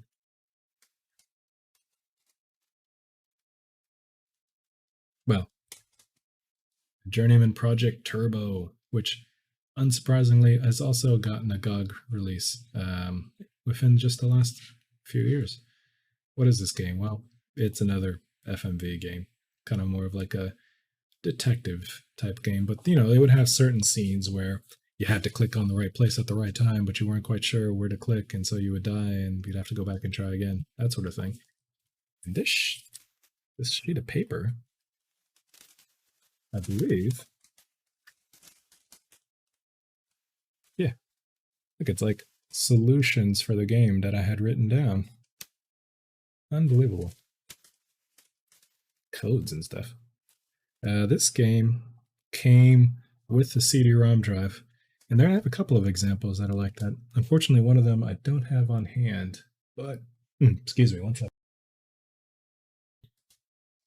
But you know, back in the day, when you had a computer, you didn't necessarily have a CD-ROM drive that come with it. You had to go buy one, and they weren't really all that cheap. They'd be like $100, $150. They were not that cheap, not that I remember. Now, of course, CD-ROM drives are kind of not a very exciting thing, and honestly, it didn't really matter too much which company you bought your CD-ROM drive from, and I think the companies realized that. So, in order to incentivize you to buy their CD-ROM drive over the competitor CD-ROM drive, they would package different forms of software, a lot of them games, especially games that really made use of CD-ROM drives, just to kind of show off what it could do. I actually really enjoyed this game, personally. I played through the GOG release. This was really good. But yeah, this one came with a CD-ROM drive. And I have another example of that. And probably the last thing I have to show for today. Wait, no I don't. I have more. Wait, do I have more? Holy crap, I have so much more. Well, if you guys get tired of this, maybe we could take a break and play a game. And then I'll come back to it. So maybe the last one I'll show for now is this one. Now, this is not exciting at all. You're like, hey, this looks like a CD that came with a printer. And you know what? You're right. It came with a printer. The only interesting thing about this one was, if you can see right here, professional camera work, has a software called Comic Books. The name of the software is actually Comic Creator, Lexmark Comic Creator.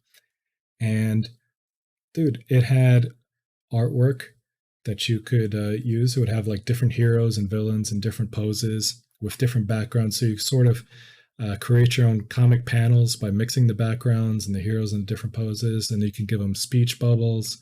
And I made so many comics using this software. And as I recall, it had a thing on it where it said you can send in, what was it, like $10 to the publisher, and they'd send you a disc with even more hero art that you could use. I never did that. Actually, I tried to convince my parents to do that, and they wouldn't do it. Feels bad, man. But yeah, I don't know in what format you could possibly play this game. And in fact, I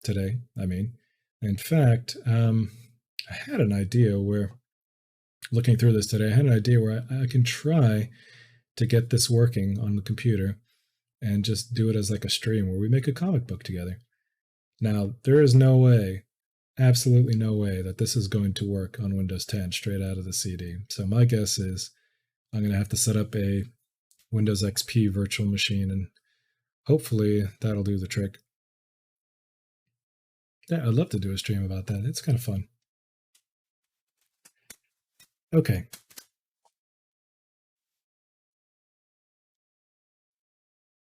All right, I did realize I actually have more to show, but you know what? We're going to take a break from all that, and we're going to go play a game for a little while. We'll do one of our enemy games. Wow. I'm going to have a complete mess in this room by the time I'm done. I'm going to have a lot of cleanup to do. Of course, I'm not doing it right after the stream. After the stream, I'm going to bed. And then I'll wake up. All right, let me move the microphone over and we'll see what our first game is.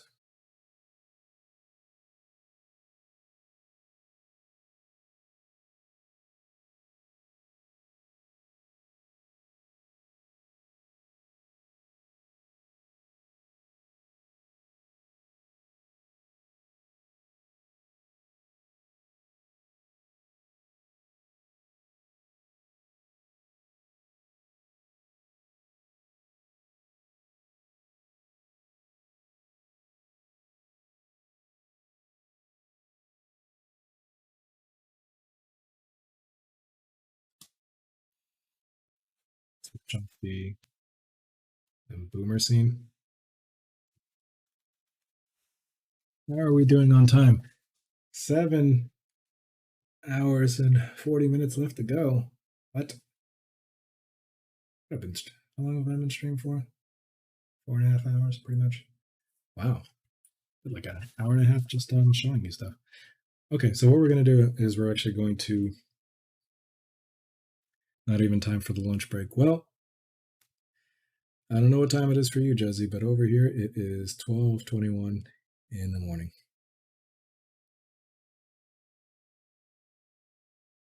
Well, I mean, you know, it's nighttime, but it's you know what I mean.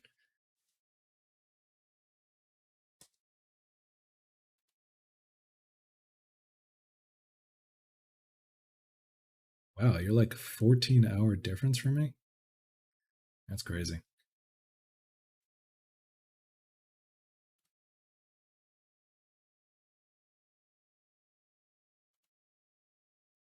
Street Fighter, huh? It's the vortex nobody can escape from. We're going to pause that music. I'm going to save that.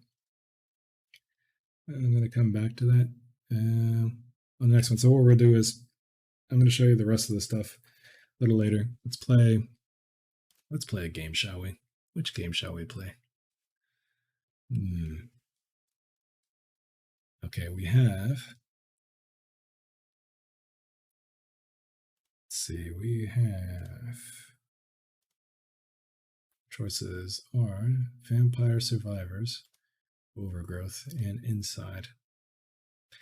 I suppose the natural thing would be to just play it in the order that thing gave it to me. So maybe Inside will be first. Is this a controller type of game? I'm starting to think so.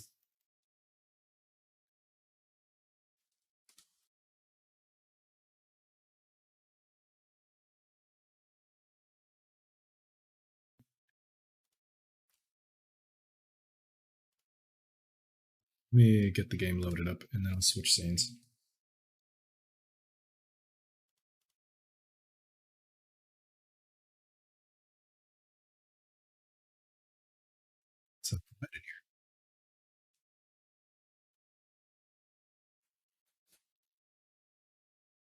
See, it should show up on my screen at this point. I just realized there's two very important things I have to do. Number one, I need to make sure that the game is outputting to the right virtual cable. So give me just a moment to set that up.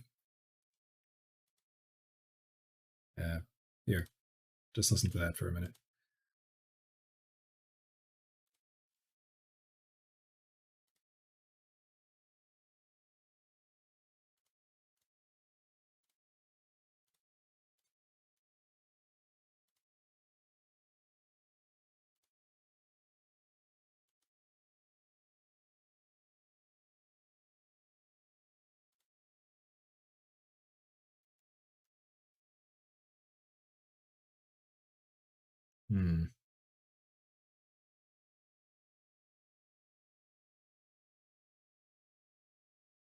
Now what happens if I click somewhere else? Will it still have it on focus? Let's see. Can you hear the game audio? My guess is no, that you cannot.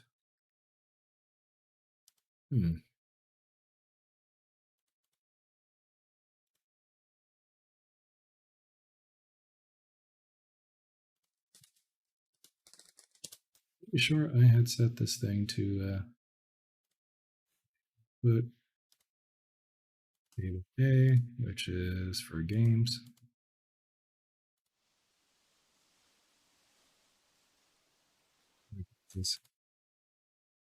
Okay, I do this.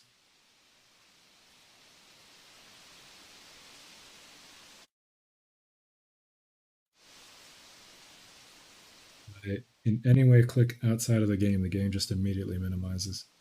All right, can you hear the game audio?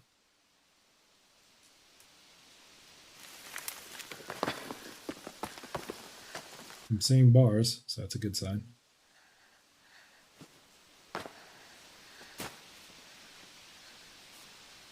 All right, at this point, we're going to start the clock. I am going to play this for, what did I say, 1 hour, 2 hours?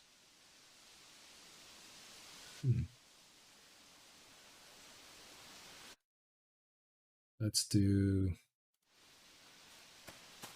start with 1 hour.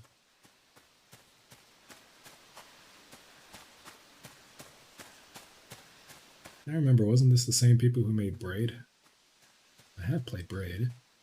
I assume this is a sort of similar type of thing.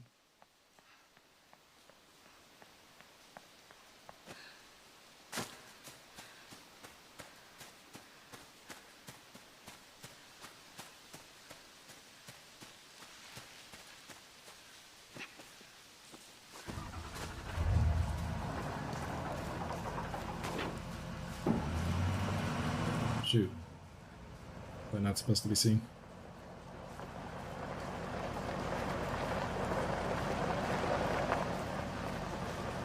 Stealth game. Oh boy.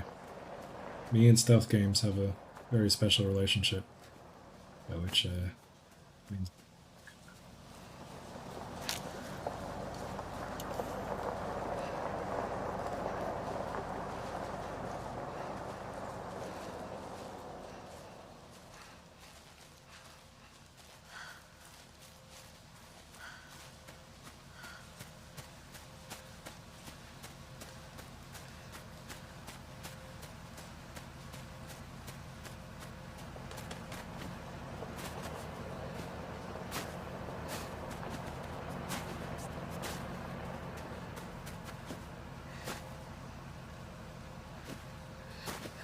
what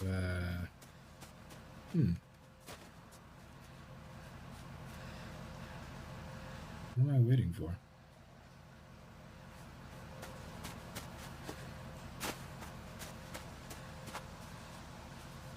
So, if the game got started, I'm already confused. Not seeing any prompts to do anything. Wait, what? What? You know, it'd be a great game as if you told me that, but that's okay. I don't need to always be told what to do. I'm not the guy.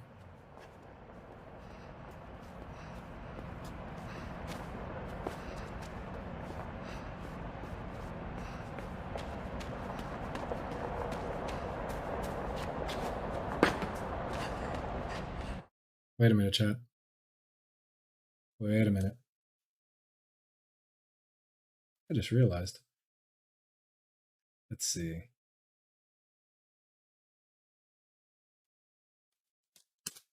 Dude, we actually have to set the game properly. Those are terrible streamers. Okay. See? Now we're good streamers again.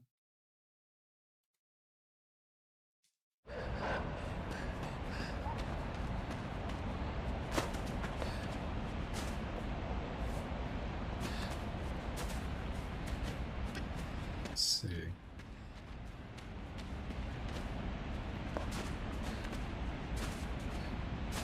This is another one of those things where they expect you to work out what the button is.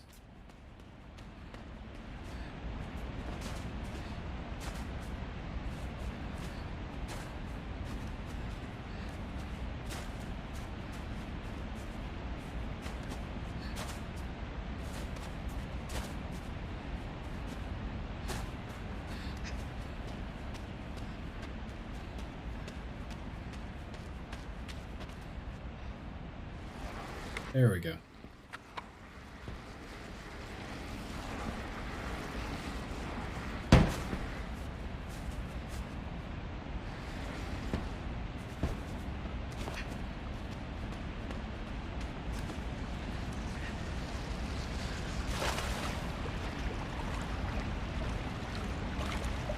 You don't see me.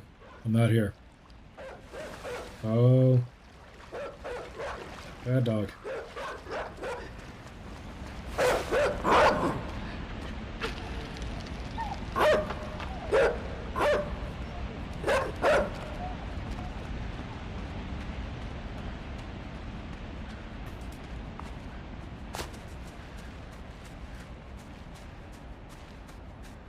Should probably play this with the lights on for extra immersion.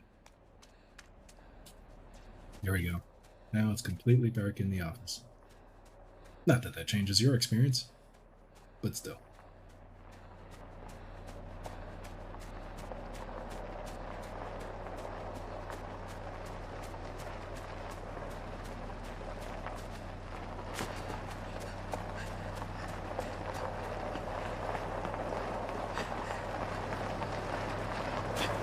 You under here? Oh, that was close.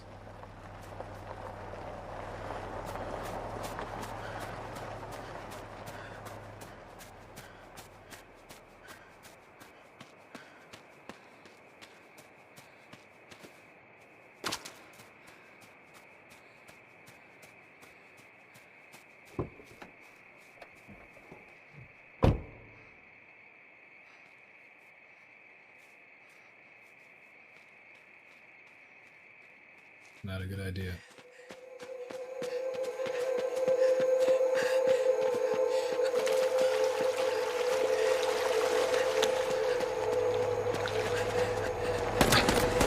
Oh my goodness, he shot me.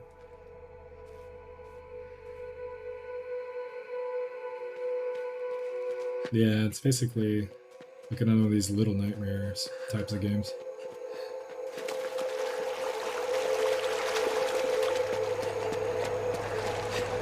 Okay, but if I sit still, he's gonna catch me too, right? Oh, no. Don't shoot. Don't shoot. Stay back.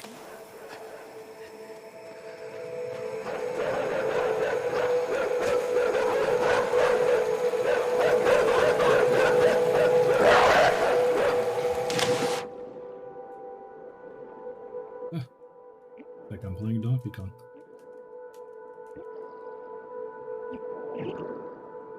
Oh, did I run out of breath? Is that a thing? I got too used to the to Donkey Kong, I guess. I will say the net graphics are pretty nice. Oh my goodness, he shot me.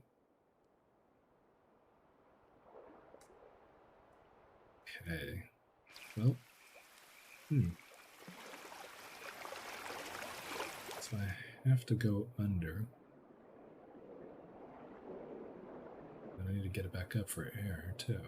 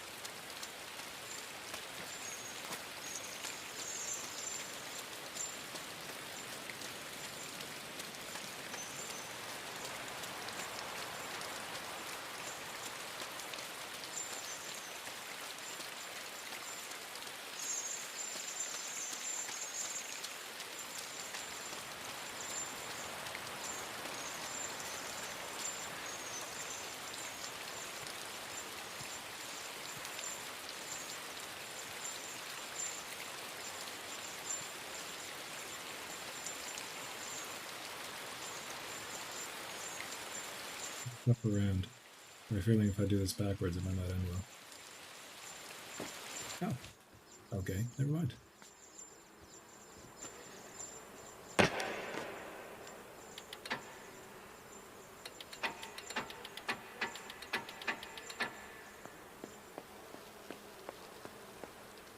How's it going?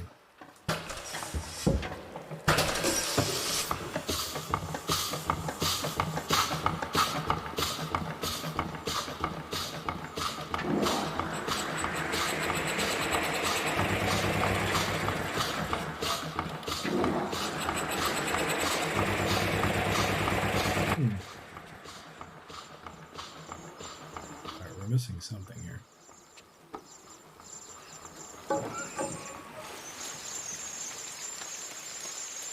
Need to bring something from over here.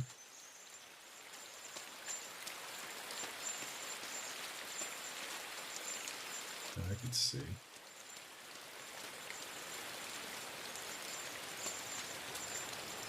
Stop following me.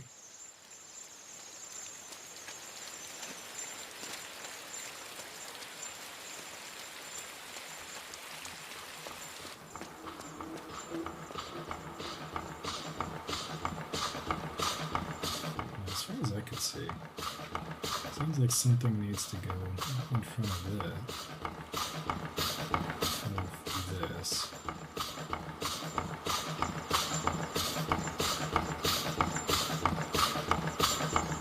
Okay.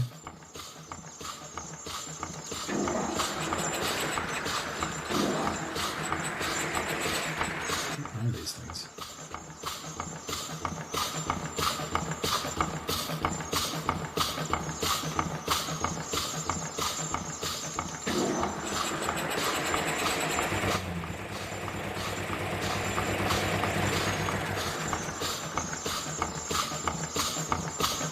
It's operating at this is operating as fast as it's gonna go. There's nothing else over here. Sure, the idea is to blow that down, but I just don't have enough power to do it. So there's something I gotta bring. Oh. Well, there you go.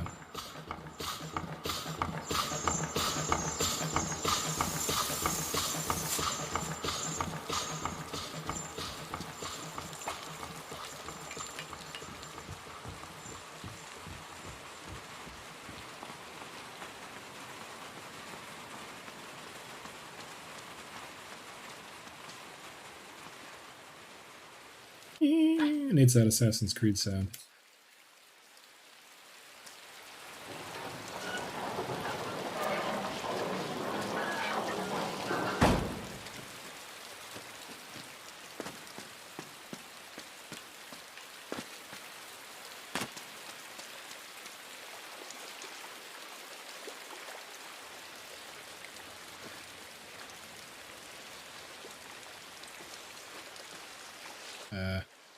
Sinking.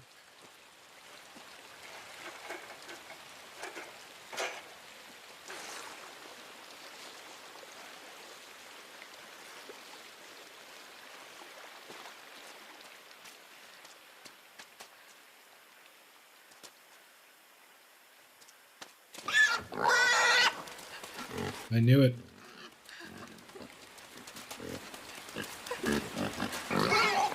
Save the pig, the game.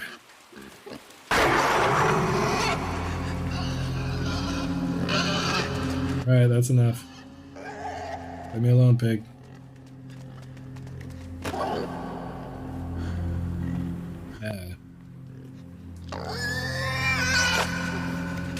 Okay, that's just kind of gross. What are you doing?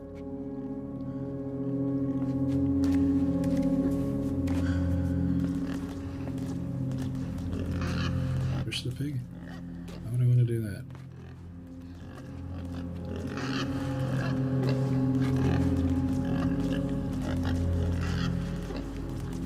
Maybe over here? What are those? Yeah, it's creepy.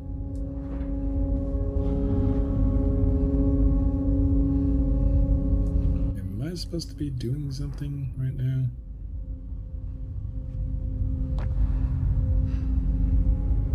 Okay, that's weird. Dude, I control them? Lemmings. Oh, goodness. This is strange. What a strange game.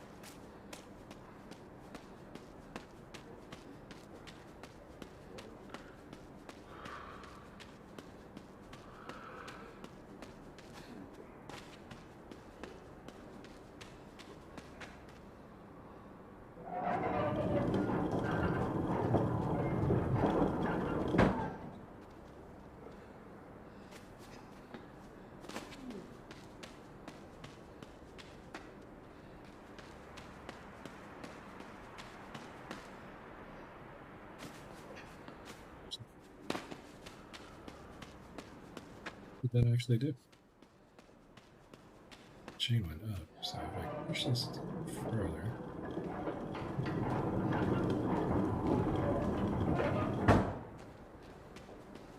Alright. Oh. At least there's no crocodiles crawling on these ropes.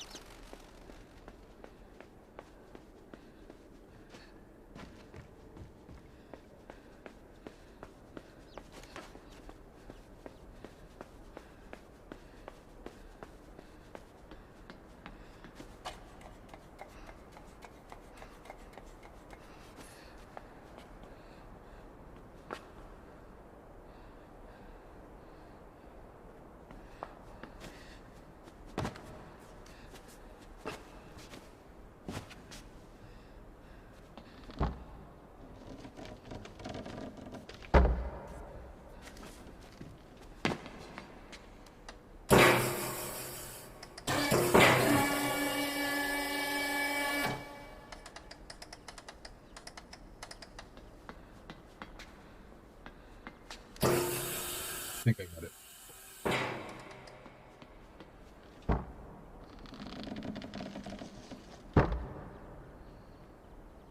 Okay, I don't actually get it.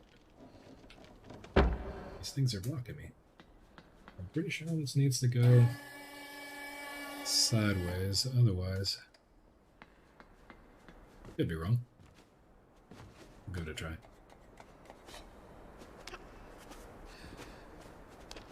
Alright, we're fine then.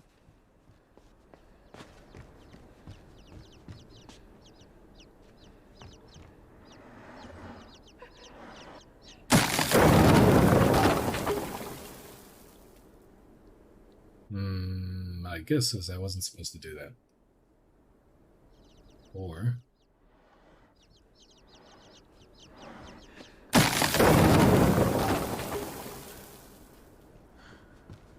Alright, instead of trying to jump, we're just gonna go back this way.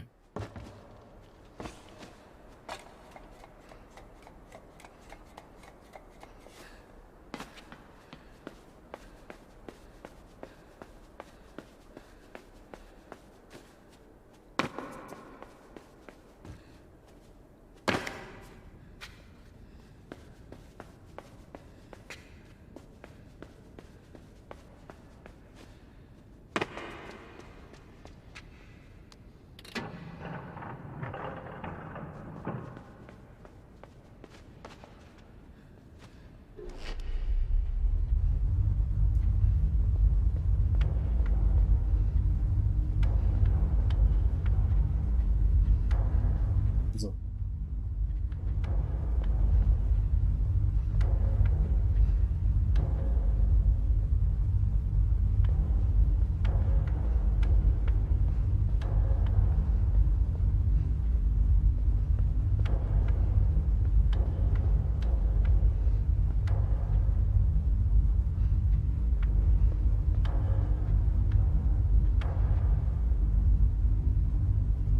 Leave it at that, you know? Can I get off of the thing? And what does that actually do? Does it do anything? Am I still stuck here?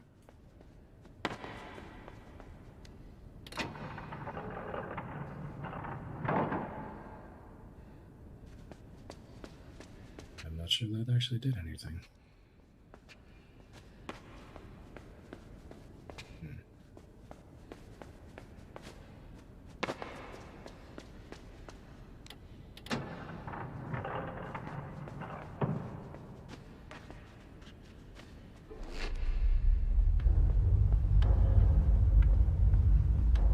Here's the thing. I sent that man over there, and I closed the door on him.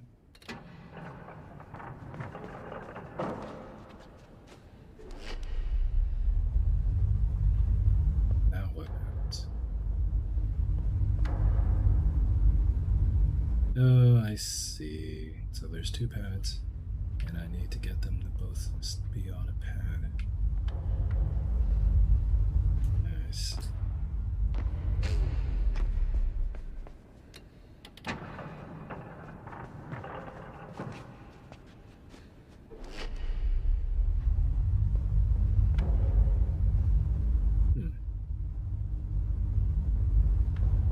Well, that's just the interesting part, isn't it?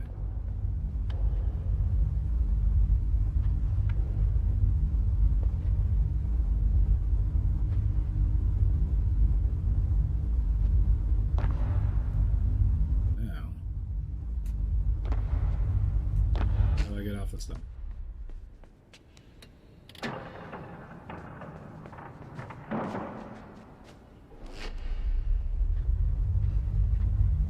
They go in opposite directions?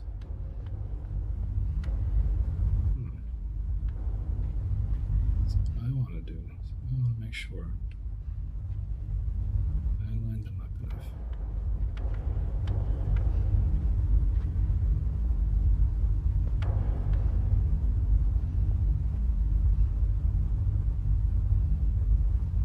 Equidistant.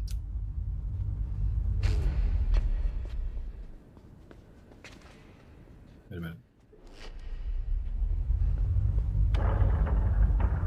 Yes.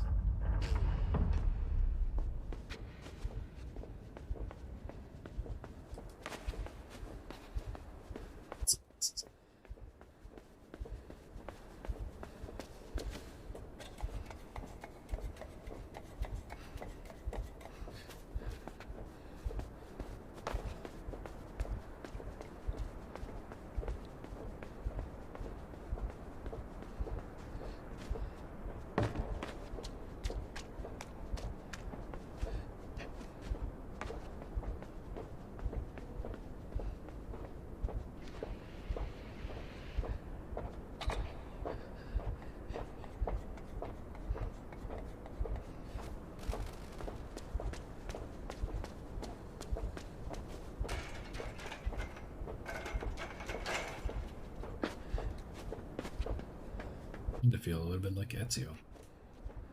But not as cool. Ah, dang it. See? Not anywhere near as cool.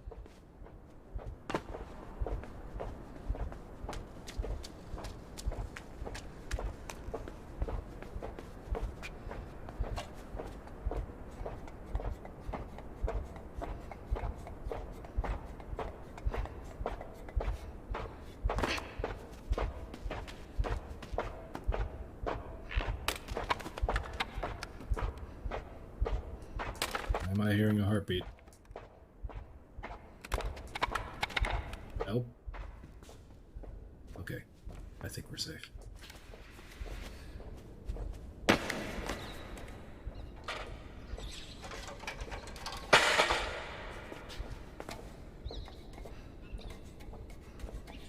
It's like climbing stairs in Castlevania. It's very finicky.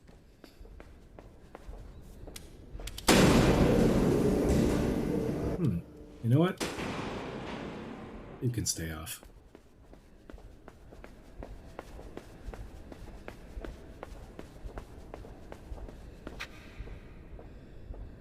Uh-huh. But if I don't, the door is closed.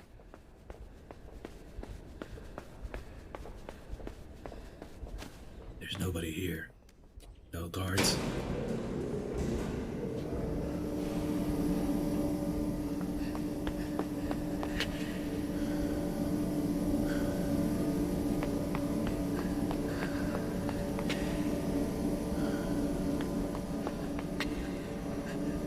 Help.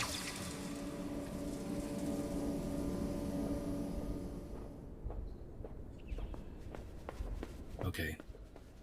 Let's try a different approach.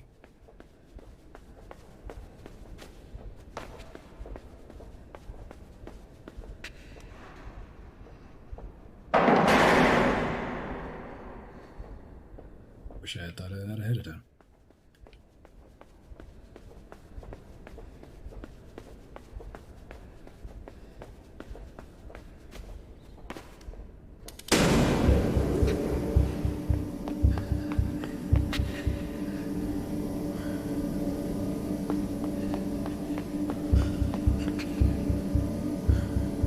You've got to get out of there, Snake.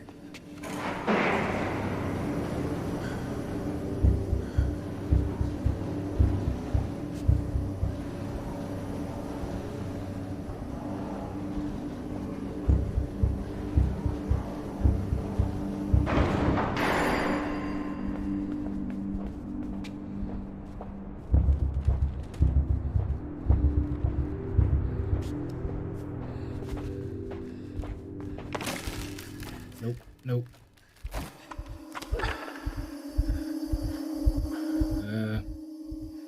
Hey. Nope, nothing wrong here. I'm just one of the people.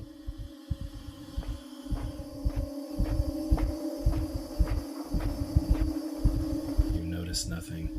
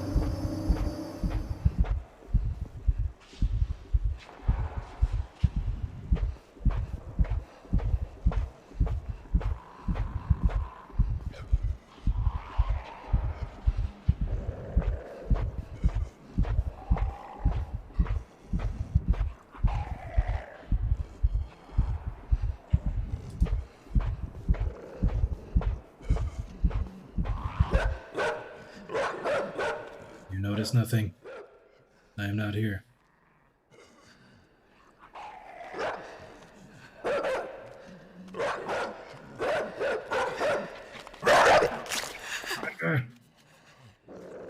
Oh. I'm dead.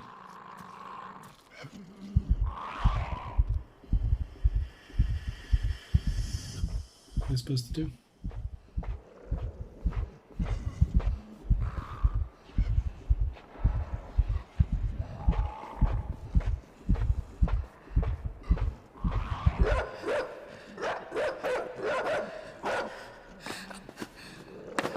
Yeah, I'm leaving. See ya.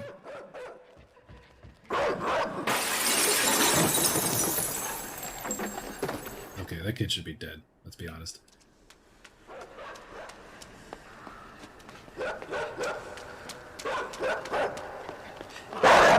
Nope, nope, nope, nope. Rip.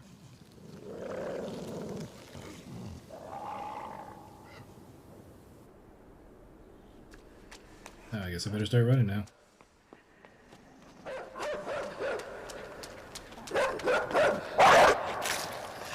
Really? Is that gonna do me, huh?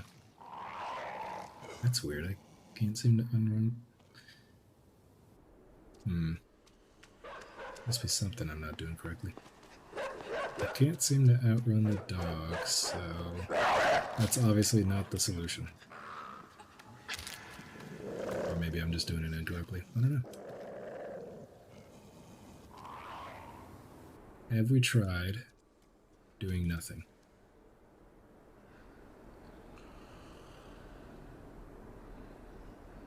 Okay. Feel like this is not a complete solution.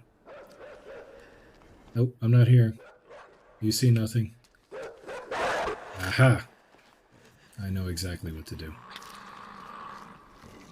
I'm gonna use the old bait and switch. I'm right here. I'm right here. Psych.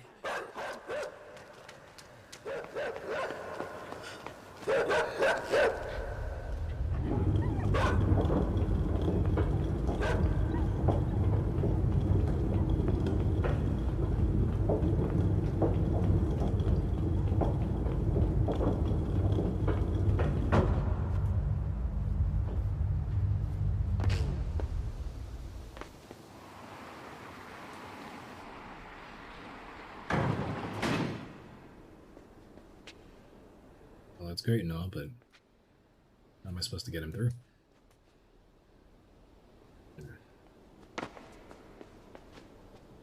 Get up there.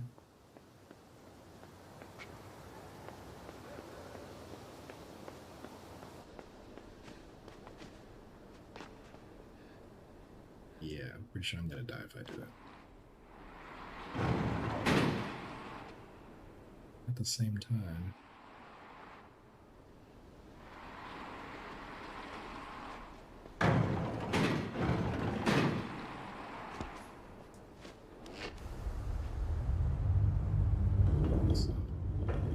What to do about this?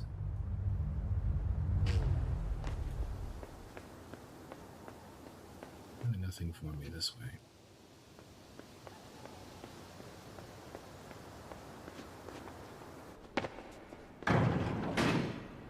Now again, I could try jumping. What harm?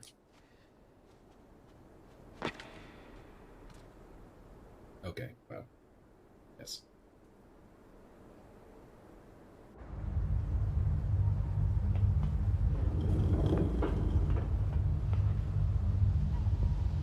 Wait a minute.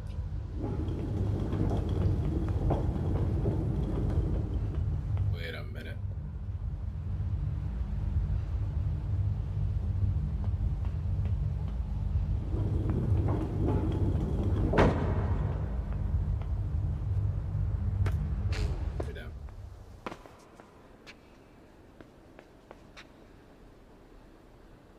I feel like I have the same problem though. Go too far.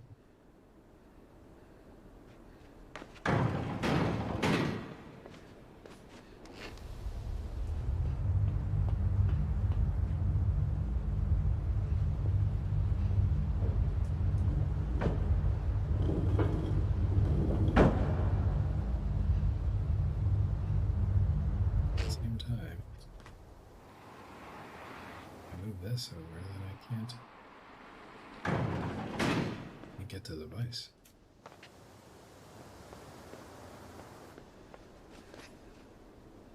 I'm actually quite stumped on this one. Now here's what I know I can do. I can get him through the bars without the cart. What good is that? Or would he keep going?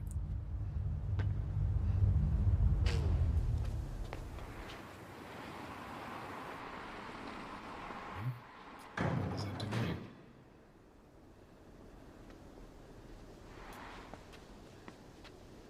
Help.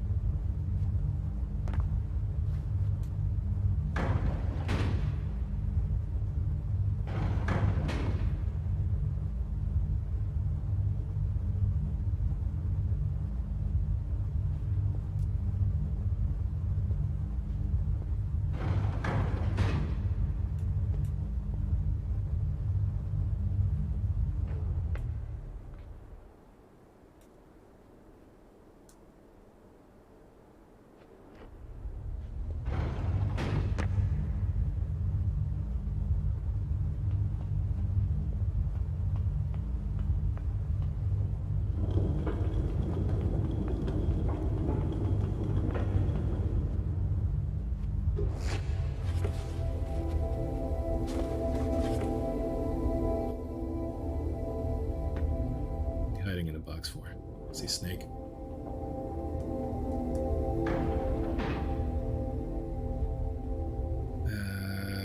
Okay, but this does not solve my issue.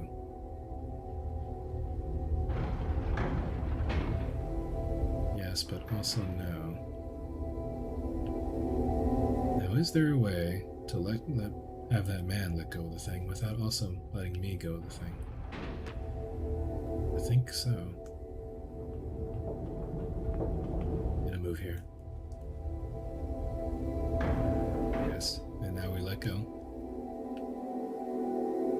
And now we get back on.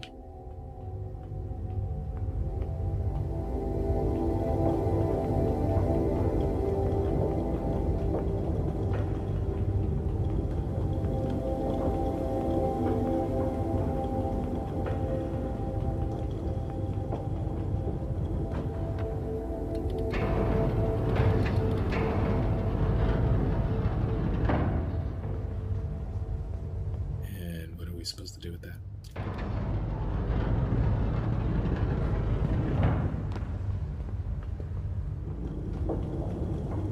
Yes.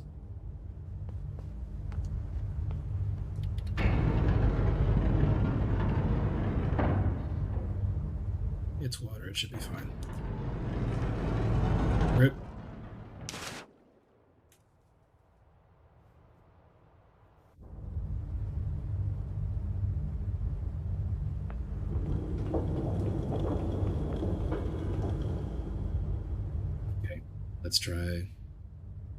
Let's try it like this. We'll be on this end.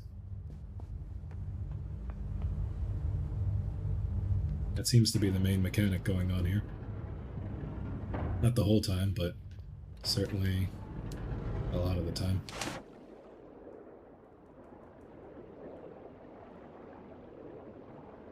This game seems to revolve around pushing things and controlling people.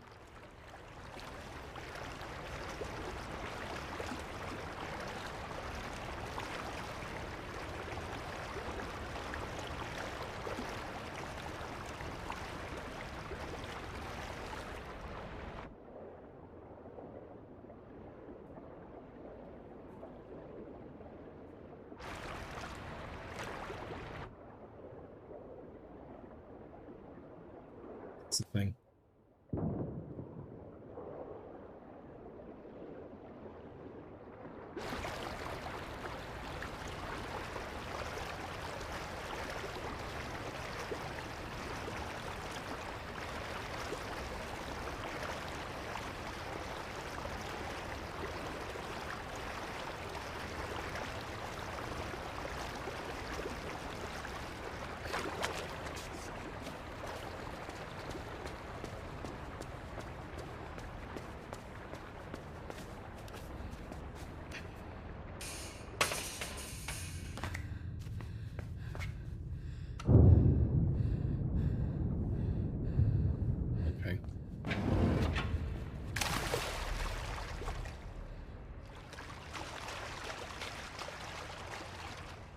If I push that button, is it going to go back up?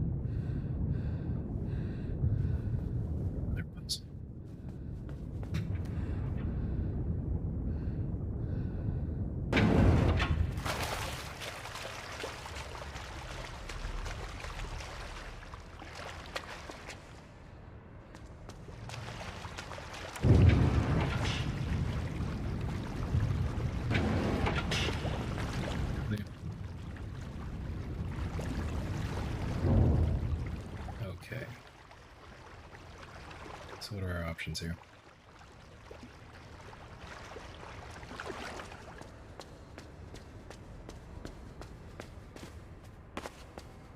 Doesn't seem to be anything for us to do. Let me go back here. We're in the water again.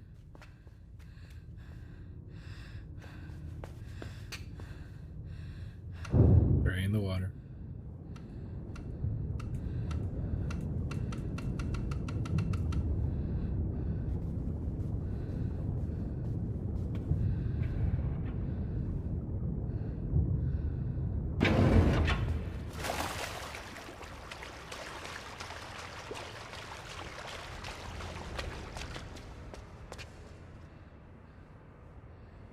Okay. So it seems to me that we need something to help us. Do we have any such thing? No. Yeah, you can't do that fast enough, huh? At the same time, doesn't seem to be anything else here to interact with.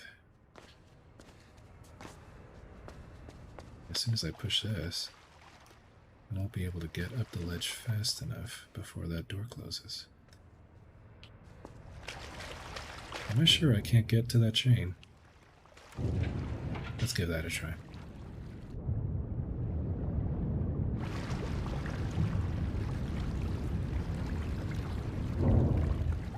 Yep. Can't get to the chain. Let's look under here, shall we? I don't think I've done that yet. Okay. Now here's the thing. Can we push the button and swim over fast enough?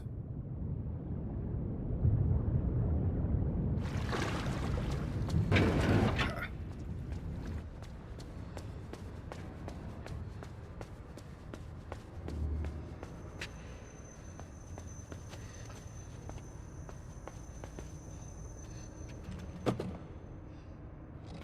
I know what to do with this.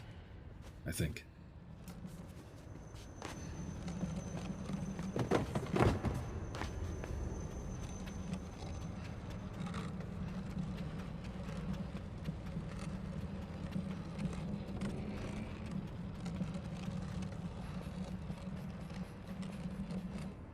You stay right there.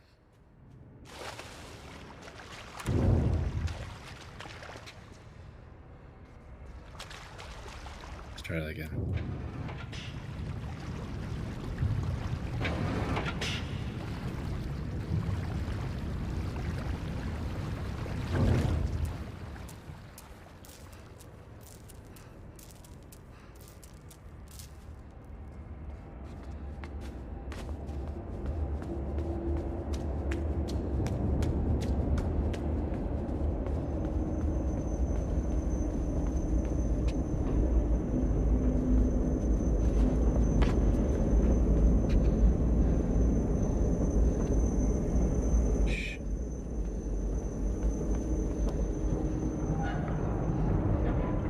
Faster.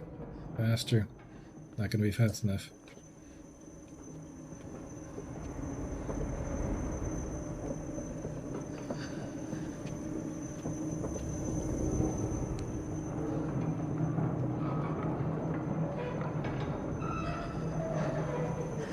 One more time.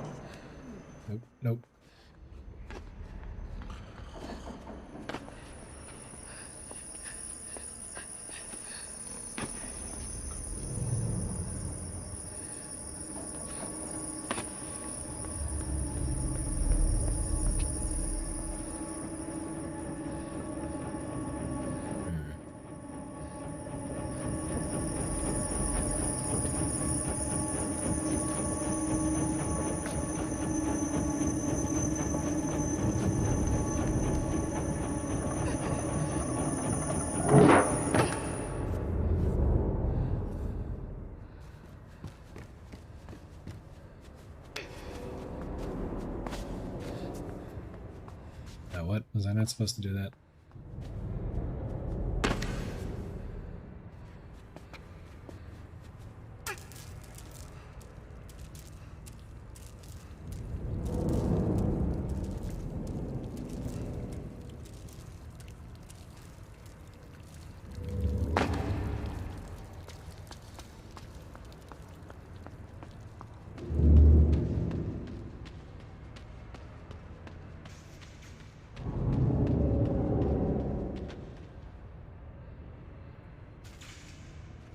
Be a bad thing if I get caught in that light.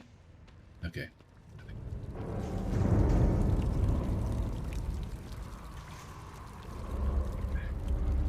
This game loses points for not being able to pet the dog.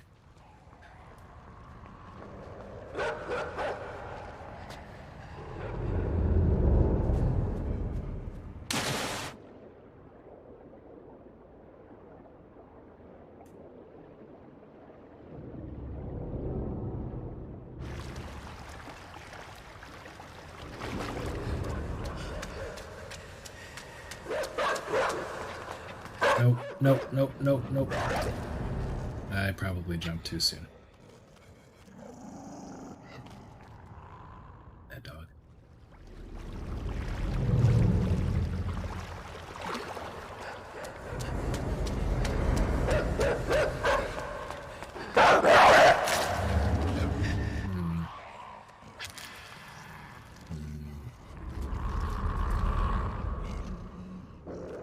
Well. Work.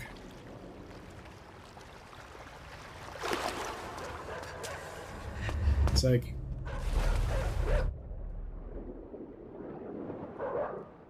you gotta be kidding me, the dog swims.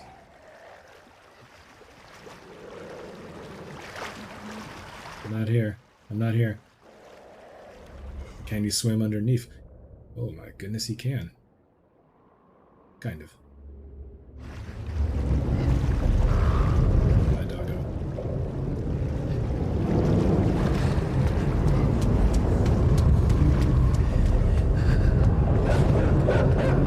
Sucker.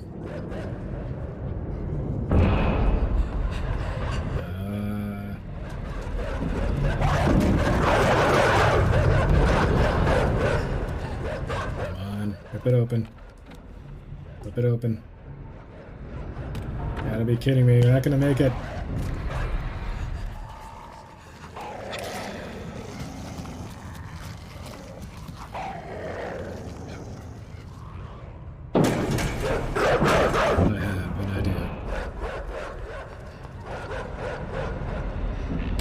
Hurry up. Go. Run. Run. Run. Run. Sake! Why don't you come back around here and fight me? Come on. I'm over on this side. Sake! Hey, take another piece. Go. Go. Go. Go. Go. Run.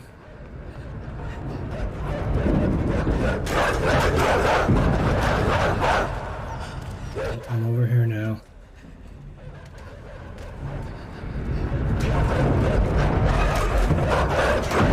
Ah. Another piece. Another piece.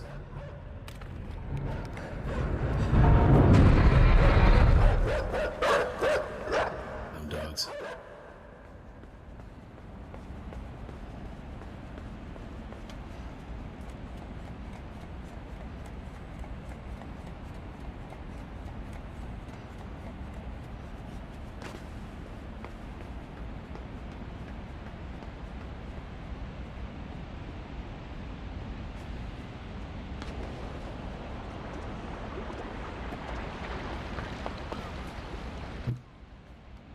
Seriously?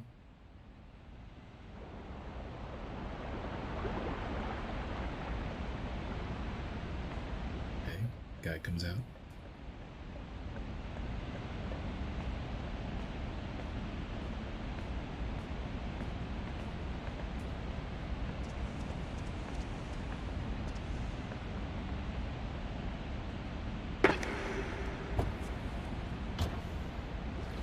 I'll take this.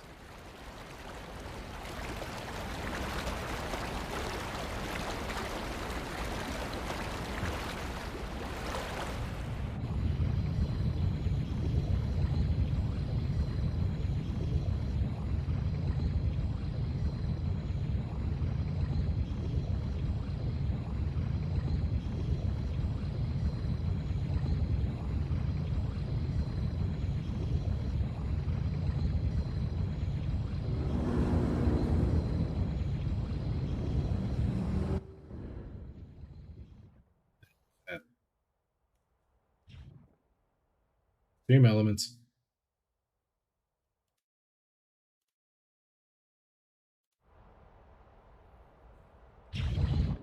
There's the stream elements. Messing with the mood here.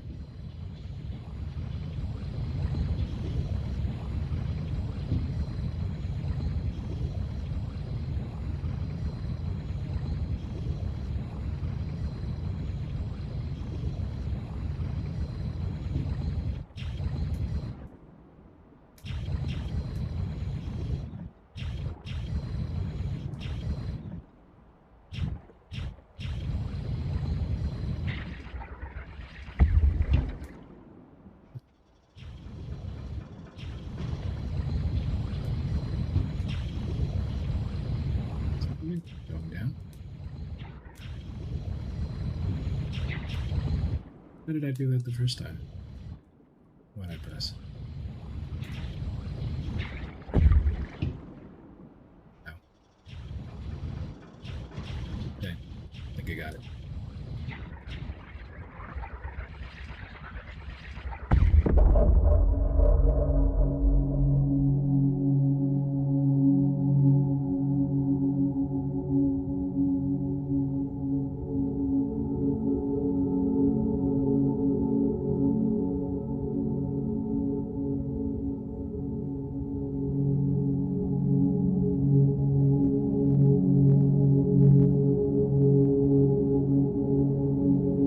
Dang, this audio is loud.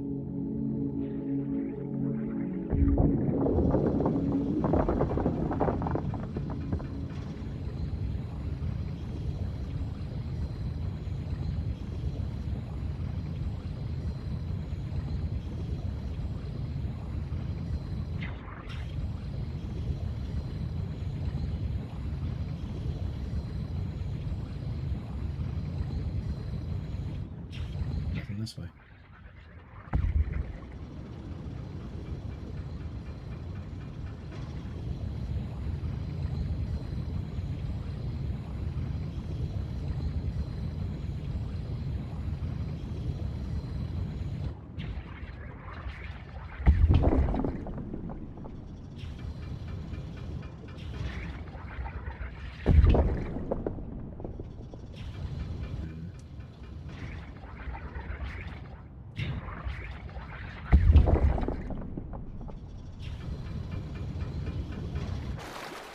Is that making any difference?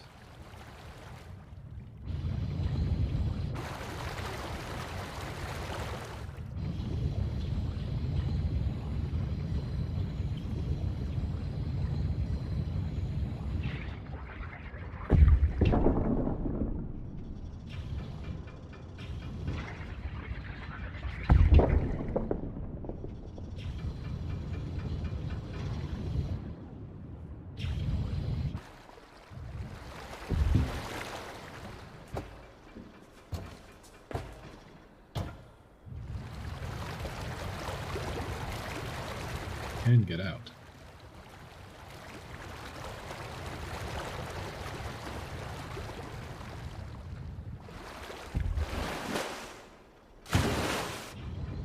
It's kind of cool.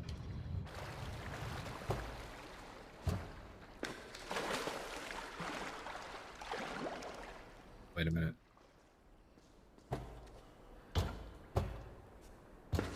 Oh, get back in there.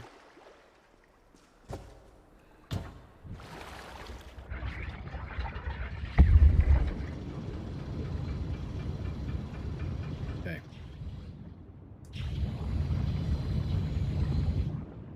Let's get out. Can we swim through this? Yes, we can. Kind of sad to let that thing go.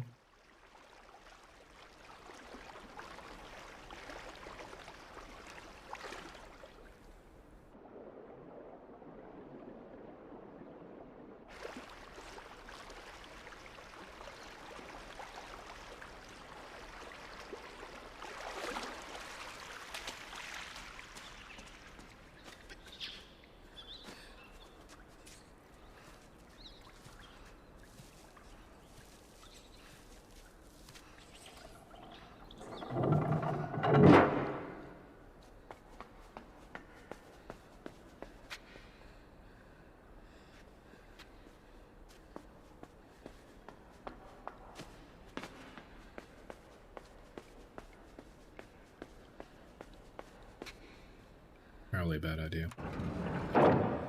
Yep, bad idea. That's a really bad idea.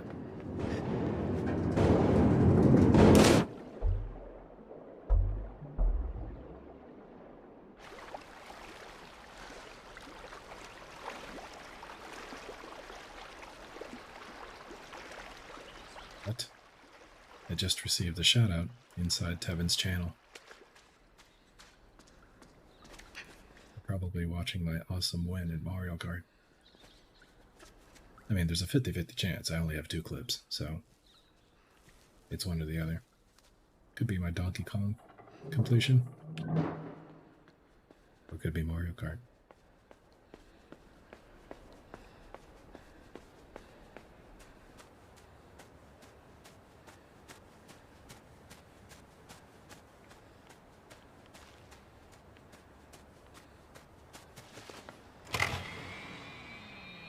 Alright, what are we doing?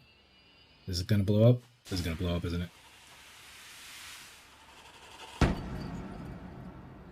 Oh. Okay. I'll come back to that in a second. Nothing of interest here.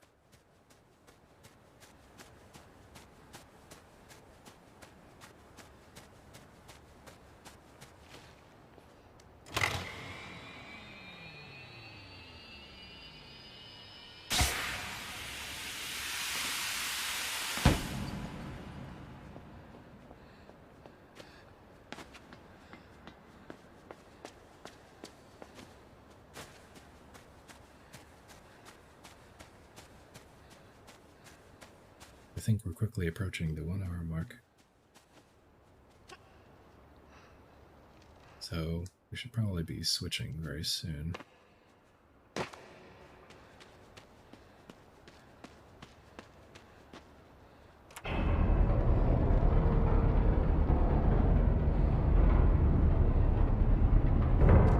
Wish this game had more obvious save points. How do I know when to actually stop?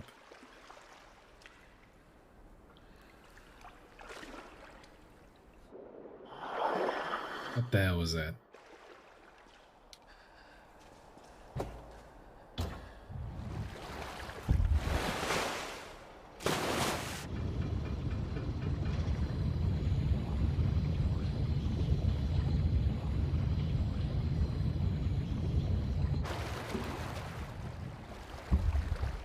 Oh.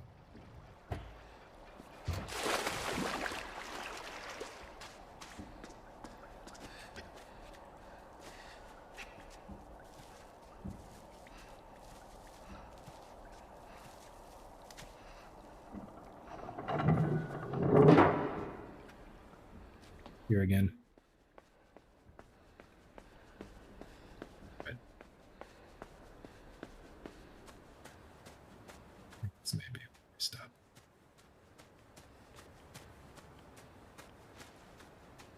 Holy crap.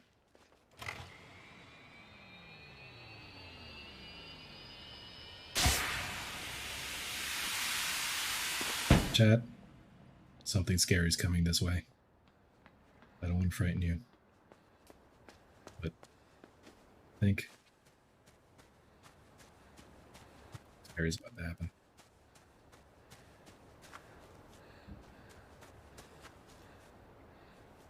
Wait, can I drop here? Yeah, that was a nice landing, though. All right. We're going to make this the stopping point of this game. I'm going to go find another game to play. Yes. No video.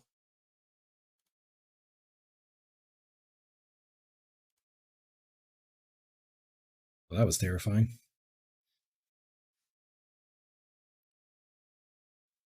I got to go find another game to play.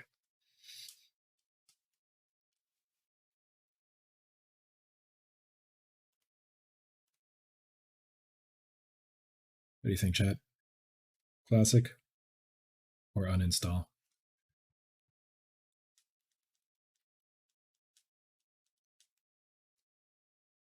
What the hell's going on? Something scary is about to happen.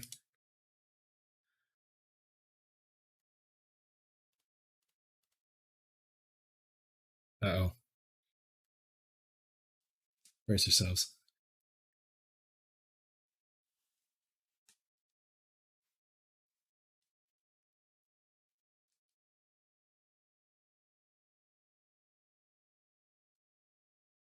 Okay, what are we playing next? How about... You know what we could play? Let's see. We could play this furry game.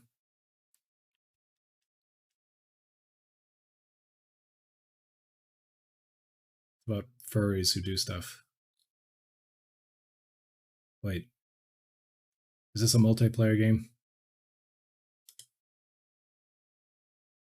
Okay, single player. That's fine. I'm gonna need a game to replace Inside. Let's pick a couple more games that we can install. Alright, what does this evil thing have to have us play next? A Loop Hero? Oh, well, that's one I know people actually like. And I think I may have it installed. Hero.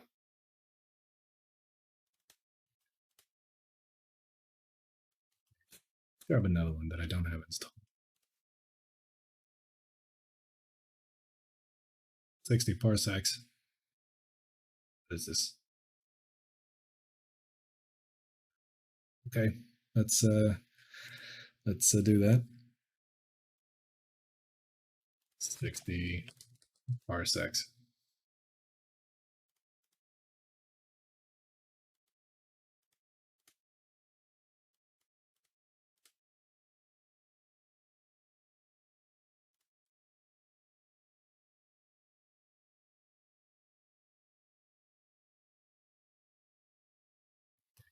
In the meantime, while we do that, maybe we should move on to our next game.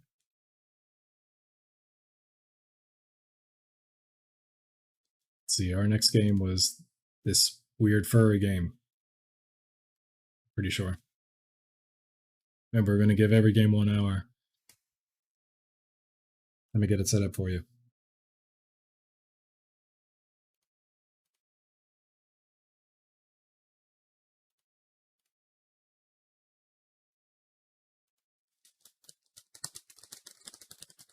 Preempt. I know it's coming. I'm still unknown about that.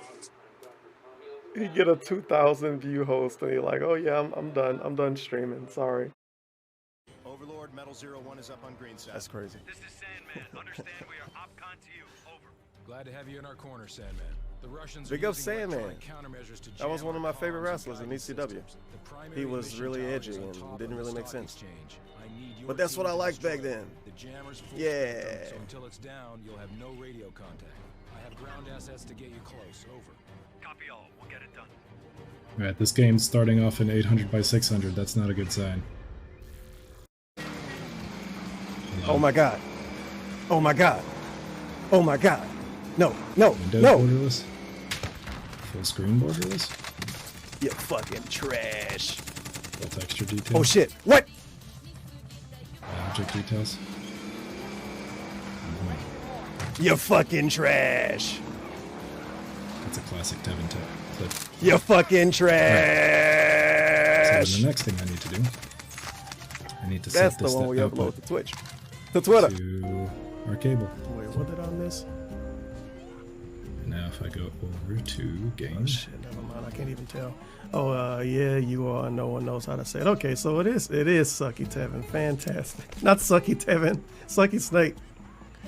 Sucky Tevin. It's a good thing MTC not, yeah. They use that clip out of context. Sucky Tevin. Good thing nobody I clipped ain't been that. drinking that much.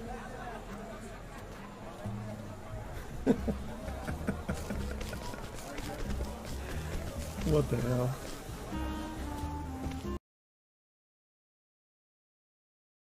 Okay, let's see. Do you hear this terrible game audio?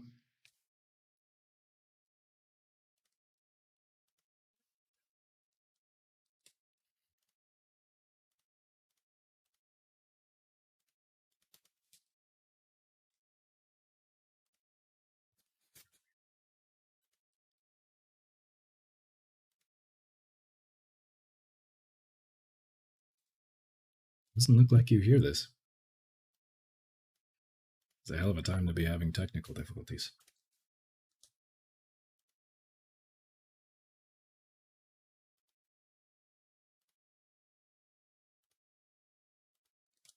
I got an idea. Let us switch to sound, and then we're going to close the game, and then we're going to reopen the game.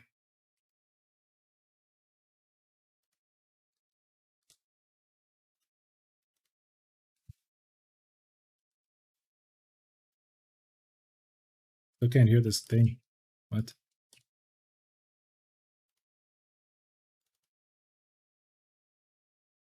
Where is this thing outputting sound to? You have got to be kidding me.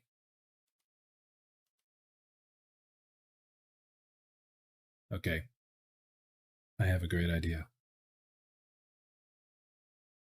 Here's what we're going to do.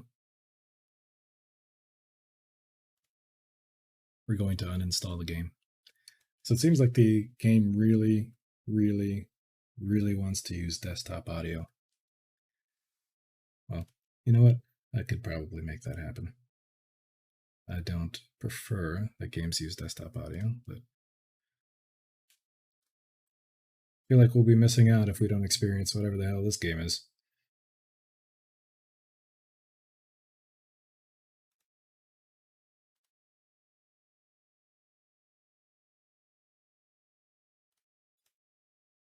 Unhide all.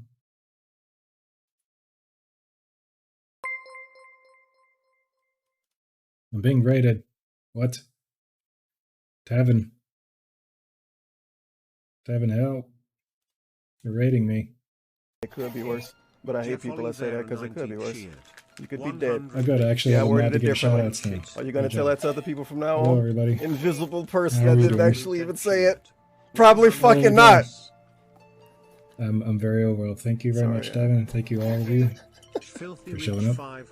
We are trying to play. I just took game. a sip of the If I G could just get it to Fuel, work. and you know, it just kind of happened. Oh my goodness! All right, we're about to play a furry game. I think if I can just get it working on stream. Tracks 1 and 2. All right, we're gonna try opening it up right now.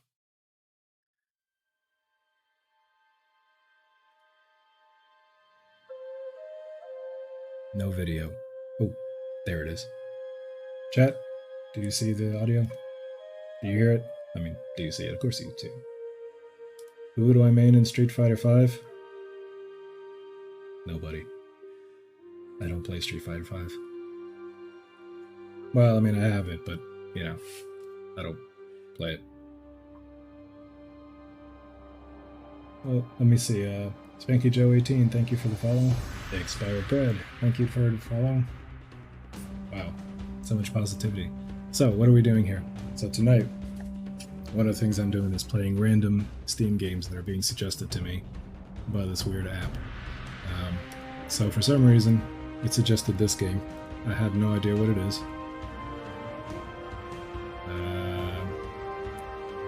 This seems... Experience the story. Hardcore. Okay. I don't even know what this is. So earlier on we had a show and tell stream where I showed people my old PC games. Okay, we're gonna play a little bit of this. This looks extremely suspicious.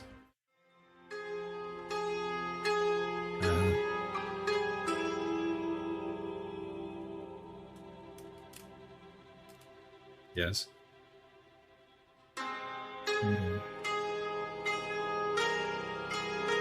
Evan, how was the rest of your stream? Hope it was good. Right trigger to continue. Did you pick up that sound down? Yeah, I guess days were short the last time I visited. Yeah, that's all. I was really into this Saturday. Did you burn an offering? Oh, I forgot what day it was. It didn't rain. I was back at least. Okay, it's merciful to you. Last time I was the offering, I got caught in a storm over the next day. Barely survived. I'll keep an eye out for rain clouds. Hope you have a piece of trip on. Okay, so come on, rock place, nothing ever happens here. That sounds perfect. Alright. So we're this thing. I don't know what this thing is. Press right shoulder. Right shoulder. Oh my goodness. Dude. I give this game 30 minutes at best. Never good. You can drink your body yours. Great.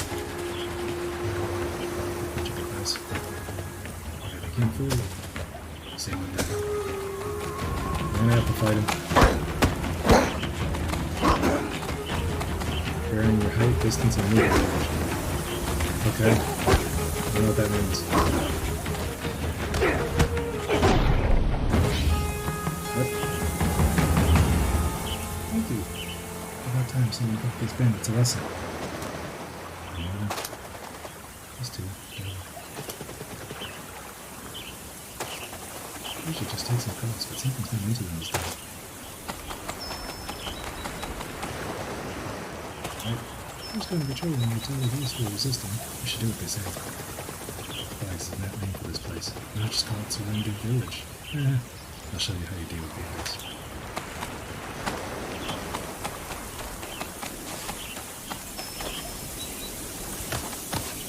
So...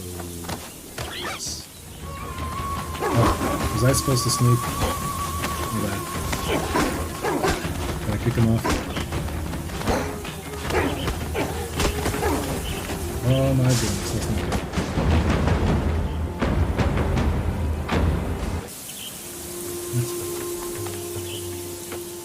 Sneak. Trigger to grab and choke.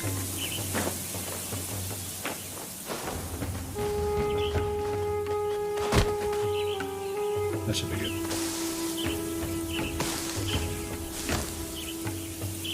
This thing.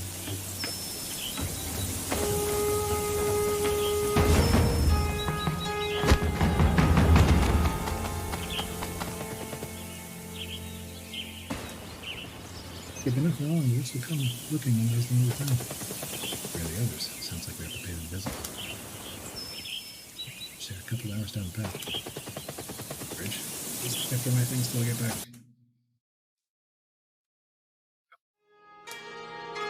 This is a very suspicious game. So earlier on, we did Donkey Kong Land 2. I finally completed it. I did not rage quit. You'll be happy to know. And like I said, we had the Boomer show and tell. Actually, I have more things to show, which I will do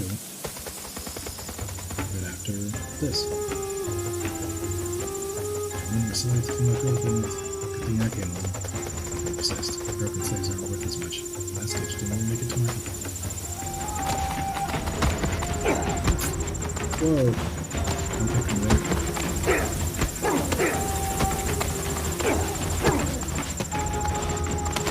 This is weird.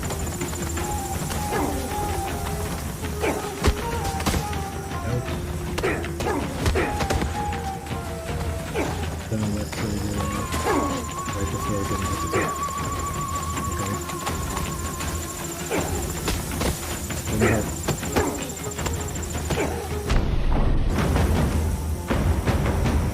left shoulder to roll to your feet. That's right trigger dragon. Okay, this is kind of a weird way elaborate system. Best MC, yeah, is this game? I wish I knew. What I'm actually doing tonight is I'm going through a whole list of indie games that I've gotten over the years from the Humble Bundle that I've never played before.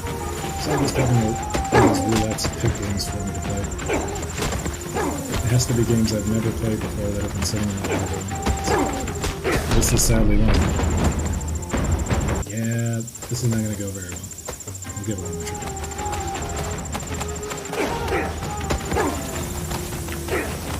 Trigger right before going in.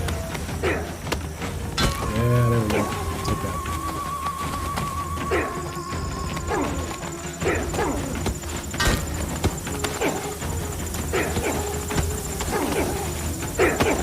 See, this is better than Street Fighter. I really want to play Street Fighter when I can play this. Best MC, thank you.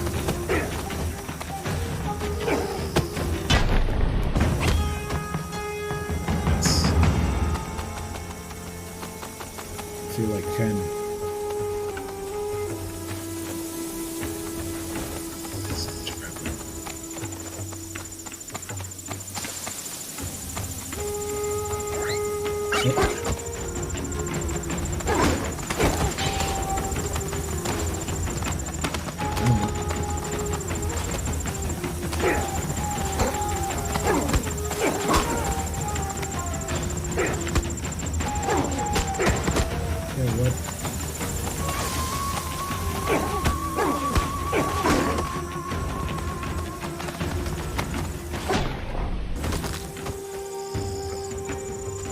Oddly satisfying. In a very weird way. What's this nice catch over here? So, give me supplies here. Must be more of them. Doesn't like leaving work half done.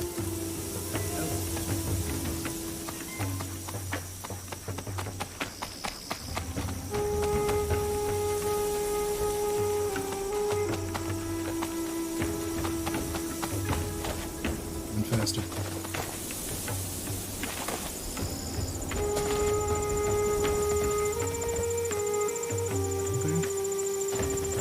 Can't just leave you here. I'll be okay, just tired. Go. Just tired, you're bleeding.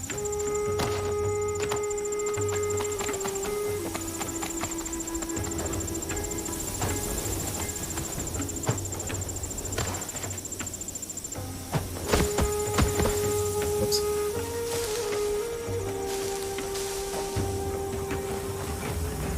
Can I try something? Take us alive, do the worst. So you're going to die, just go. Not quite. No, actually, you're technically still in there. Oh, no, I guess we're good.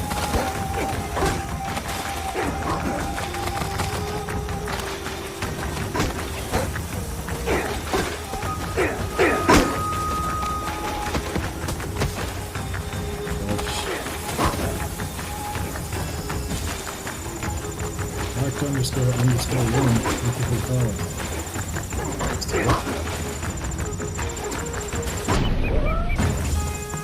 Hope he means birthday. Tevin, maybe she'll show up to your stream. Your charity stream. Oh, nice to see how it's running. Same time. Look, he's coming home. I'm holding my friend Kyle at another camp up in the hills. I'll check on my brother, make sure he's okay. He probably doesn't really talk like that, but you know, I think I saw him on the way over. He lost a lot of blood. God, if I don't catch up with Colonel tonight, who knows what will take her. This game is something special. Alright, I give this game about 9 more minutes. It's been an experience, that's for sure. That's the camp. I'll take the one in the watchtower. And you take... I'll take them all. I don't trust anyone with my back. Not anymore. Are you serious? There's no way to survive. You see, if we're going outside there, could be one in the building. If you want my help, we're doing this my way. Fine, I'll just go on after they kill you. Should be a good distraction. At least take this knife. It'll be easier if you can at least hurt a few of them first. This is a strange blade. A simple traveler, ready for combat. I'm not from around here. Just promise to give it back. Sure, I never wanted to use a knife for anything but chopping vegetables anyway. Let's pretend this guard's a carrot set. I get a knife. Okay. Wait a minute. Chat? We're being bad streamers. Hold on. We're supposed to change the game. Mods. Slacking. There we go. I changed the game. Now we're good streamers again. Okay. Who likes the knife? Yeah, I think I remember this was stuff. So much for that. It seems like he just shrugs off the knife like that. Okay. Alright.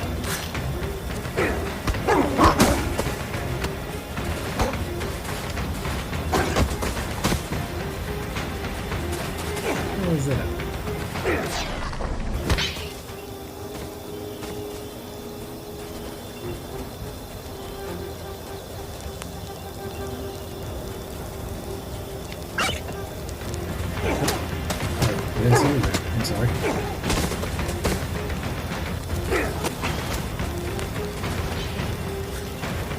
took my knife, give it. 791.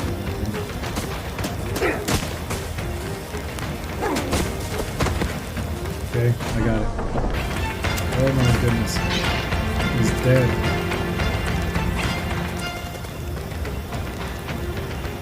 So worth fighting.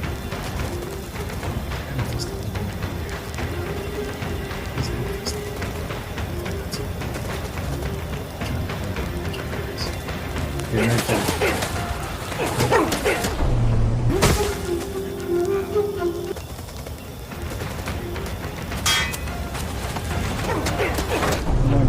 Fire.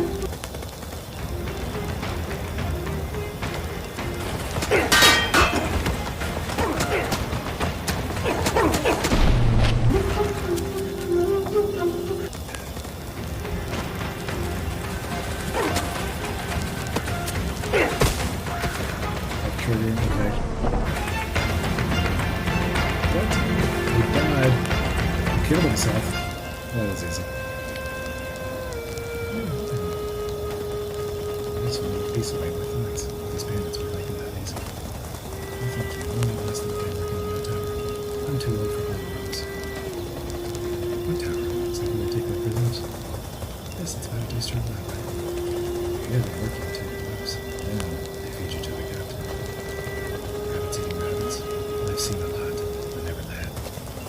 She's not a rabbit, not a wolf, something else. Where'd Sky go? I need to get her back this life. Oh, Sky, I should have mentioned something. She's going off to the tower. She probably needs help to take me there. His voice acting is great.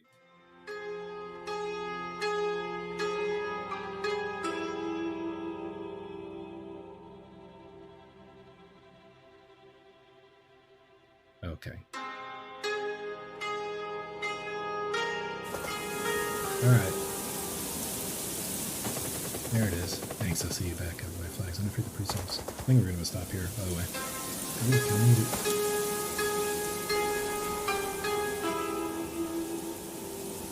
Oh my goodness. Well, that was an event.